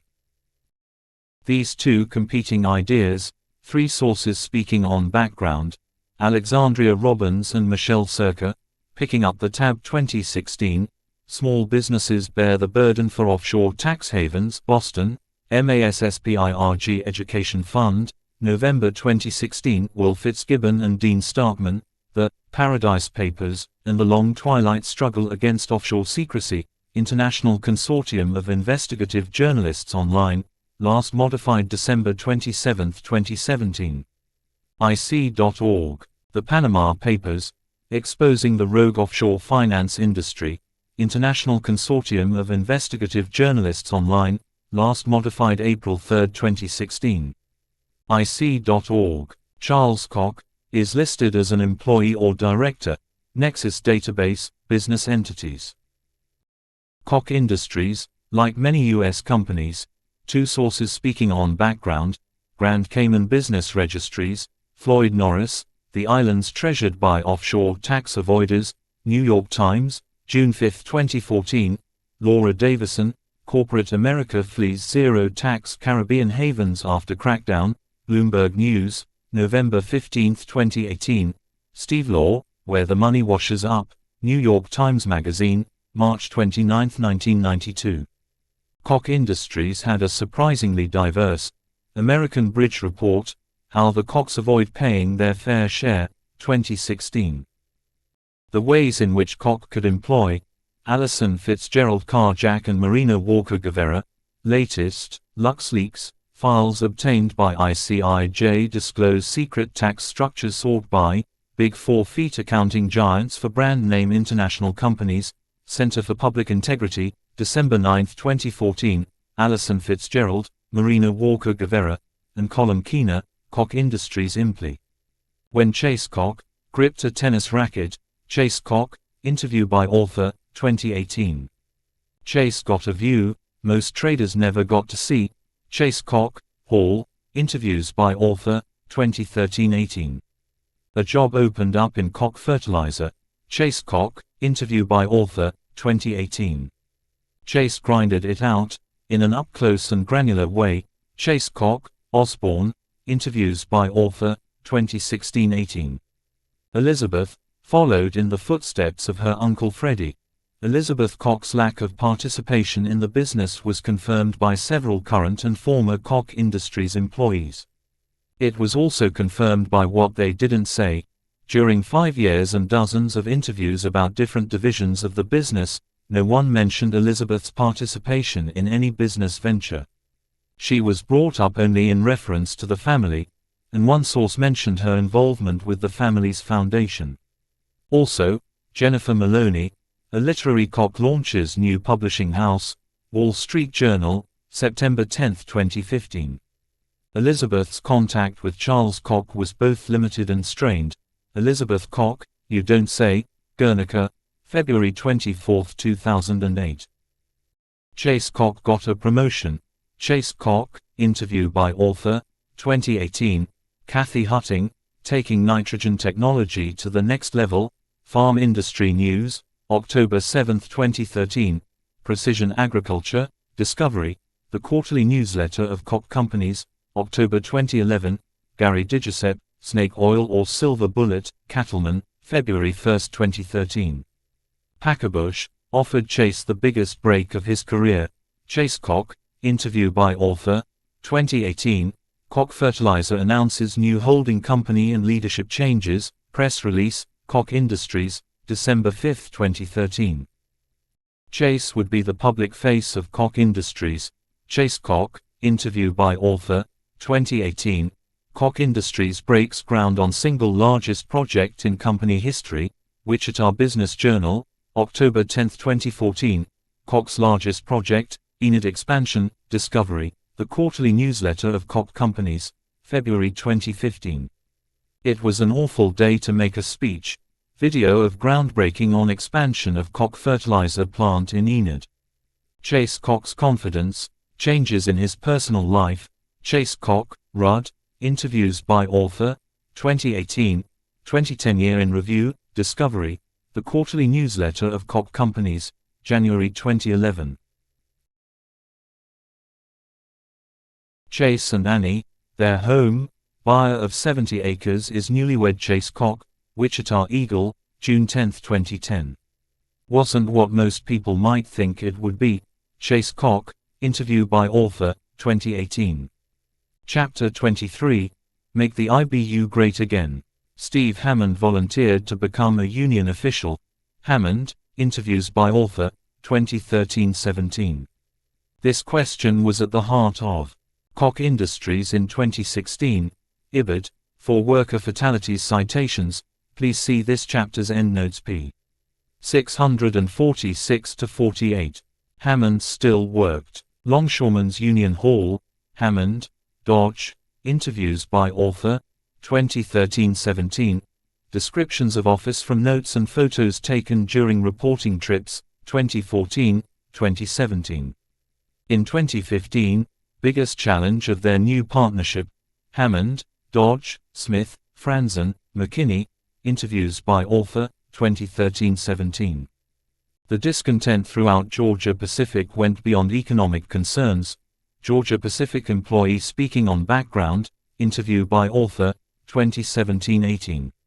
When Koch inherited a new monitoring system at the company, Ibid.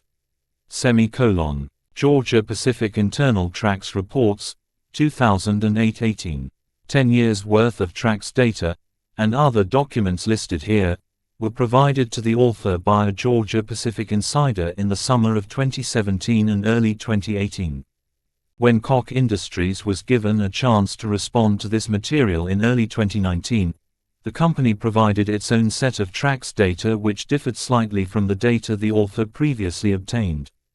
Koch explained that the deviation was due to updates made to the data over time as new cases were added or old ones eliminated. This explanation seemed reasonable. The data showed the same patterns over time. Although Koch's new data showed the problem was worse than indicated earlier, accident rates had increased more steeply and reached a higher level than was evident in 2017 or 2018. The author chose to use Koch's newly provided data for this book because it was more recent and because the deviations were small. Between 2005 and roughly 2009, the TRACS data set was spotty. Georgia Pacific employee speaking on background, 2017-18, Georgia Pacific TRACS report, 2010. Georgia Pacific was reporting 6 worker deaths a year across the country. Internal Georgia Pacific Safety Presentation, Slide 4, Hearts and Mind, averaging 2 fatalities a year since 2007. The presentation is undated but includes data through the first quarter of 2017. Koch Industries was delivered something of a reprieve. IBID, Analysis of Safety Procedures at Georgia Pacific, is based on tours of Georgia Pacific plants in Savannah and Brunswick, Georgia, and interviews with current and former Georgia Pacific managers and employees named in this chapter. During the lull, injuries declined. Georgia Pacific TRACS reports, 2007-11. In 2011, the housing market began to recover. Housing starts data taken from historic database of U.S. Census Bureau, Department of Commerce, New Residential Construction, 2005-17.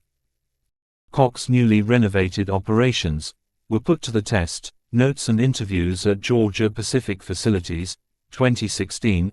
Debt ratings from Thomas J. Nadramia and Morris Austin. Summary: Georgia Pacific LLC, Standard & Poor's Rating Services, Corporate Credit Rating, A+, Stable, A1+. Earnings from Georgia Pacific 10 filing, 2005. Hannon, interview by author, 2016.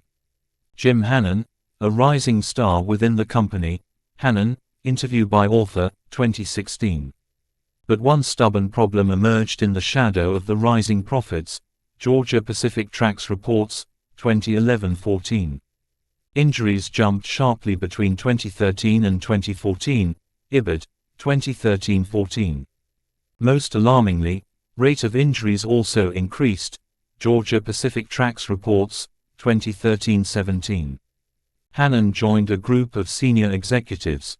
Notes from Health and Safety Conference, March 17 to March 19, 2014. Koch Industries changed the way people worked. Dana Blocker, Mark Caldwell, interviews by author, 2016.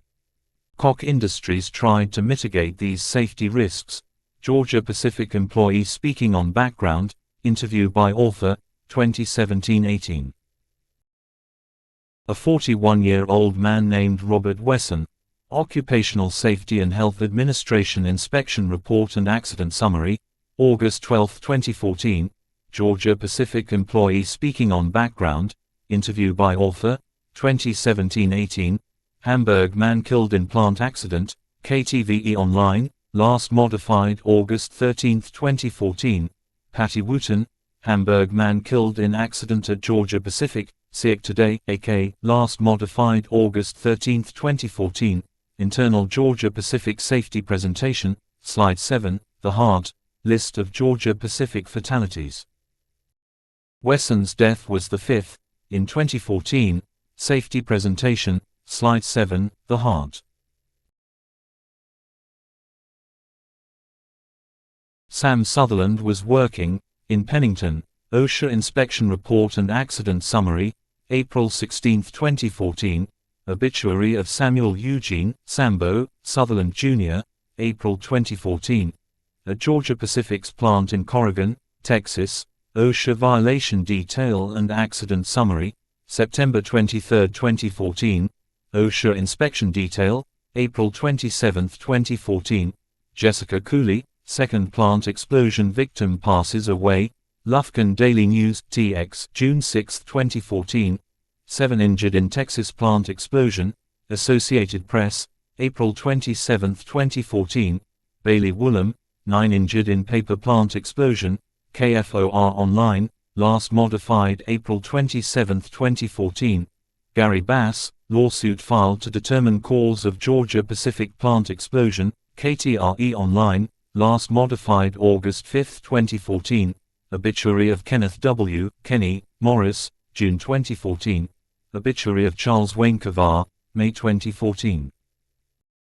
Georgia Pacific employee named Lydia Faircloth, OSHA Inspection Report and Accident Summary, July 25, 2014, Internal Georgia Pacific Safety Memo, Safety Awareness for Everyone, April 20, 2012, Susan Vernon Devlin, Colquitt woman killed in tragic accident at Georgia Pacific, Miller County Liberal, Colquitt, GAR, July 30, 2014, Lance Griffin, OSHA investigating Georgia Pacific workplace fatality, Dothan Eagle, Al, July 28, 2014.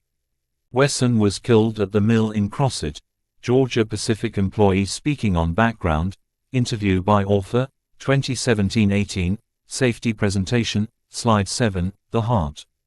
6 workers had been killed in Georgia Pacific, safety presentation, slide 4, hearts and mind, averaging 2 fatalities a year. Accidents and injuries continued to climb each year, Georgia Pacific Tracks reports, 2010-17. Koch Industries needed to change, how it would do so, notes from Health and Safety Conference, March 17 to March 19, 2014. Georgia Pacific was fined $5,000, OSHA violation detail, January 20, 2015, OSHA violation detail and accident summary, September 23, 2014. Koch Industries responded by re-emphasizing the need of employees to follow the guidelines, Georgia Pacific Internal Safety Presentation, slides 1, 2, and 3. The presentation is undated but includes data through the first quarter of 2017. Georgia Pacific was more unsafe than Koch's competitors. Safety presentation, slides 5 and 6, 2016 AF&PA member company GCIR quartiles, and 2016 AF&PA member company DART quartiles. Koch's response, reduce risk, safety presentation, slides 1, 9, 10, 11. Another chart, entitled, Georgia Pacific 20-Year Bet, Safety Presentation, slide 9. This was the reality faced by the Dodger and the Hammer. Hammond, Dodge, Smith, Franzen, McKinney, interviews by author, 2013-14. Once again, the Dodger and the Hammer. Koch's team, Hammond, Dodge, interviews by author, 2013-14. Descriptions of Red Lion Hotel taken from notes and photos during reporting trip in 2017. Bonuses were anathema to workers, the same way that a wage hike did. Patricia Cohen, where did your pay raise go?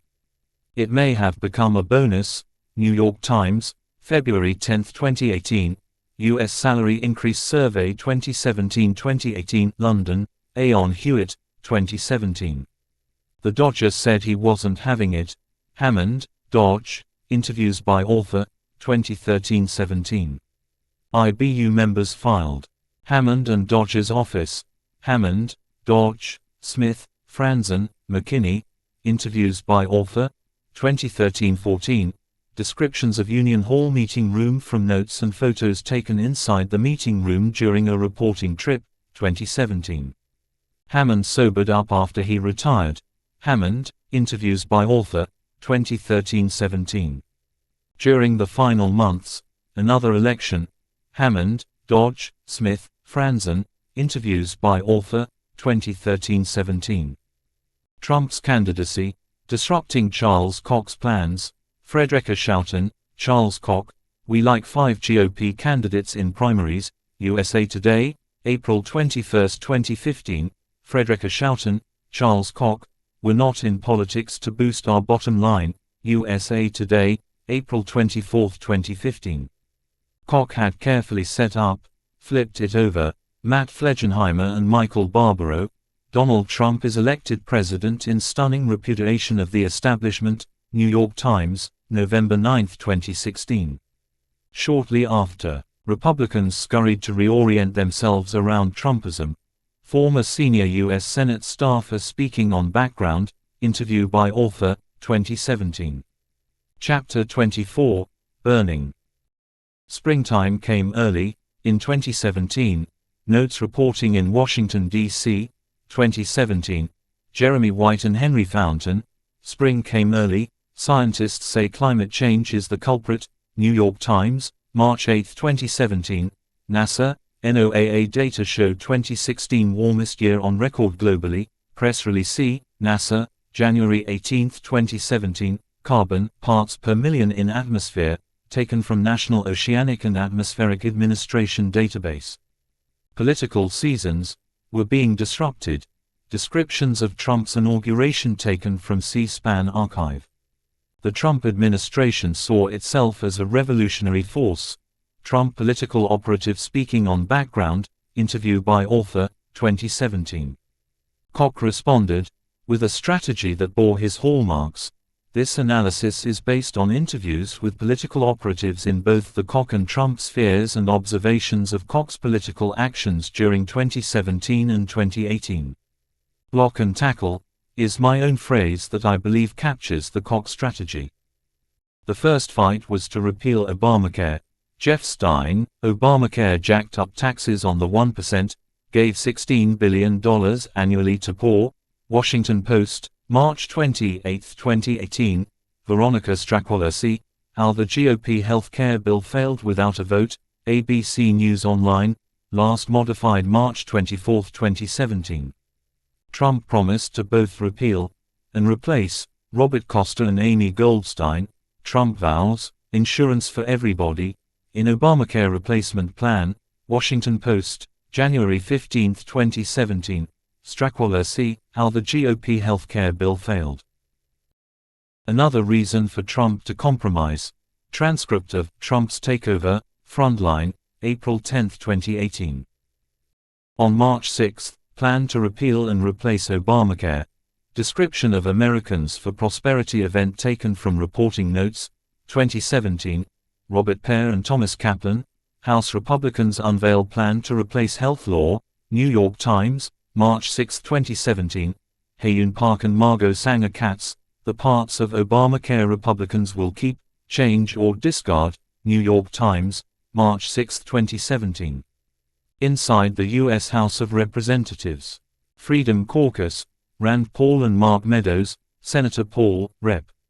Meadows, let's fully repeal Obamacare, then have an open debate on how to replace it. FoxNews.com. Last modified March 6, 2017. Bob Bryan, conservatives just dealt Trumpcare a significant blow. Business Insider, March 15, 2017. Isaac Arnsdorf, Club for Growth and Koch nurtured Freedom Caucus. Politico Online, last modified October 22, 2015. The halting effort to pass it was carried forward by Paul Ryan. Transcript of Trump's takeover, Frontline, Alana Abramson. Read Paul Ryan's response to the Republican health care bill failure. Time Online, last modified March 24, 2017. Charles and David Koch stepped in. Kevin Robillard, Koch network pledges to defend Republicans who vote against GOP health bill. Politico Online, last modified March 22, 2017. Maze of Money, visual map of Koch Industries' political financial network, Center for Responsive Politics. Last modified January 7, 2014. This tactic carried risks. Teachout, interview by author, 2017. Zephyr Teachout, Corruption in America.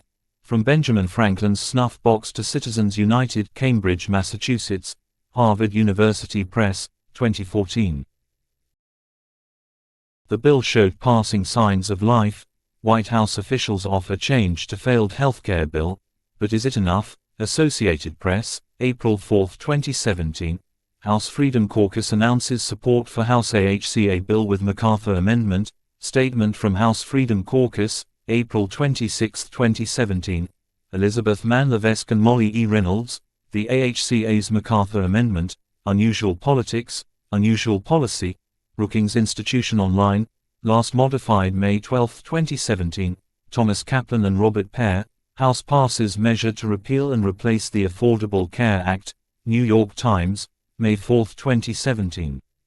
Ryan's mistake was caused by seemingly good intentions. Rachel Bade and Josh Dorsey, Ryan bucks White House, setting up clash on taxes.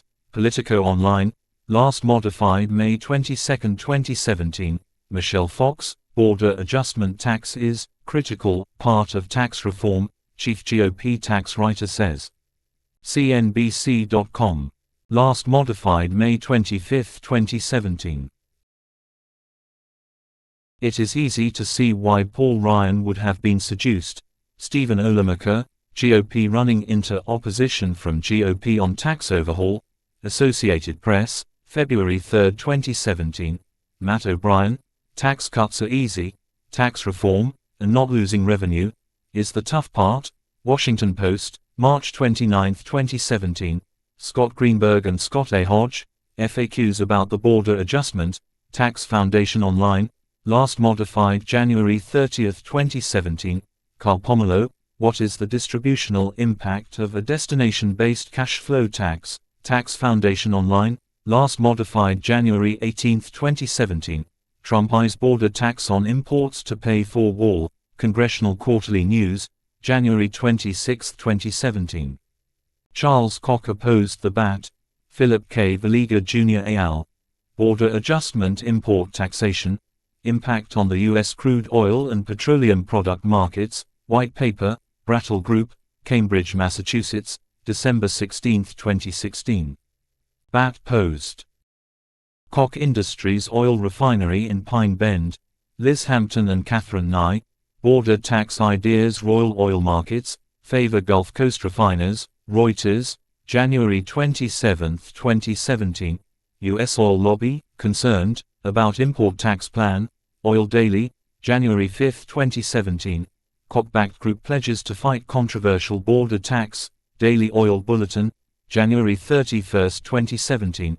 Jim Geraghty, Koch network ready for a fight on the border adjustment tax, National Review, January 29, 2017. Koch Industries bought 9.55 million barrels of Canadian crude oil import figures taken from Energy Information Administration database, company-level imports. The author is deeply grateful to Liz Hampton, energy reporter at Thomson Reuters, for steering him to this database when he called for help. Tar sands oil prices are taken from the database of Alberta government oil prices. Also Nick Cunningham, Canadian oil prices plunged to $30. Oilprice.com. Last modified December 16, 2017. Valiga al. Border Adjustment Import Taxation. The Koch political network moved against. Koch kicks off lobbying salvo against GOP tax proposal. O'Dwyer's 31, no.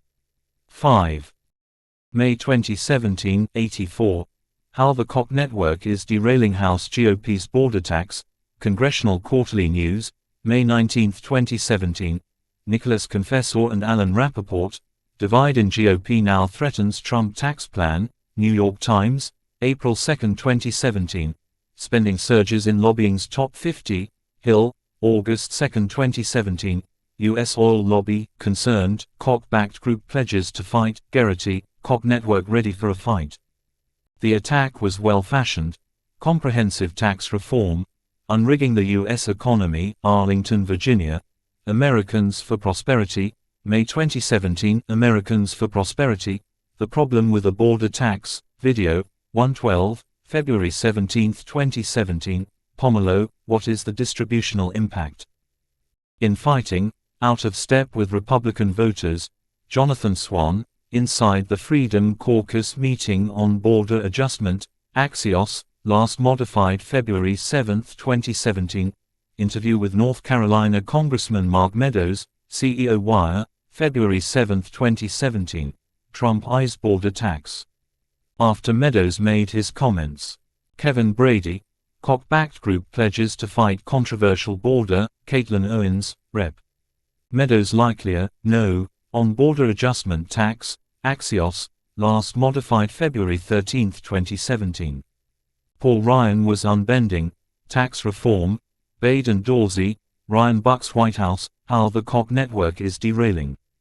This thinking, articulated in 1977 by Murray Rothbard, Toward a Strategy, 13-14. As Americans for Prosperity, to help shape the tax bill. Mark Short, interviews by author, 2018. Paul Ryan and Kevin Brady released a statement, Damian Paletta, Speaker Ryan admits defeat, giving up on border adjustment tax, Washington Post, July 27, 2017. AFP released a statement, crowing about its achievement.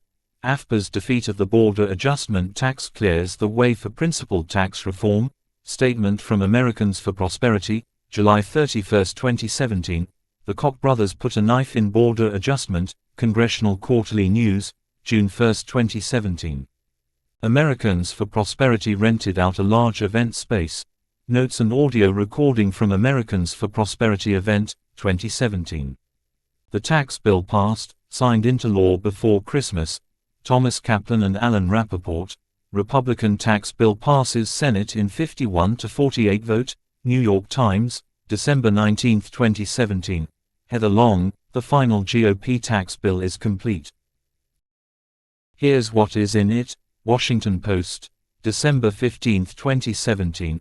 Danielle Kurtzleben, charts, see how much of GOP tax cuts will go to the middle class. NPR Online, last modified December 19, 2017.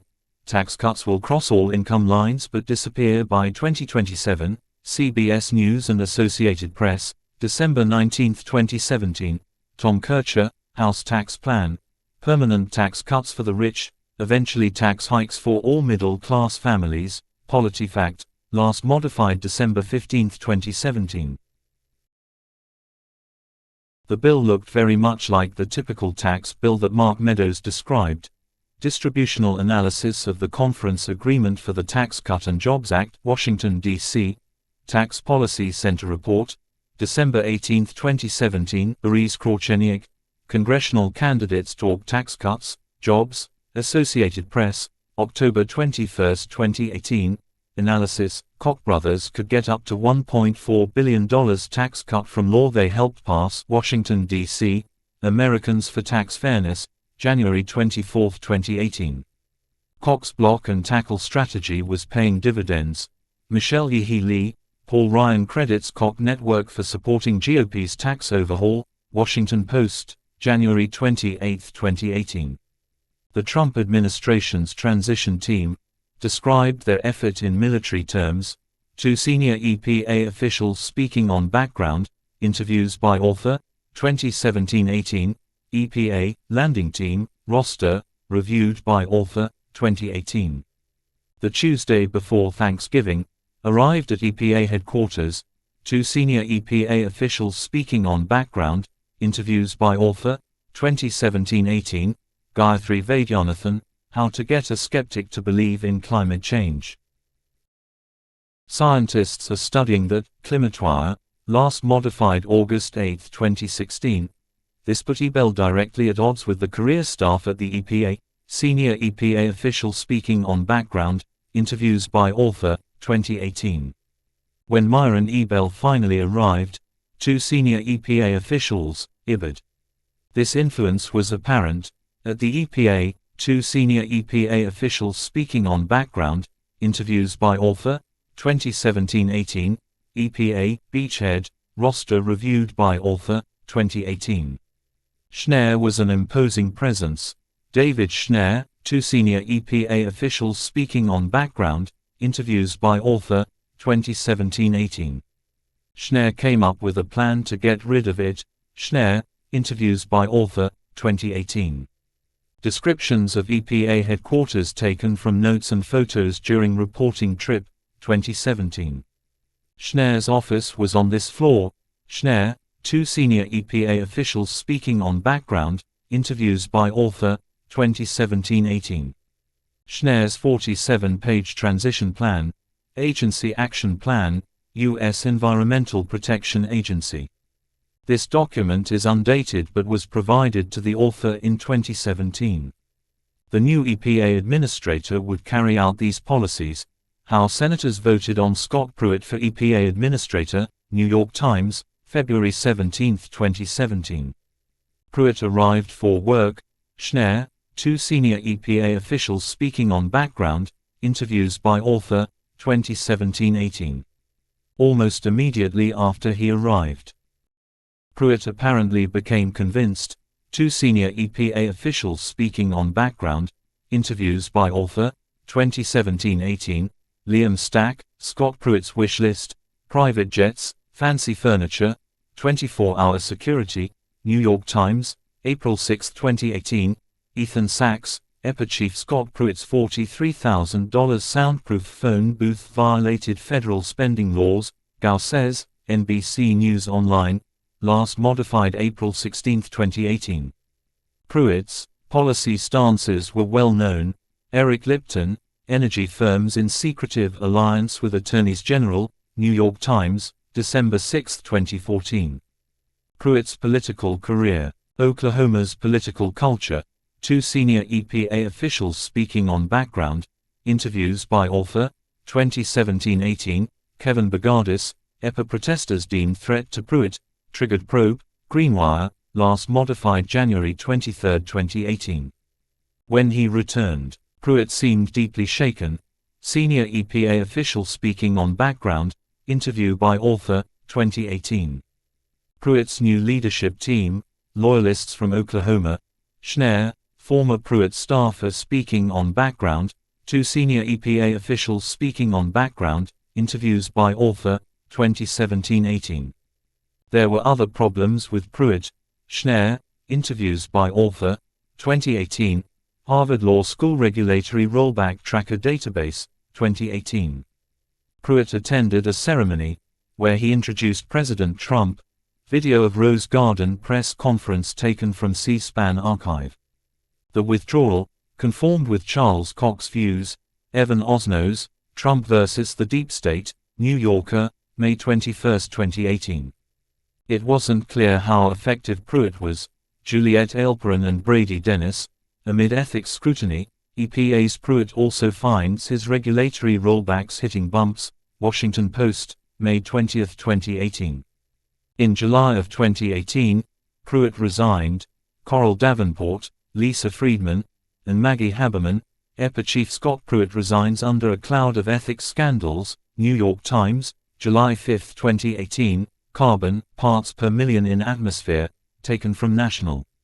Koch's political network touted two big achievements that year. Koch Seminar Group memo, Efforts in Government, Advancing Principled Public Policy. This memo is undated and was first revealed by Li Fang and Nick Sergey. Koch document reveals laundry list of policy victories extracted from the Trump administration. Intercept Online, last modified February 25, 2018. Inside the Trump administration, there was disdain for Charles Koch. Source speaking on background, interviews by author, 2017-18, Robert Draper, Trump vs. Congress. Now What? New York Times Magazine, March 26, 2017. The Trump administration and the Koch network were like opposing chess players. James Hohmann and Mattea Gold. Koch network to spend $300 million to $400 million on politics, policy in 2018 cycle. Washington Post, January 28, 2017. The Koch network maximized its influence.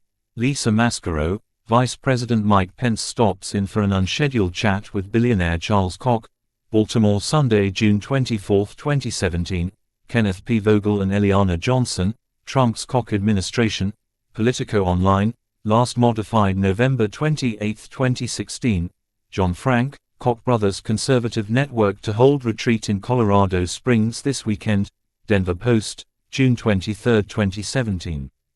Koch traveled to Palm Springs. Video of Charles Koch speech provided by Koch Industries.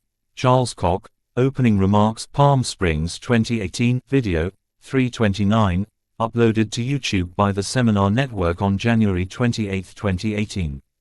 Chapter 25, Control. Charles Koch's family compound in Wichita.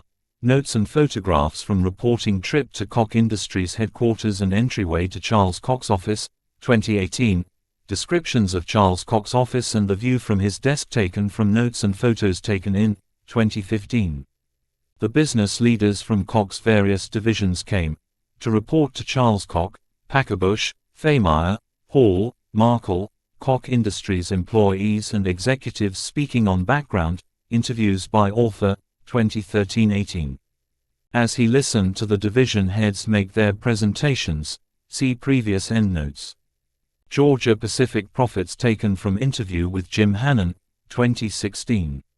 Koch's beliefs would have been validated in another way. Current and former Koch Industries employees and executives, interviews by author, 2013-18.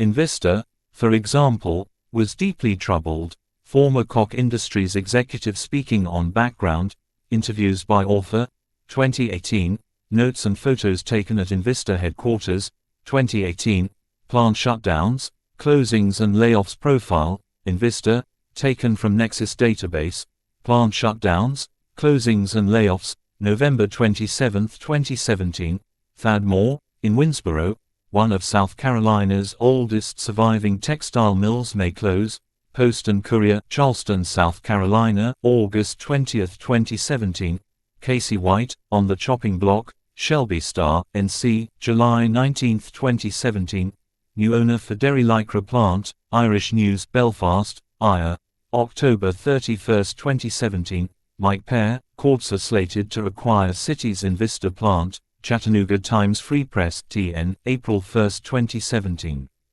The economy itself was shaky. Analysis based on general reporting by the author during 2018. Charles and David Koch were worth a combined $4.7 billion. The Billionaires 1991, Fortune, September 9, 1991. All Charles and David Koch net worth figures are taken from Forbes' list of the 400 richest people and billionaires, 2002, 2005, 2009, 2013, 2016, 2018. Existence of shadow stock confirmed by current and former Koch Industries employees. This ownership structure reflected the U.S. economy. Emmanuel Saez and Gabriel Zuman, Wealth Inequality in the United States since 1913, Evidence from Capitalized Income Data, Quarterly Journal of Economics 131, No. 2. May 1, 2016, 519-78. Christina M. Gibson Davis and Christine Percheski, Children and the Elderly, Wealth Inequality Among America's Dependents, Demography 55, No. 3. June 2018, 1009-32. American labor market resembled the labor market inside Kochland. Analysis based on reporting cited in earlier chapters. This disparity reflected the disparity in political power. Martin Gillens and Benjamin I. Page, Testing Theories of American Politics, Elites, Interest Groups, and Average Citizens, Perspectives on Politics 12, No. 3. September 2014, 564-81. Koch Industries was overhauled in the most significant restructuring since 2000. Koch Industries executive speaking on background, interview by author, 2018. Daniel McCoy, CEOs of Georgia Pacific and Flint Hills Resources take on larger roles within Koch Industries, Wichita Business Journal, March 3, 2017. Fisher named GP CEO, Hannon to assume new role, press release, Georgia Pacific, March 2, 2017. Jim Hannon executive bio, Koch Industries Newsroom, 2017. Brad Razuk, executive bio, Koch Industries Newsroom, 2017. If any of these men became CEO, however, analysis based on Chase Koch, Koch Industries executive speaking on background, interviews by author, 2018, descriptions of Koch Disruptive Technologies offices taken from notes and photos during reporting trip, 2018. Charles Koch sent his son a small folder of old papers. Chase Koch, interview by author, 2018. Photo of undated note from Charles Koch to Chase Koch. If Charles Koch found meaning, seemed to derive largely from the book project, Rudd, Koch Industries executive speaking on background, interviews by author, 2018. Index. A note about the index. The pages referenced in this index refer to the page numbers in the print edition. Clicking on a page number will take you to the ebook location that corresponds to the beginning of that page in the print edition. For a comprehensive list of locations of any word or phrase, use your reading system's search function. Alto, Todd, 164, 167, 171, 174, 176, 177. Acetic acid, 103. Acid rain, 403.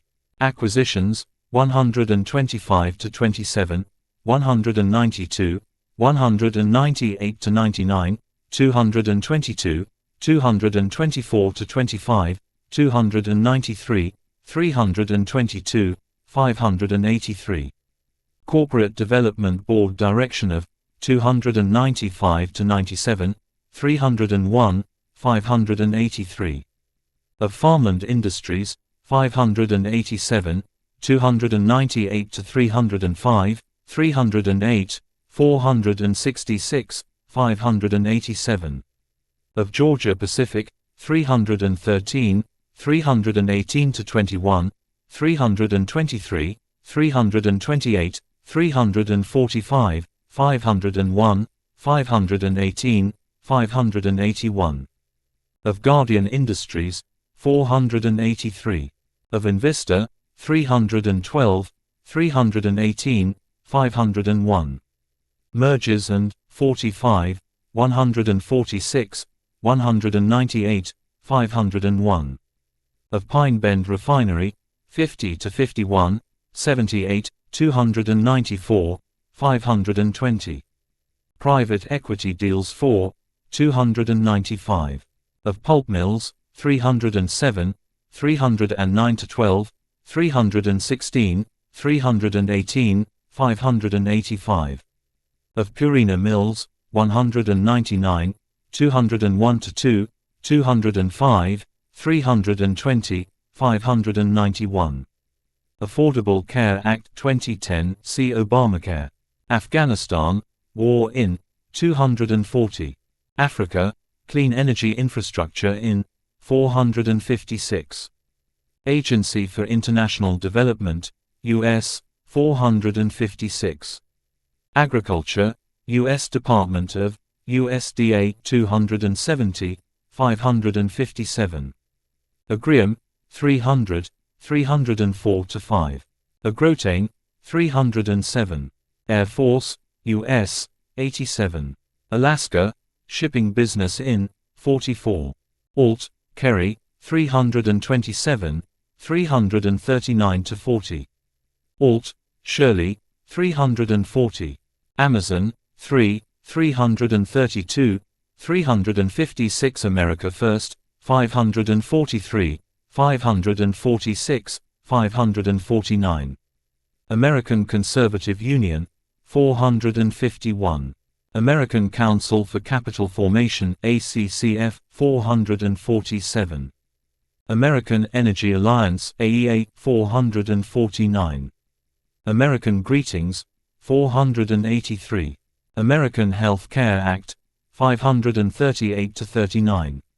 American Legislative Exchange Council, ALEC, 268 to 69, 273 to 75, 481.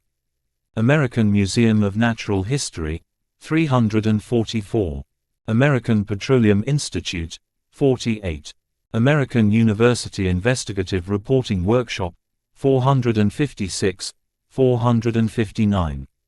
Americans for Prosperity, AFP, 5, 546 to 51, 557, 562, 570, 588. Cap and Trade Bill opposed by 444 to 45, 453, 586. Climate change denial of 439 to 40. Electoral strategy of 451 to 52, 455.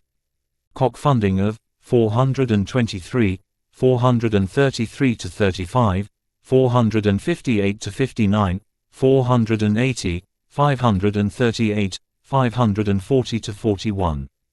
Pence's alliance with 562. Protests organized by 427, 429 to 30, 542. Tea Party and 434, 437, 451, 581. Trump's Liaison 2, 555. Americans for Tax Fairness, 552. Ammonia, 53, 161, 165 to 76, 180 to 87, 190, 225, 297, 582. In detention ponds, 167 to 70. Dumping of, 173, 175, 184, 186, 187, 190, 582. In fertilizers, 169. Flushing hydrants of, 170, 174 to 76, 180 to 83. Level of emissions of, 166, 171, 173 to 74, 180. Managers allow release into environment of, 582, 583, 589. Pipelines for, 193, 195, 308. Sour water stripper for control of, 66 to 67. Wastewater treatment plan for, 165 to 66. Amoco, 65, 231, 237. Antarctica, carbon level of air bubbles in glaciers in, 399, 417. Antitrust movement, 22, 146, 473.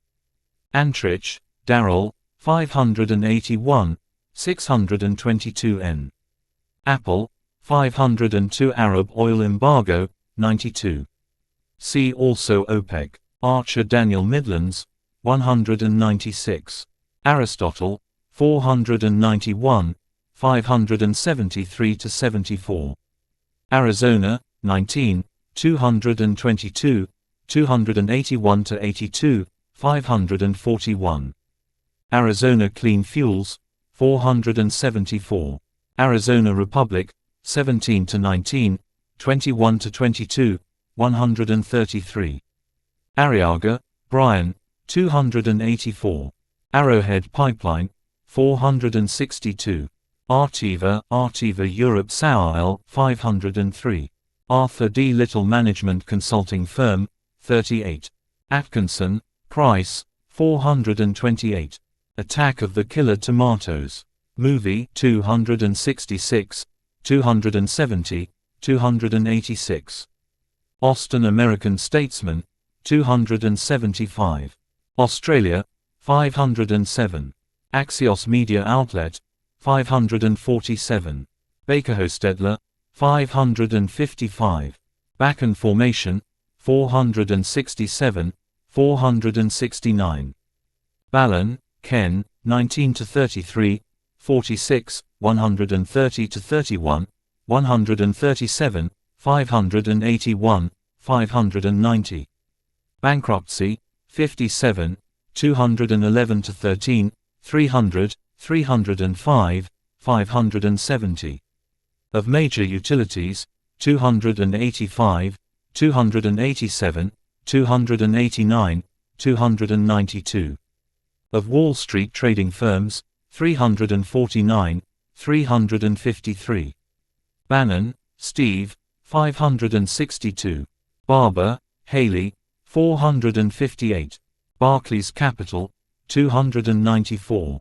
Barnard, Don, 377 to 80, 386, 581.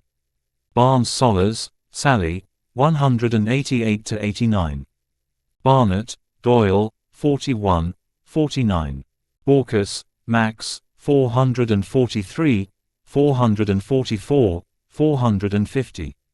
Baxter, William F., 146.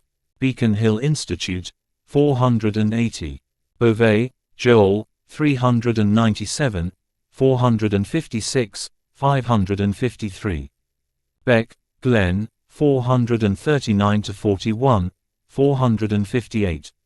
Beckett, Melissa, 247, 248, 293, 354, 356 to 57. Megawatt trading by 278 to 80, 305, 581. Work ethic of 277. Benton, Thomas Hart, 302. Benzene pollution 148, 189, 316. Bergstrom, Stephen W., 287. Best Buy, 550. Bezos, Jeff, 3, 536. Big River Steel, 555. Bingle, Kelly, 409 to 11, 581. Blocker, Dana, 521. Bloomberg Markets Magazine, 189. Blue Sky Studies, 125. Boeing Aircraft, 243. Boiling Springs Today, 435. Bonage, John, 186. Border Adjustment Tax BAT 542 to 51. Boren, David, 138. Bourne, Brooksley, 348 to 49. Boucher, Rick, 145, 421 to 42. Bowers, Mike, 288. Boxer, Barbara, 443 to 45. BP, 356, 474. Brady, Kevin, 542, 547, 549. Brady, Maria, 435 to 41, 581. Brady, Michael, 435, 437, 438. Brattle Group, 544 to 45. Brazil, 507. Breitenbach, Annie, 509. British Petroleum, 237. British Thermal Units BTUs, 465.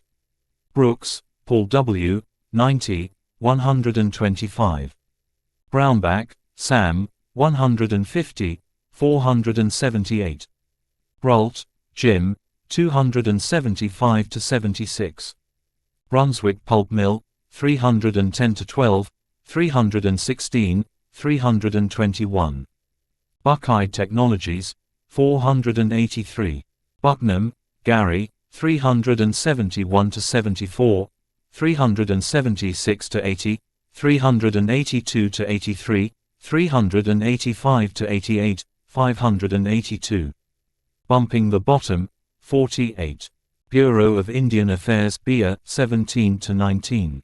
Burgess, Ben, 179. Berkeley, Matthew, 169N. Bush, George H. W., 143, 250 to 51, 400, 403, 561, 570. Bush, George W., 226 to 29, 239, 288, 359, 396, 433, 473. Bush, Jeb, 532.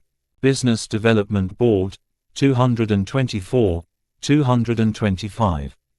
Cafe Standards, 556, 560. Caldwell, Mark, 521. California, 51, 116 to 17, 141, 188, 293, 322. Clean Fuel Standards in, 475. Congressional representatives from, 403, 438. Conservative donor conferences in, 458, 547. Energy crisis in, 263, 266, 268 to 92, 348 to 49, 581, 582, 587, 588. Hydroelectric plants in, 249. Labor Union Contracts in, 515. Libertarian Party in, 113. Oil theft in, 129. Warehouses for shipments to, 324. California Independent System Operator ISO 278, 283-84. California State University, 308. Canada, 50, 79N, 147, 447. Oil imported to Pine Bend from, 50, 84, 544-45. Cancer, 344. Benzene emissions causing, 189. Cap and trade policy, 402-3. See also Waxman-Markey Cap and Trade Bill. Carbon emissions, 390, 394, 397, 400, 480. Markets for, 411-12, 415, 417. Regulation of, 456, 553-54, 557, 561. See also Waxman-Markey Cap and Trade Bill. Tax on, 402, 424, 450, 452, 453. Cargill, 196, 201, 205, 320 N. Carnegie, Dale, 120. Carrier Air Conditioning Company, 536. Carter, Jimmy, 250-51, 472. Castle, Mike, 425-26. Catapult Press, 506. Cato Institute, 395, 400, 412, 438, 445, 450 N, 459, 479, 501. Caustic soda, 100. Cayman Islands, tax haven of, 502-3, 549, 576. Center for American Progress, 397. Center for Public Integrity, 459, 503. Central Intelligence Agency CIA, 28. Cerberus Capital Management, 294. CF Industries, 300. Chadwell, Charlie, 180-81, 184-86, 188. Charles G. Koch Charitable Foundation, 274 N, 395, 506. Chase Transportation Company, 222. Chemical Plants, 3, 37, 65, 103, 311-12, 476. For building blocks of synthetics, 127, 313. Divestment of, 222. Feedstocks for, 469. Job cuts in, 353. Unionization of, 57. Cheney, Dick, 227. Cherokee Tribe, 11. Chevron, 14, 99, 138, 188, 231. Chicago Board of Trade, 234, 238 N. Chick-fil-A, 561. China, 306, 346, 444, 543. Border Adjustment Tax on Products from, 418, 543. Middle Class Consumers in, 310-11. Trade Relations with, 147, 561. Chromium Contamination, 167. Citizens United v. Federal Election Commission 2010, 459, 541. Civil Rights Act 1964, 420. Clark, ed. 113. Claude R. Lamb Charitable Foundation, 395, 447 to 48. Clay, Don, 412. Clean Air Act 1963, 6, 93 to 94, 148 to 49, 397, 405, 414, 420. Enforcement of standards of 159, 473, 412, 609 N. Clean Power Plan 456, 553 to 54, 556, 560, 561. Clean Water Act 1972, 94. Climate Change, Global Warming 400 to 402, 409, 411, 450, 534, 552 to 54. 559 Denial of 401 to 2, 412, 414, 424 to 26, 431, 439, 452, 553. House Committees Overseeing 397, 417, 419 to 21, 557.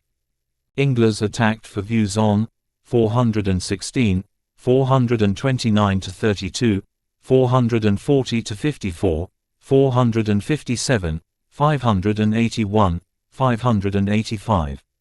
Kansas State House hearings on 480, 482. Legislation addressing C. Waxman Markey Cap and Trade Bill. Lobbying against regulations to limit 411, 412, 418, 432 to 34. Treaties to combat 560, 561. Trump's fixation on fighting regulation of 552, 556 to 57, 561. Climatewire News Service 553. Clinton, Bill 138, 147, 238 to 39, 288, 348 to 49, 473, 570. Neoliberalism of 227, 228, 402, 446. Clinton, Hillary, 528, 532 to 33. Club for Growth, 539. CME Group, 436. CNBC, 436. Coal, 104, 195, 398, 422, 556, 561. Barges for transporting, 54. Factory furnaces powered by, 406. Mining and processing, 104, 195. Power plants burning, 92, 259, 292, 456, 479, 553. Coastal oil and gas, 51 to 52. Coca-Cola, 14, 44. Cohen, Anna Unruh, 397. Collateralized debt obligations CDOs 348 to 50. Collins, Susan, 557. Colonial Pipeline, 476. Colorado, 95, 324. Americans for Prosperity in 490, 493, 562. Commodities Markets 1 to 3, 201, 241 to 44, 261, 374, 381, 464, 545. Complexity of 103, 135, 286. Contango Storage Plays in 355 to 56, 581. Diversity of products in 1, 3, 246, 266. Legal consultations on 225 to 26. McKinsey & Company's study of 237 to 38. In Tea Party, 437. Volatility in 200, 242, 247, 301, 312, 354, 464. Wealth generated in 2, 7, 99, 240, 261. See also derivatives, futures contracts. Commodity Futures Modernization Act 2000 239, 349. Commodity Futures Trading Commission CTFC 621N. Communism 62, 363, 439. Competitive Enterprise Institute CEI 147 to 48, 459, 553, 582. Congress, U.S., 139, 148, 396, 402, 413, 427. Campaign donation rules enacted by 149. Climate change denial in 553. Freedom Caucus in 546. Lobbyists in 408 to 9. During Nixon administration 92. During Obama administration 2, 359, 362, 390 to 91, 393 to 94, 404, 414 to 16, 460, 482. Protests against 425, 438, 538 to 40. During Roosevelt administration 93. During Trump administration 533, 541, 545, 550 to 51. See also House of Representatives, U.S., Senate, U.S. Congressional Budget Committee, 537. Congressional Quarterly, 547. Conoco, 21. ConocoPhillips, 356. Conservatives, 42, 95, 113, 267 to 68, 274, 350, 434 to 35. Compassionate, 227. Compromise of Principles of 539. Coordination of Organizations of 480. In Democratic Party 415, 416, 419 to 21, 443, 450. Grants for 395. In Kansas 482, 487. Lobbying by 409. Private gatherings for 458 to 60. Religious 273, 430, 588.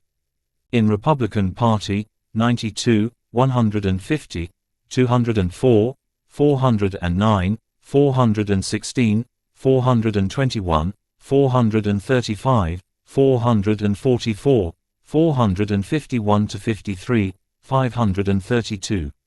On Supreme Court 93, 536. Think tanks of 95, 447 inches Trump era 546, 549, 561. Constitution, U.S., 431. 14th Amendment, 93. Consumer Product Safety Commission, 114. Contango Storage Play, 355 to 56. Continuous Improvement, 16, 32 to 33, 122, 215. Cooper, Bonnie Sue, 274. Coors Brewing, 274. Corbs, Don, 28, 115 to 16, 133 to 34, 137, 495, 582. Corner Table LLC, 540. Corporate culture, 202-3, 317, 321, 520. At Koch Industries, 482, 573, 590. Corporate Development Board, 295-97, 307, 310, 312, 320. Corporate Veil, 213, 223-24, 240, 312-13, 319, 405, 570. Piercing, 212-13, 459. Corpus Christi Refinery, 25, 126-27, 195, 241, 244-46, 568. Acquisition of 127. Benzene emissions from 188 to 89. Chase Cockett, 498 to 99, 587. Light oil processed into feedstock at 469 to 70. Market-based management problems at 156. Pipelines constructed to 462 to 63. Profitability of 345, 475 to 76. Corporate Development Group, C Development Group. Coral, A.D., Pete, 321, 328. Corrigan, Michael, 139. Corruption, 12, 13, 17, 481, 541, 551. Costco, 333. Cost of Living Council, 94. Coate, Alan, 387. Countrywide Financial, 347. CQ Roll Call, 547. Crane, Ed, 501. Crash of 2008, 349 to 50, 352, 353, 356, 359. Recession caused by 421, 435, 442, 464, 517. Credit default swaps, 348, 350. Creech, Bobby, 524. Crony capitalism, 5, 481, 546. Crossan, Jack, 145. Crown Zellerbach, 325, 328. Crude Oil Windfall Profits Tax Act 1980, 468. Cruz, Ted, 532. Cuban Missile Crisis, 47. Cummings, Don, 47. Customs Service, U.S., 248. Daily Analysis Report, 258. Dakota County, Minnesota, Park System, 187. Danforth Family, 202-3. Dark Tracking System, 525. Daschle, Tom, 19. David, Stephen, 164, 177. Davis, Gray, 287-89, 292. Davis, James, 541. Decision Strategies International, 197N. DeConcini, Dennis, 18-20, 24, 33. Defense, U.S. Department of, 147. Delaware, 353. DuPont Pollution Control Violations in, 316. Poultry Industry in, 425. Undervalued Assets in, 307. Deltic Timber Corporation, 527. Deming, W. Edwards, 32-33, 122-24, 152. Democrats, 269, 287, 404, 435, 453, 457. and cap and trade legislation, 397, 414 to 16, 419 to 21, 443 to 45, 450, 453, 586. Deregulation advocacy in 269 to 71, 273. Cox antipathy 2, 359 to 60, 362, 390, 393 to 94, 457. Limitations on new refineries supported by 474. Lobbying of 409 to 11, 430, 447, 581. Loose majority in 2010 midterm election, 455 to 56. Neoliberal policies of 446. New Deal programs of 93, 94. In oil theft investigation, 18, 19. Renewable energy supported by 481. Republicans denounced for compromises with 451. During Trump administration, 542, 548, 535, 561, 562. In 2000 presidential election, 227. And Union voters, 157, 528, 531 to 33. Deregulation, 5, 113, 146, 227 to 28. Of electricity market, 267 to 69, 273 to 80, 286 to 90, 588. Of natural gas industry, 250 to 52, 257, 263. Derivatives, 3, 4, 147, 238 to 39, 241 to 43, 255 to 57, 291, 409, 482, 568. Financial instrument, 246, 293, 348 to 49. Natural gas, 243, 246, 255, 257. Obama